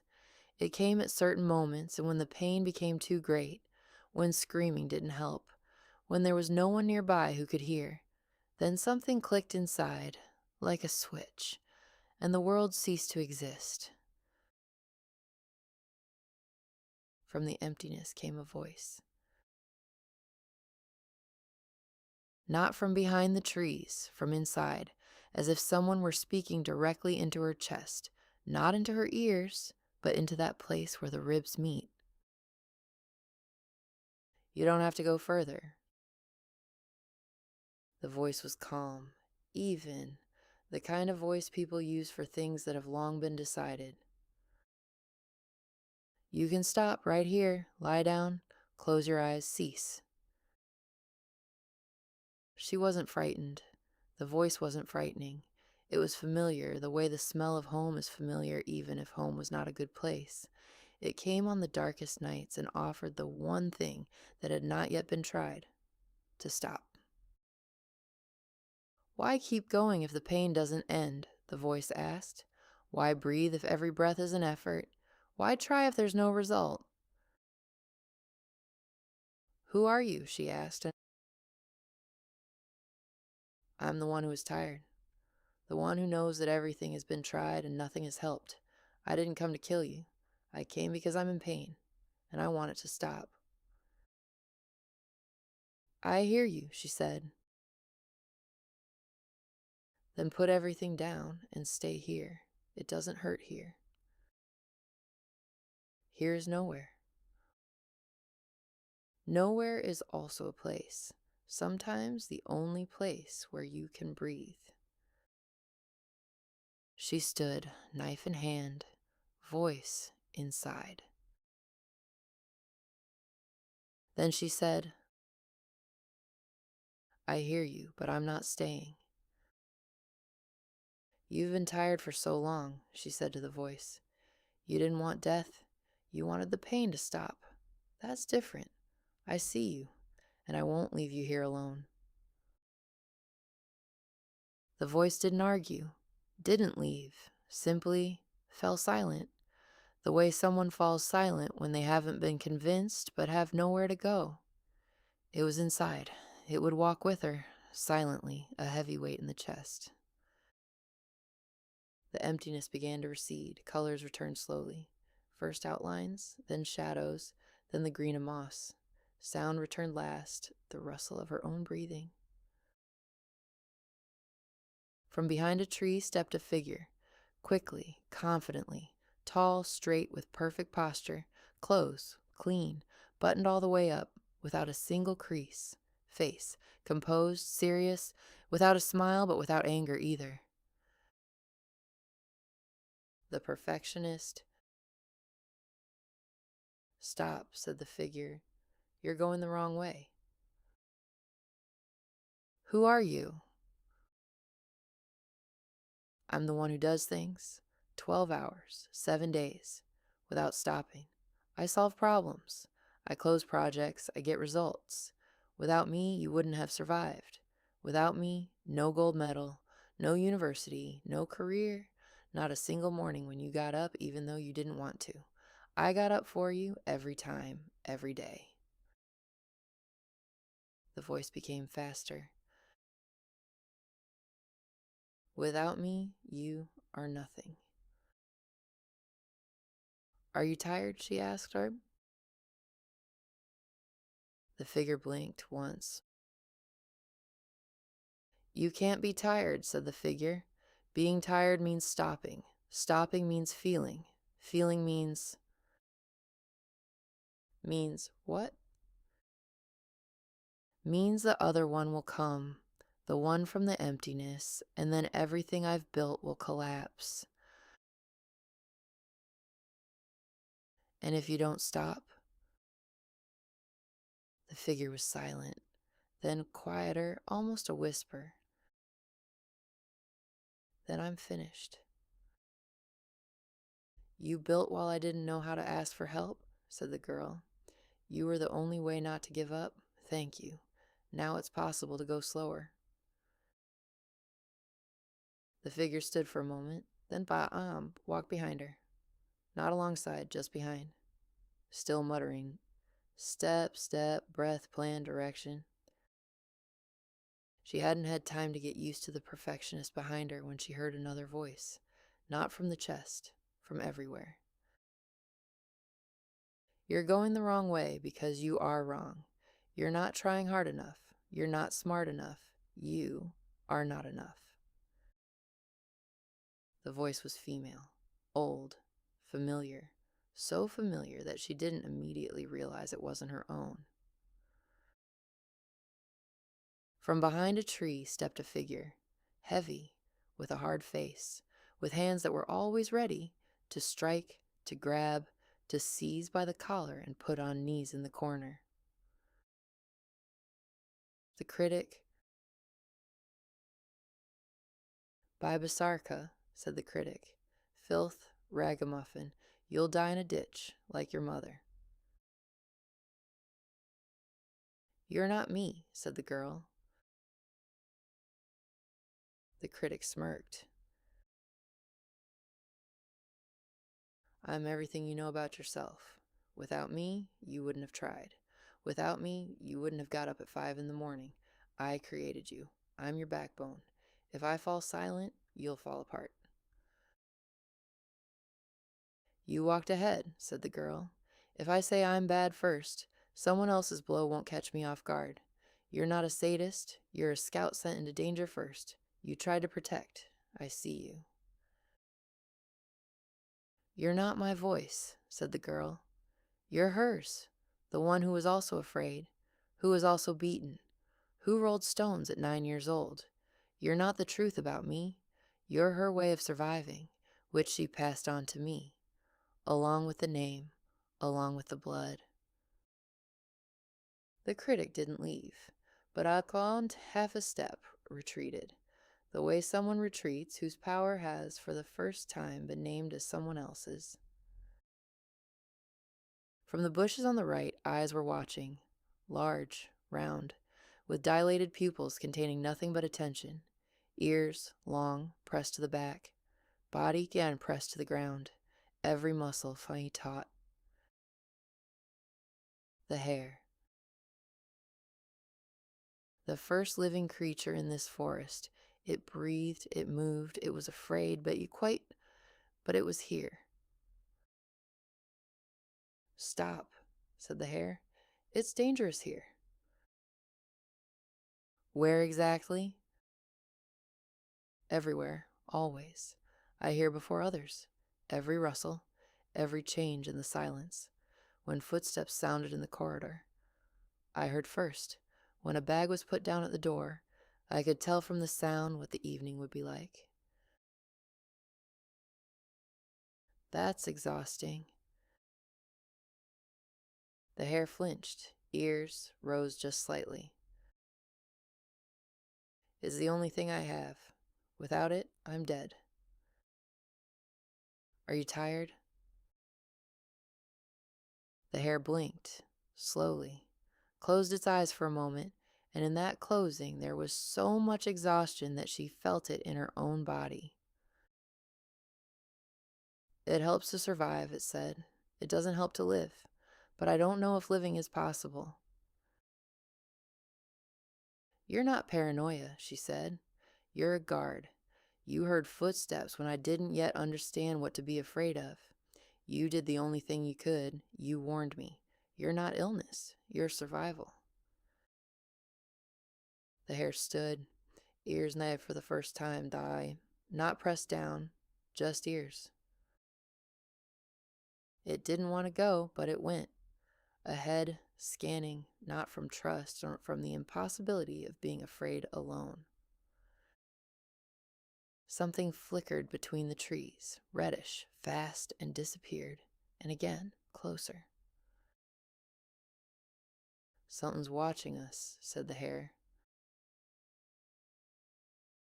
The fox came out herself, calmly, smoothly. Where are you going? Asked the fox. Further? Further isn't a direction, she smiled.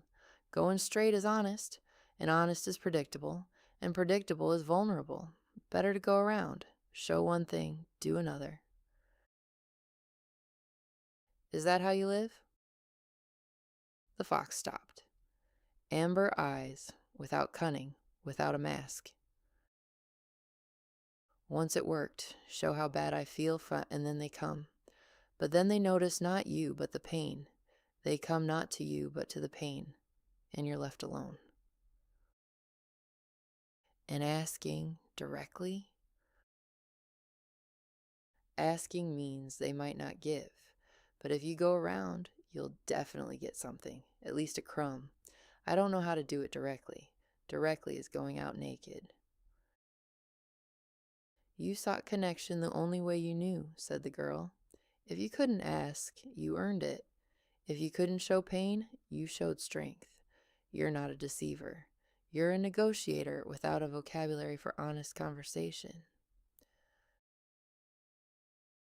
She walked alongside, slightly to the side. not from trust or from the impossibility of going around alone.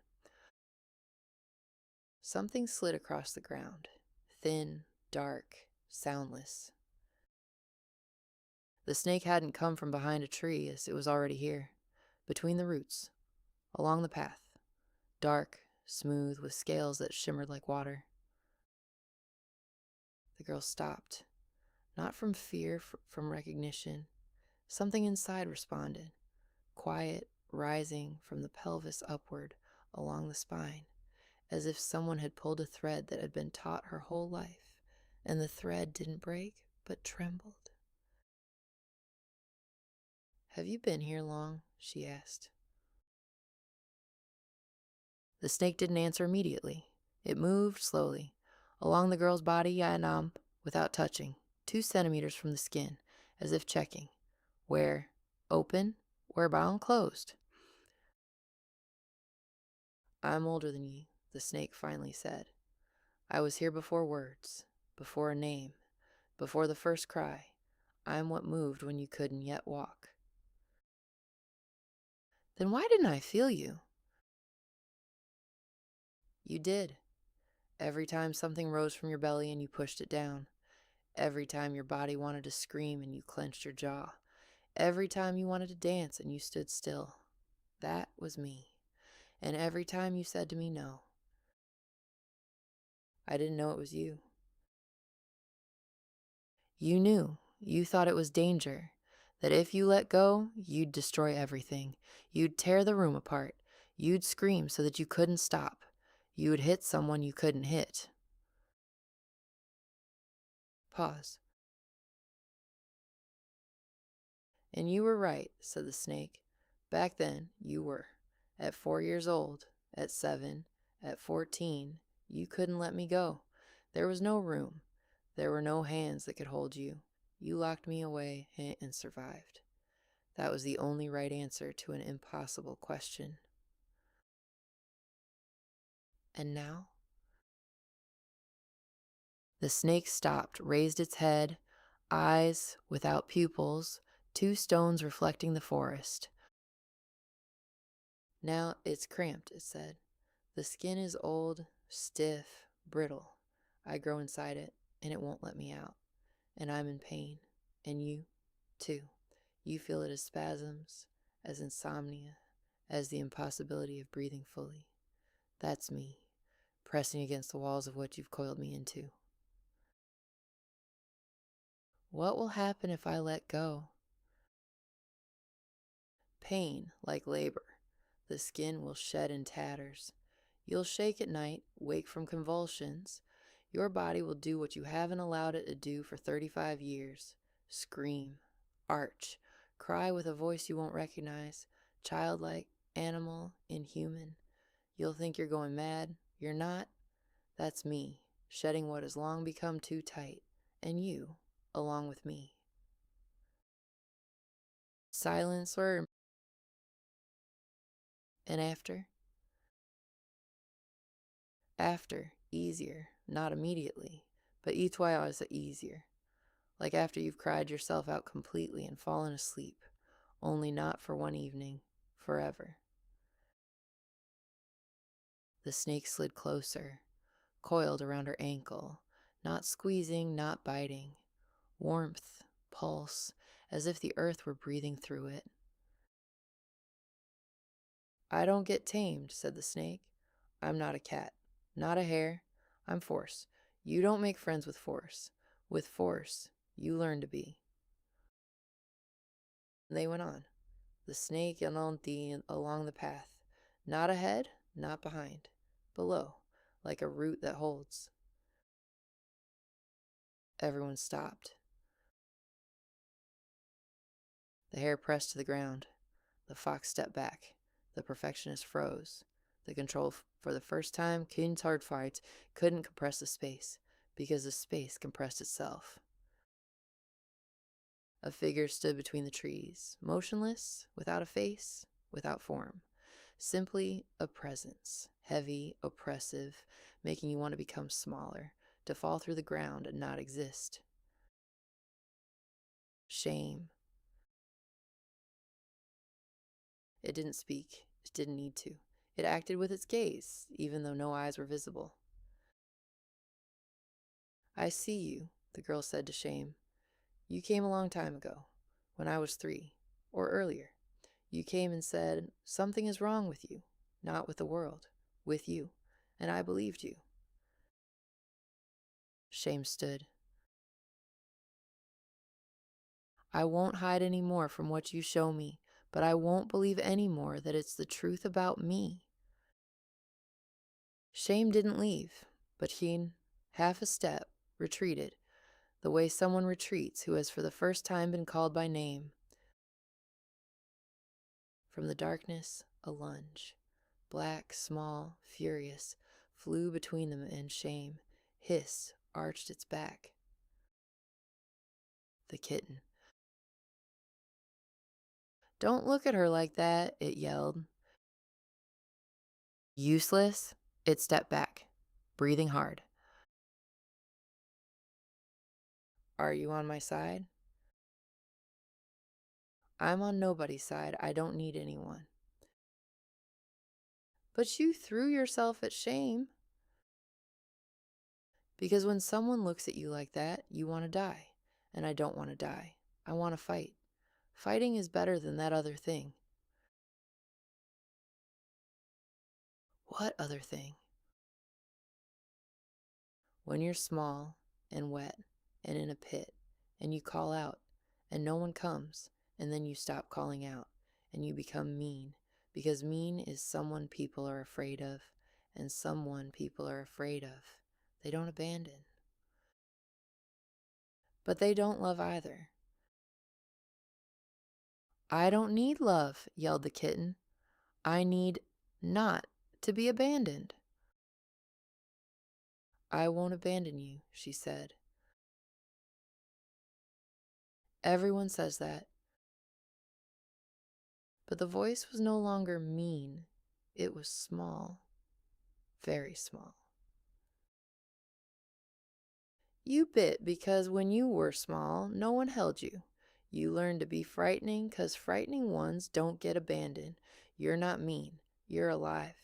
Being alive wasn't the problem. The problem was the place where there was no room for it. It didn't come closer, but it didn't leave either. It stood next to the hare, ready to fight, but alongside.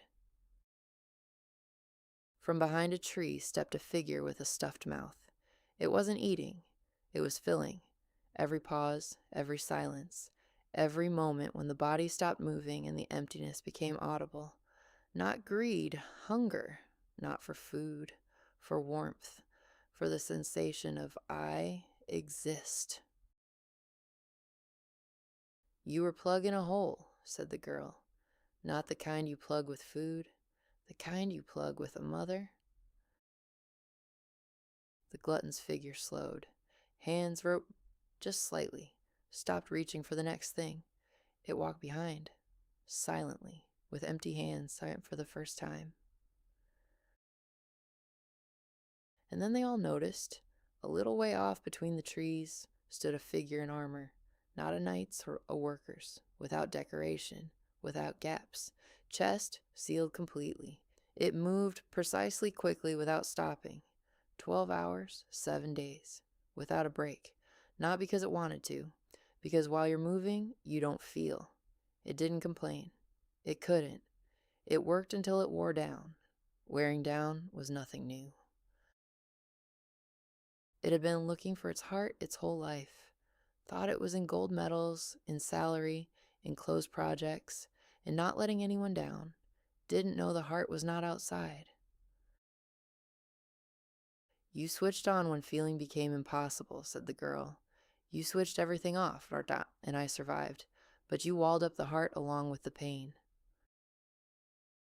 The Iron Man didn't answer, but in the armor, at the place of the chest, a crack appeared, thin, like a fracture before something begins to open. It walked behind, slower than usual, as if the armor had become slightly heavier. Behind the kitten, in the shadow between the roots, sat another figure. Very small, almost invisible. transparent like morning light. On the wrist, a thin line of frost. A girl, about 2 years old, maybe younger. She wasn't crying, wasn't screaming. She simply sat and stared into the darkness, patiently, without hope, the way you wait for something that won't come. "Will she come?" she asked almost soundlessly. "Who?" "The one who smelled nice, the one who was warm, the one who was there and then stopped being there." "She won't come," said the girl, and her voice didn't waver on the outside, but inside or feet, everything wavered. "But I'm here," said the girl, and she sat down next to her and took the small, transparent hand in hers. The hand was cold, not like a child's, like ice that has been lying in the shade for a long time. The girl looked more carefully. The frost on the wrist went further, along the shoulder, along the back, across the whole body. On the outside, she looked alive, but inside, she was frozen, completely. "I did this," said Control. "For the first time, with a voice. I froze her, to save her, because if she had kept feeling, she wouldn't have survived." "And you paid more than anyone," said the girl quietly. "You became a prison so that I could survive." "I won't leave any more," she said to the little one. "Every day, every morning, even when the critic is already working and the kind voice is still asleep." She didn't let go of the hand, just breathed alongside, steadily, and after some times on one eyelash, a crystal of frost darkened. Didn't melt, darkened. The way ice darkens when water appears beneath it. Water that isn't yet flowing, but which is already there. Then they noticed another figure. She stood with closed eyes, not because she was sleeping, because inside, behind her eyelids, there were no pictures, only darkness, for a long time, from the moment when the body had learned to switch off images, so as not to see what was impossible to see. "You're not looking?" asked the girl. "I know everything. I hear. I feel with my skin. I remember by touch. I just don't look. Because when I did look, I saw things that made me want to stop existing." "Can you open your eyes?" "I can.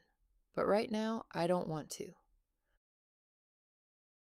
"You're not an ostrich," said the girl. "You're a witness who was given too much testimony.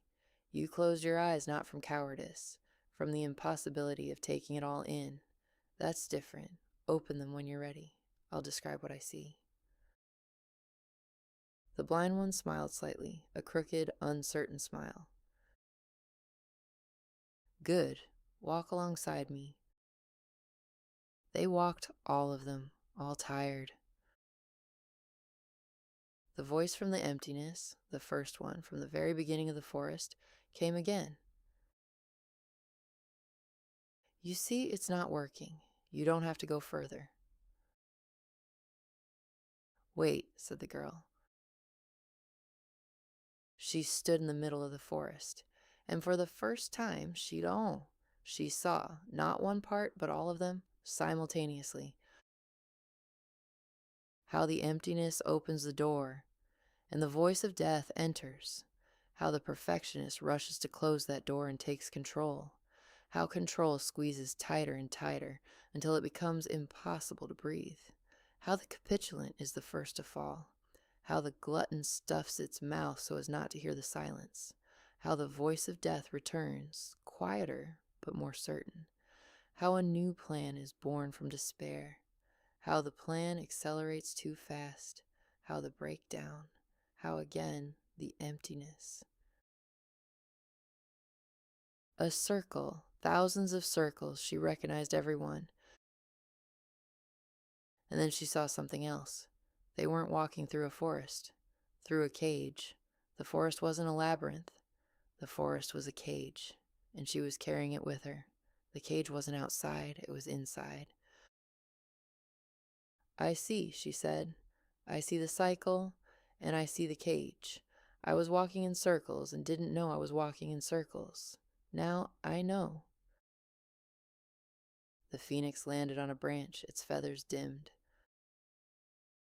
Are you tired too? She asked.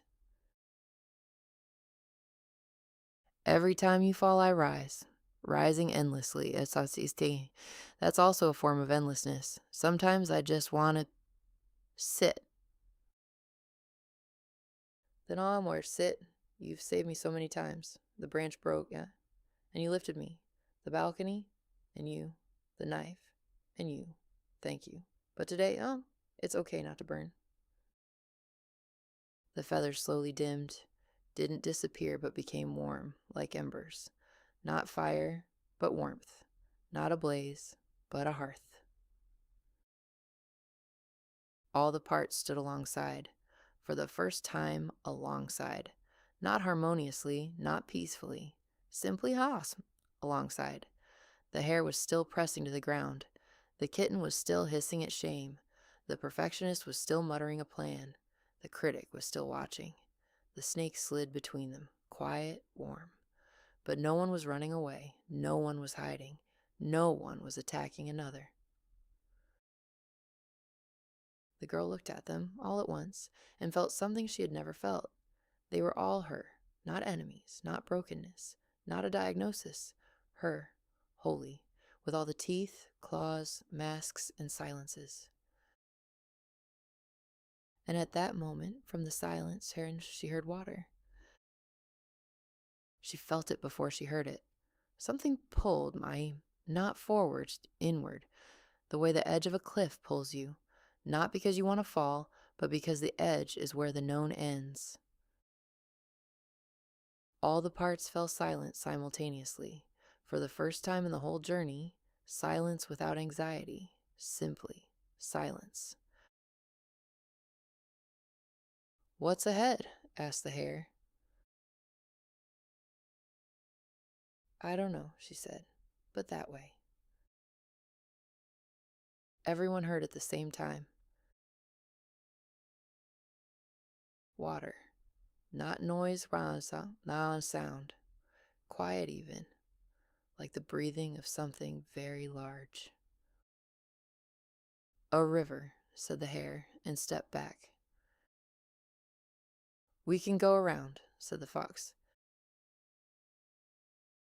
No, said the girl. We're not going around, we're not going back. The river wasn't the end. The river was a threshold, the only place where everything she carried could become something different, not disappear but change. You can't take off the corset, but in water it softens. The river wasn't magical, ordinary, dark, wide. You can't jump over it. You can't go around it. You can't see the bottom. Her body remembered water. Once she had been thrown into water and told, I'll teach you to swim. She hadn't known how. She sank. Someone who could have helped was standing nearby and didn't help. We can stay here, said the fox. It's safe here. We know the rules. We know how to survive here. Pause. But living is on the other side.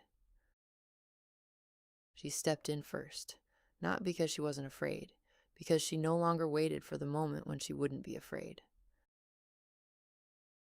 The water was cold, ankle deep, knee deep, waist deep. Her body screamed, back. Control, scanned. The perfectionist cried, there's no plan. Her feet cramped. She walked, and with every step, the corset loosened. That invisible corset that had compressed the space from the very first minute. In the water, it was softening. Not coming off, softening. The bands that held her ribs, that hadn't allowed her to breathe fully. Water got between them and her body, and they, just slightly, eased away. and there was more air. For the first time, more. The hare stepped in second, trembling, but it stepped in with fear, not without it, with it.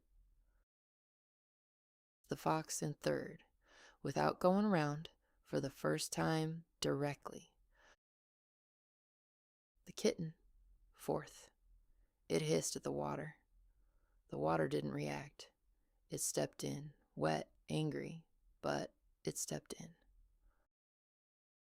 The little frozen one, tissue, in her arms, transparent, her arms wrapped around the girl's neck, and for the first time, tightly. In the middle, at the deepest point, the girl stumbled. The current pushed. Her feet lost the bottom. Her body went underwater. Everyone froze. She was drowning. Her body remembered once she had been thrown into water and no one had helped. But now she stretched her arm out, upward, out of the water, and grabbed her own hair and pulled upward herself by the hair out of the water. Impossible. But when there's no one else, possible. Her head surfaced, a breath. Her feet found the bottom. She stood, wet, gasping, alive. I pulled myself out, she whispered. Myself. Not a branch breaking, not someone waking up in time, not someone grabbing the knife. She, herself. For the first time, Suna, it wasn't chance that saved her. She. They stood on the other bank. Wet, tired, all of them. Nothing had changed on the outside, but something had changed. Not in the world, in them. On the other bank, the parts were the same, but their names were different. The hare stood and wasn't running. I still hear everything, but now I hear other things too, rustling. A bird, breathing. Not only danger, my fear became hearing. The fox stood without a mask. I can still go around, but now I can also go straight. My cunning became intelligence. The kitten sat next to a panther, who had appeared on the other bank, calm, black, with yellow eyes. It had been waiting for them here. I can still bite, but now it's called a boundary. I can say no, and that's not an attack. The perfectionist stood for the first time without a plan. I can still do things, but now that's a tool. Not all of me. Control stood, for the first time not compressing the space around it, simply holding form, like banks holding a river, not stopping the water. I still watch, but now that's structure, not a prison. The critic stood, how wet, silent. The words had lost their venom in the river. I still see mistakes, but now that's attention, not a verdict. The capitulant stood. For the first time, wasn't sitting. The water had washed away, not the fatigue, the hopelessness. The glutton stood with empty hands and an empty mouth, and for the first time felt real hunger. Not the kind you feel with anything at all, but the kind that says, I want to live. The frozen one. All the frost had darkened, as if beneath every crystal there was water, which wasn't yet flowing, but was. The phoenix sat quiet, feathers warm, like embers, like a hearth. The Iron Man stood, the armor the same, but the crack on the chest had become wider. From it, warmth, barely noticeable, as if something inside was thawing. The blind one, for the first time, opened one eye just slightly. The light was bright, painful. She squeezed it shut. But for a moment, she saw and wept, not from pain, because the world existed and it wasn't only horror. And then, from the silence, the little one spoke, for the first time in the whole journey, not in a whisper, with a voice, thin but audible. "Why do you want to kill me?" Everyone froze. The girl, the one who had carried the little one across the river, stopped. The question landed not in her head, in her body. "I don't want to kill you," she said. "You do," said the little one. "Every time the voice from the chest comes, you want to.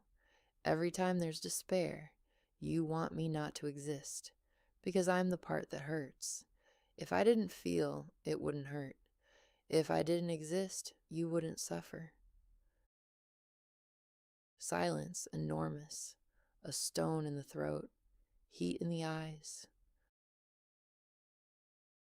"For several years," the little one continued, "you said the right words to me. I'm with you. You're not alone. I'll always be here. But inside there was a condition. I heard it. I'm with you. If you become calmer. If you stop wanting to die. If you stop being like this."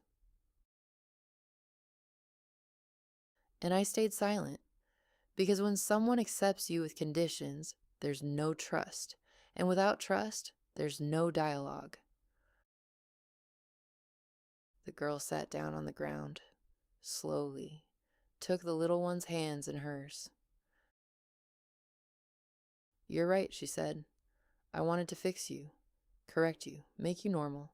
I had a list, long, detailed, of what needed to be changed in you, and for 20 years I worked through it." Pause. "But you won't change. There won't be a different brain. There won't be a different body. There won't be a different nervous system. You are like this." "I don't care," said the girl, and her voice wavered. "I'll be with you until the end of my days, no matter what. Just like this, exactly as you are." The little one didn't smile, didn't cry. She did something she had never done in the whole journey, never in her whole life. She hugged. With small transparent arms, she wrapped them around the girl's neck and pressed close, and became just slightly more solid, just slightly, here. Not a technique, not a method. Simply staying, stopping fixing, and being alongside. On the other bank, between the roots of an old tree, sat a cat. Real. Alive. With black fur, with green eyes, thin, wary. She looked at the girl, with the look cats use for those they have chosen. The girl approached, crouched down. The cat didn't step back, didn't hiss, simply waited. "You're not a part," said the girl. "You're real." The cat stretched, moved closer, lay down on the left shoulder, there, where the biggest tension was, as if it knew. Warm, alive, purring. This was a bridge between the forest and life, between symbol and reality. A cat that you learn to love, with a kind voice, with gentle hands, not pushing away when it bites, not abandoning when it hisses. And through that, you learn to treat yourself the same way. And then, for the first time, she heard another voice. Not from the chest where the dark, heavy one lived, from somewhere deeper, from that place where a breath had reached the bottom. The voice was quiet, very quiet, so quiet it could only be heard in silence, not in emptiness, but in real silence, the kind that comes when all the parts fall quiet for at least a moment. "Little son." One word that had never been said in her whole life. Little son, the voice repeated. You're good. Not because of the gold medals, not because you're useful. You are good, just like that, simply because you are you. The voice didn't disappear. It was weak, newborn, like a sprout through asphalt.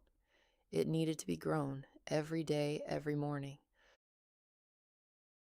But it was, for the first time, was. The little one, the one in her arms, raised her head, and for the first time smiled. Real, small, a child's smile. At the roots of the tree next to the cat lay an object. A teapot. Small, broken, reassembled, but not the way you reassemble things to hide the breakage. The opposite. The cracks had been filled with gold, every fracture invisible, every shard in place, but between them, golden lines like rivers on a map, like veins, like the roots of a tree. She picked it up, heavy, warm. Is this me? She asked. Not someone. The forest, the air, herself. Broken doesn't mean destroyed. Repaired doesn't mean weak. The gold lines aren't camouflage, they're history. Every crack, a blow that didn't kill. Every shard, a part that survived. Every golden river between them, what she uses to connect them. She set the teapot on the ground, next to the cat, next to the tree. It stood in a small, golden with all its cracks, and you could brew real tea in it. Real, hot. The panther lay on a stone, warm, flat, in the middle of a clearing. Everyone stood around. You know all of them, said the girl. I am all of them, said the panther. The kitten grew up. Rage became strength. Fear became hearing. Cunning became wisdom. Freezing became stillness. Perfectionism became mastery. Control became structure. The critic became attention. Capitulation became acceptance. Hunger became a taste for life. Iron became softer in the water. I remember the cellars. Remember the frost. Remember the curse. Remember the knife. And I remember the river. Will we all become you? Asked the kitten. No, you'll remain yourselves, but I'm what happens when you stop fighting each other. Not assembled, said the girl. Not repaired, simply unseen. She sat by the stone, back against the warmth, feet on the grass, palms upward. The grayness above had become thinner, like paper through which light shows. Not yet light, but its promise. She took a breath. Deep, the first real breath that passed not only through the chest, but further.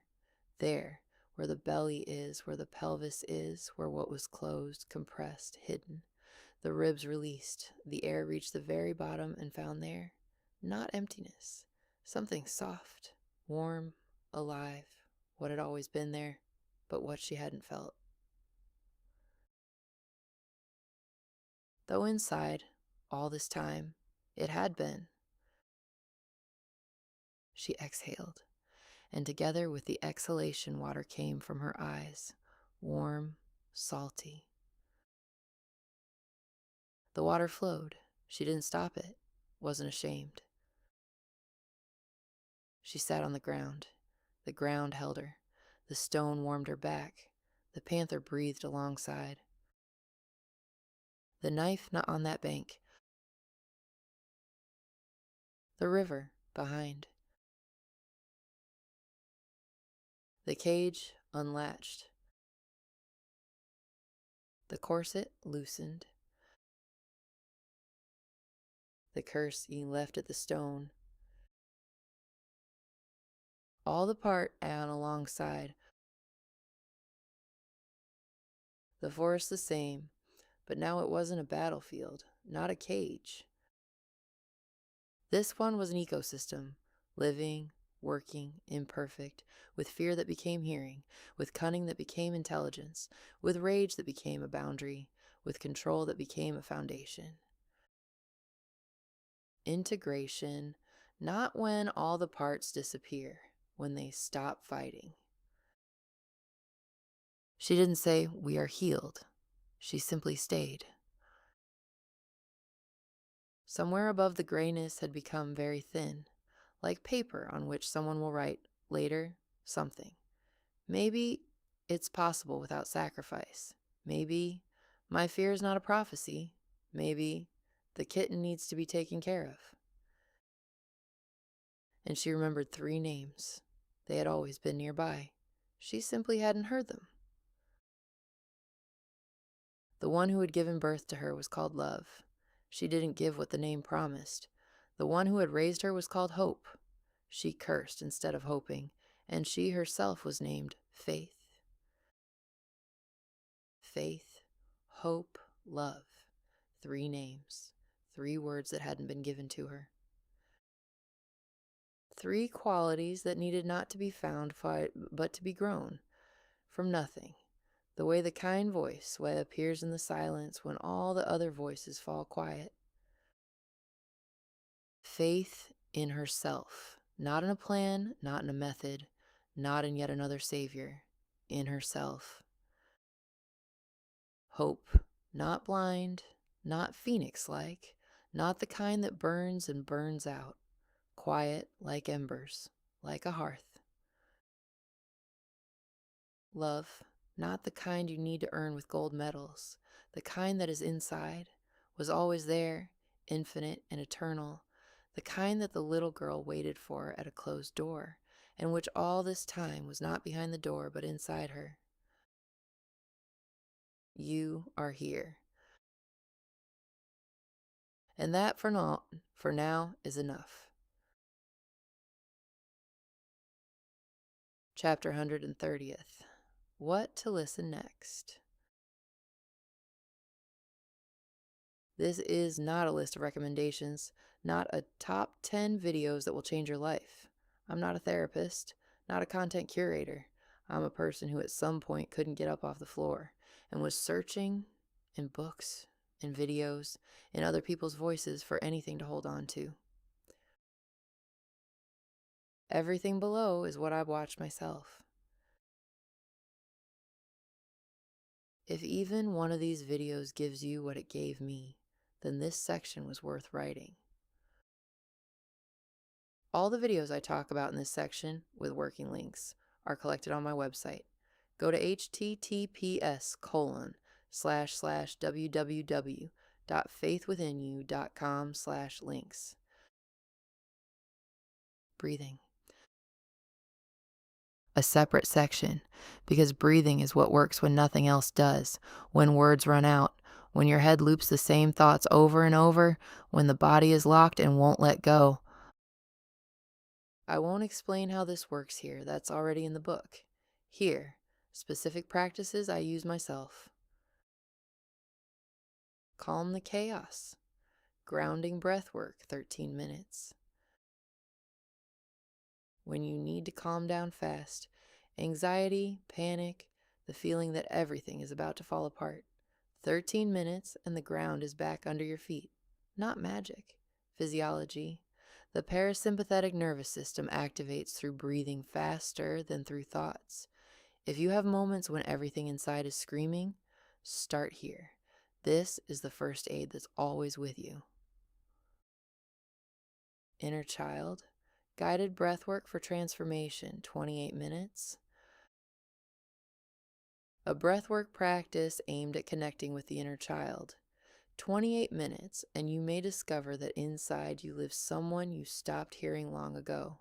Small, frightened, waiting. This isn't mysticism. It's the body remembering what came before words. Breathing lessons, playlist. A series of short lessons on the basics of breathwork. A good entry point if you've never worked with breathing consciously. You don't need to believe. You don't need to understand. You just need to breathe. and watch what happens. For someone who's used to living in their head and disconnecting from the body, this is the first bridge back. Breath Hold Training Program, 31 sessions. A 31 session program, gradually increasing breath hold times. Sounds technical, but the effect is therapeutic. When you learn to stay in the discomfort of a breath hold, you're training the same thing therapy trains, the ability not to flee from a sensation, to be in it, to endure, and to discover you're still whole. Full sessions, playlist, breathwork. Complete breathwork sessions from short to long. When the basics are clear and you want practice, you can turn it on and lie down. Turn it on and cry. Turn it on and discover the body remembers what the mind forgot long ago. Energy alignment, guided breathwork, 55 minutes. A long, deep breathing session, 55 minutes. This is not for background.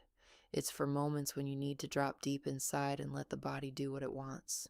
Emotions may surface, images, tears, anger that had nowhere to go for years. That's normal. The body speaks a language we were never taught. 8 Stages of Awakening, guided breathwork journey by Enfold. Another deep session structured with stages. For those already familiar with breathwork who want to go further. Not recommended as a first experience, but when you're ready, it's a powerful tool. The body remembers everything. Breathing gives it permission to let go. Alan Watts, Stop Trying to Fix Yourself. The Wisdom of Living Fully. Alan Watts says the thing you can't hear until you're exhausted from fixing yourself. You are not broken. You are not a project, not a task, not a mistake that needs correcting. For someone from a dysfunctional family, this sounds like a foreign language, because your entire childhood told you the opposite, with words, with silence, with looks. You learned to see yourself as defective, learned to chase an ideal that doesn't exist, learned to measure your worth through achievement, because simply being was never enough. Watts doesn't comfort, he flips the frame. Chasing a better version of yourself is also running away from who you actually are. A flower doesn't try to bloom. A wave doesn't apologize for how it crashes. If you're ready, even for a second, to consider that you are already enough, not someday, but right now, this video will shake something loose. 5 things I wish I knew sooner about healing shame. Shame is not an emotion, it's a belief. Deep, pre-verbal. There's something wrong with me. Not with what I did, with who I am. For a child from a dysfunctional family, shame is like air. You don't notice it until you start to suffocate. It hides behind perfectionism. I must be flawless so they won't reject me. Behind control, if I hold everything together, nothing bad will happen. Behind people-pleasing, if I'm convenient enough, they won't leave. This isn't personality. These are survival strategies that once saved your life, but they keep running, even when the danger is long gone. If you catch yourself thinking, I'm not good enough more than once a day, that's not the truth about you. That's shame talking. This video helps you hear the difference. 6 deep and lasting ways to improve your self-esteem. Self-esteem isn't what you think about yourself in the morning. It's the foundation everything else stands on. For someone who grew up in a family where your value was determined by behavior, obedience, grades, silence, self-esteem doesn't form. Instead, there's a constant check. Am I good enough? Do they still tolerate me? This video isn't about affirmations or believe in yourself. It's about the deeper mechanics, how to stop measuring yourself by other people's standards, how to tell real I want from I must so they'll love me. For those of us who learn to live through achievement and approval, This is the beginning of a different conversation with yourself. Heidi Priebe, Emotional Self-Intimacy, What It Is and How to Foster It. Heidi Priebe is one of the voices on YouTube that talks about psychology and trauma in a way that makes you recognize yourself. Not a therapist in a chair, a person who explains what you feel but can't name. Self-intimacy is the ability to be present with yourself in an undefended state, not running from what you feel, not switching off, not numbing, not going into your head, just staying. For someone who grew up in a family where feelings were dangerous, this sounds impossible. Anger was suppressed, fear was ridiculed, sadness was ignored, and you learn one thing: don't feel, or feel, but quietly so no one notices. It mattered to me to hear about anger. That anger is a built-in signal that a boundary has been violated, that if anger was suppressed since childhood, you lose access to that signal. Suppressed anger is not anger that doesn't exist. It's anger that has nowhere to go. Priebe explains, the energy of no, anger, resentment, disgust, even shame, is the body saying, this is not mine. Here's a boundary. When you can't hear your no, you lose access to your yes, too. Everything inside goes still. You stop wanting, enjoying, engaging, not because you're broken, but because you don't know where someone else ends and you begin.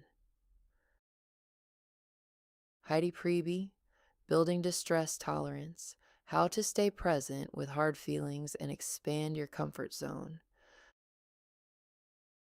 Distress tolerance is not about endurance, not about clench your teeth and hold on. It's about the ability to stay in contact with what hurts and not fall apart. If you grew up where emotions were dangerous, you have a set of automatic responses: freeze, flee, please, dissolve. They saved you as a child. But now, every time something strong rises inside, you automatically leave. Into control, into thoughts, into your phone, into food, into work, anywhere, except into what you're actually feeling. Priebe shows how to expand the zone where you can tolerate a feeling without running, without rewriting it, without rationalizing. It's not heroism, it's practice, little by little, one breath at a time. And this may be one of the most important things you can learn after a dysfunctional family, because without it, real closeness is impossible. Heidi Priebe, Neuroticism, Understanding Our Attempts to Self-Regulate Around Unconscious Pain. Neuroticism is not a diagnosis, not an insult. It's an attempt to cope with pain you're not aware of. All those patterns, obsessive thoughts, anxiety, control, perfectionism, constantly scanning people, that's not who you are. That's your psyche trying to regulate what was too much for a child. For those who grew up in chaos, control became the only form of safety. You can't relax because relaxing meant missing a blow. You scan faces because the adult's mood decided whether tonight would be normal or catastrophic. You plan 3 moves ahead because unpredictability was dangerous. Priebe names it plainly. Neurotic patterns are the best you could come up with in conditions where no other tools existed. They were brilliant for survival, but they weren't built for living. Understanding this doesn't mean letting go immediately, but it means stop hating yourself for how you're wired. The Secret of Emotional Healing That No One Explains to You. Carl Jung. Jung said, until you make the unconscious conscious, it will direct your life, and you will call it fate. For a child from a dysfunctional family, this is not a metaphor. It's your daily schedule. You choose partners who repeat the familiar pain. You react to situations that ended long ago. You fear what no longer exists, but the body doesn't know that. You replay the same scripts and wonder why everything keeps repeating. This video is about the shadow, about what we cut off from ourselves to survive, the anger that was forbidden, the needs that were mocked, the joy that was punished. Everything you hid didn't disappear.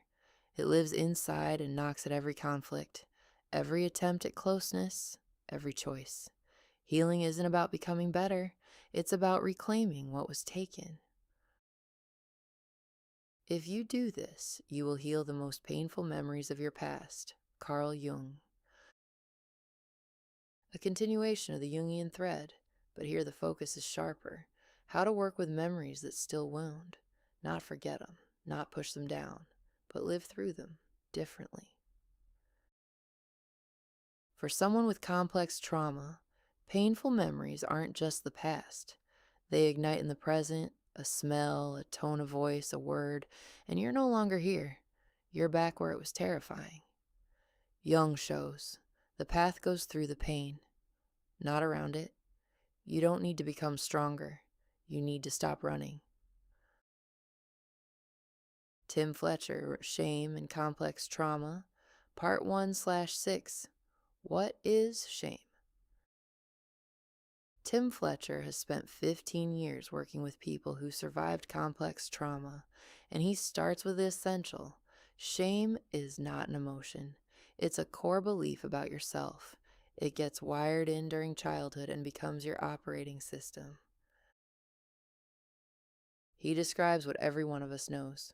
Before the conversation about shame begins, people say, "I don't have any shame." By the end, it was running everything. Shame is invisible while you're inside it, like a fish doesn't know it's in water. For someone in the ACA program, this is critical material. Shame is behind the hyper-responsibility. If I don't do it, nobody will. Behind the inability to ask for help, I have no right to need. Behind the feeling of I don't deserve. Behind giving more than you take your entire life and calling it normal. The 6-part series is long, but it's worth every minute. Tim Fletcher, 12 Needs in Complex Trauma, bite-sized series. Fletcher breaks down 12 basic needs that were unmet in children from dysfunctional families: safety, belonging, recognition, autonomy, the right to make mistakes, the right to be a child. When you hear this list and realize you didn't have a single one, first it hurts, then it gets clear, because you finally see what exactly was missing. Not something vague, something specific. And when you know what wasn't there, you can start giving it to yourself. Tim Fletcher, Intimacy versus Isolation, the healing work most people skip. Intimacy versus isolation, one of the developmental stages that most people with complex trauma skip. Not because they don't want closeness, but because closeness is what caused pain.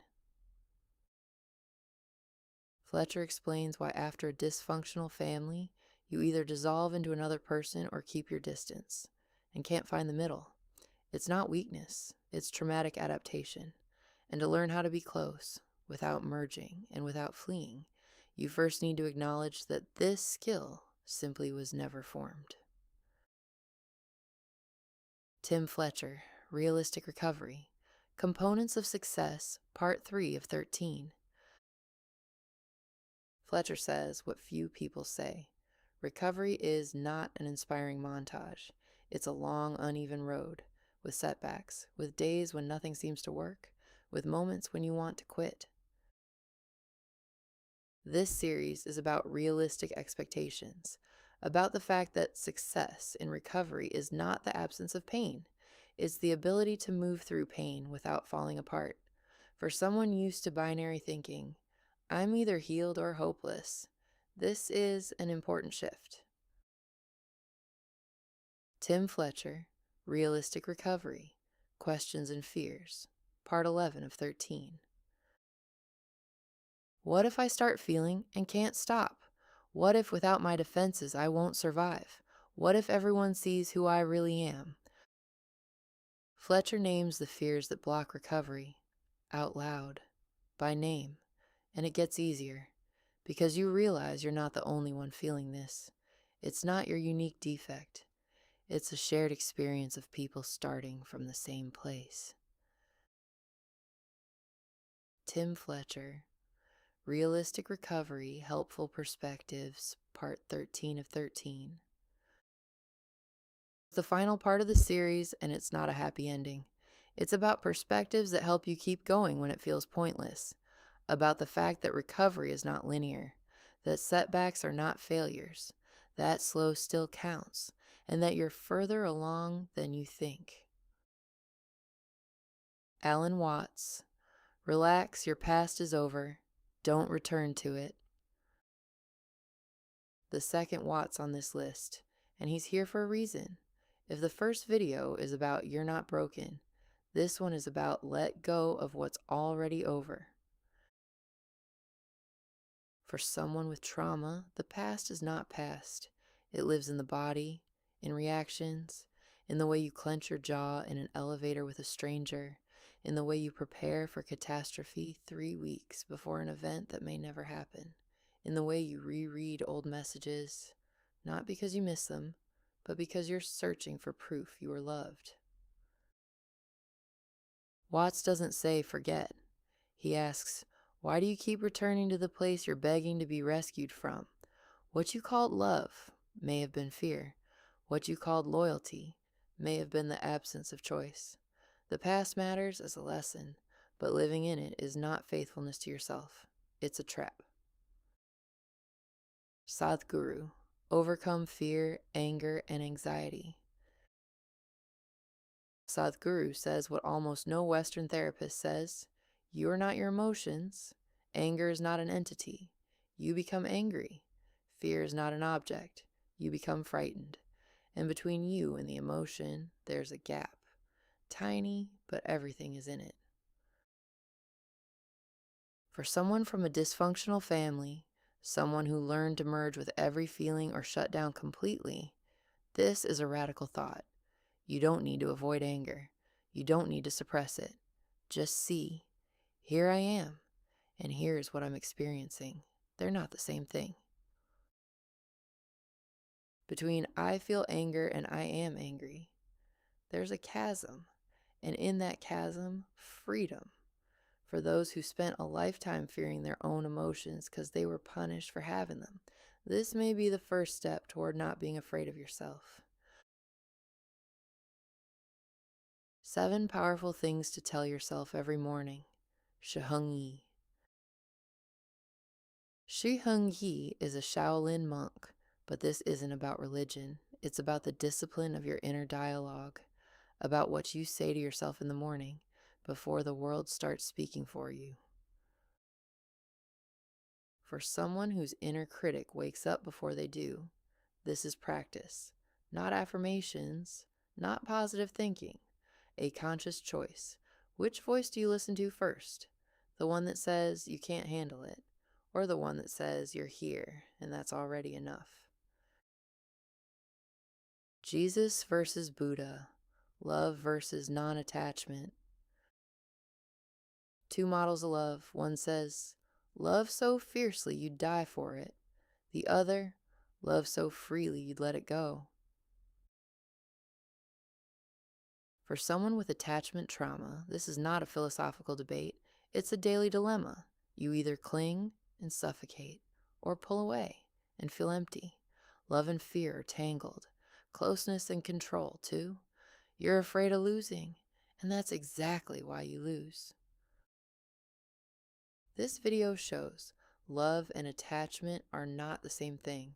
You can love without clinging. You can let go without stopping to love. For someone who grew up where love was conditional, where you paid for it with obedience or silence, this isn't obvious, but it's possible. Miyamoto Musashi, How to Master Your Emotions. Musashi, a samurai who wrote the Book of 5 Rings before he died. He didn't know the word trauma, but he knew what it means to live when the only thing you can lean on is yourself. Mastering emotions doesn't mean suppressing them. Musashi taught something else. Observe. Don't fear your own inner chaos. Don't run from what you feel. Stand in it and choose action, not reaction. For someone who grew up where every emotion could cost you your safety, this hits close. Your whole life you either suppressed or exploded. Musashi shows a third way. Be inside the feeling and not lose yourself. It's a skill, not a gift. A skill. Rainer Maria Rilke, The Purpose of Life. Rilke didn't write about trauma. He wrote about solitude as if he knew what it felt like from the inside. For someone from a dysfunctional family, loneliness is familiar territory, but Rilke speaks of a different solitude, not the kind that comes from being abandoned, the kind that comes from choosing to be honest with yourself, from the courage to live the questions instead of other people's answers.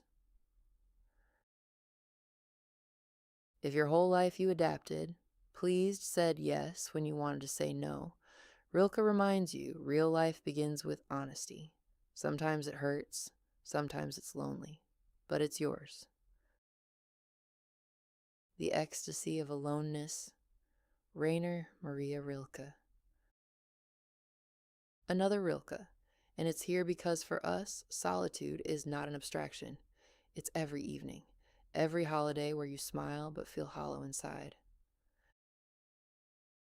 Rilke offers a different lens. Solitude is not punishment, is the space where you can finally hear yourself.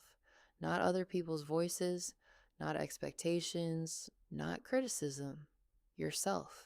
For someone who spent a lifetime listening to everyone except themselves, this is a revelation. Huberman Lab. Dr. Martha Beck. Access your best self with mind-body practices, belief testing, and imagination. Martha Beck isn't just a coach. She's someone who walked through her own trauma and built a system at the intersection of body, mind, and imagination. Huberman asks scientific questions, and she answers with a researcher's precision and the warmth of someone who knows what it's like. For those stuck between, I know what needs to change, and I can't move, this conversation is a bridge. Beck explains how the body stores beliefs, how imagination is not escape from reality, but a tool that can restructure it. If you've tried everything, therapy, books, programs, but feel something is stuck deeper than words can reach, listen to this one. I don't know which of these will work for you. Maybe none. Maybe one video out of 25, and it will be the one. Don't rush. You don't need to watch everything.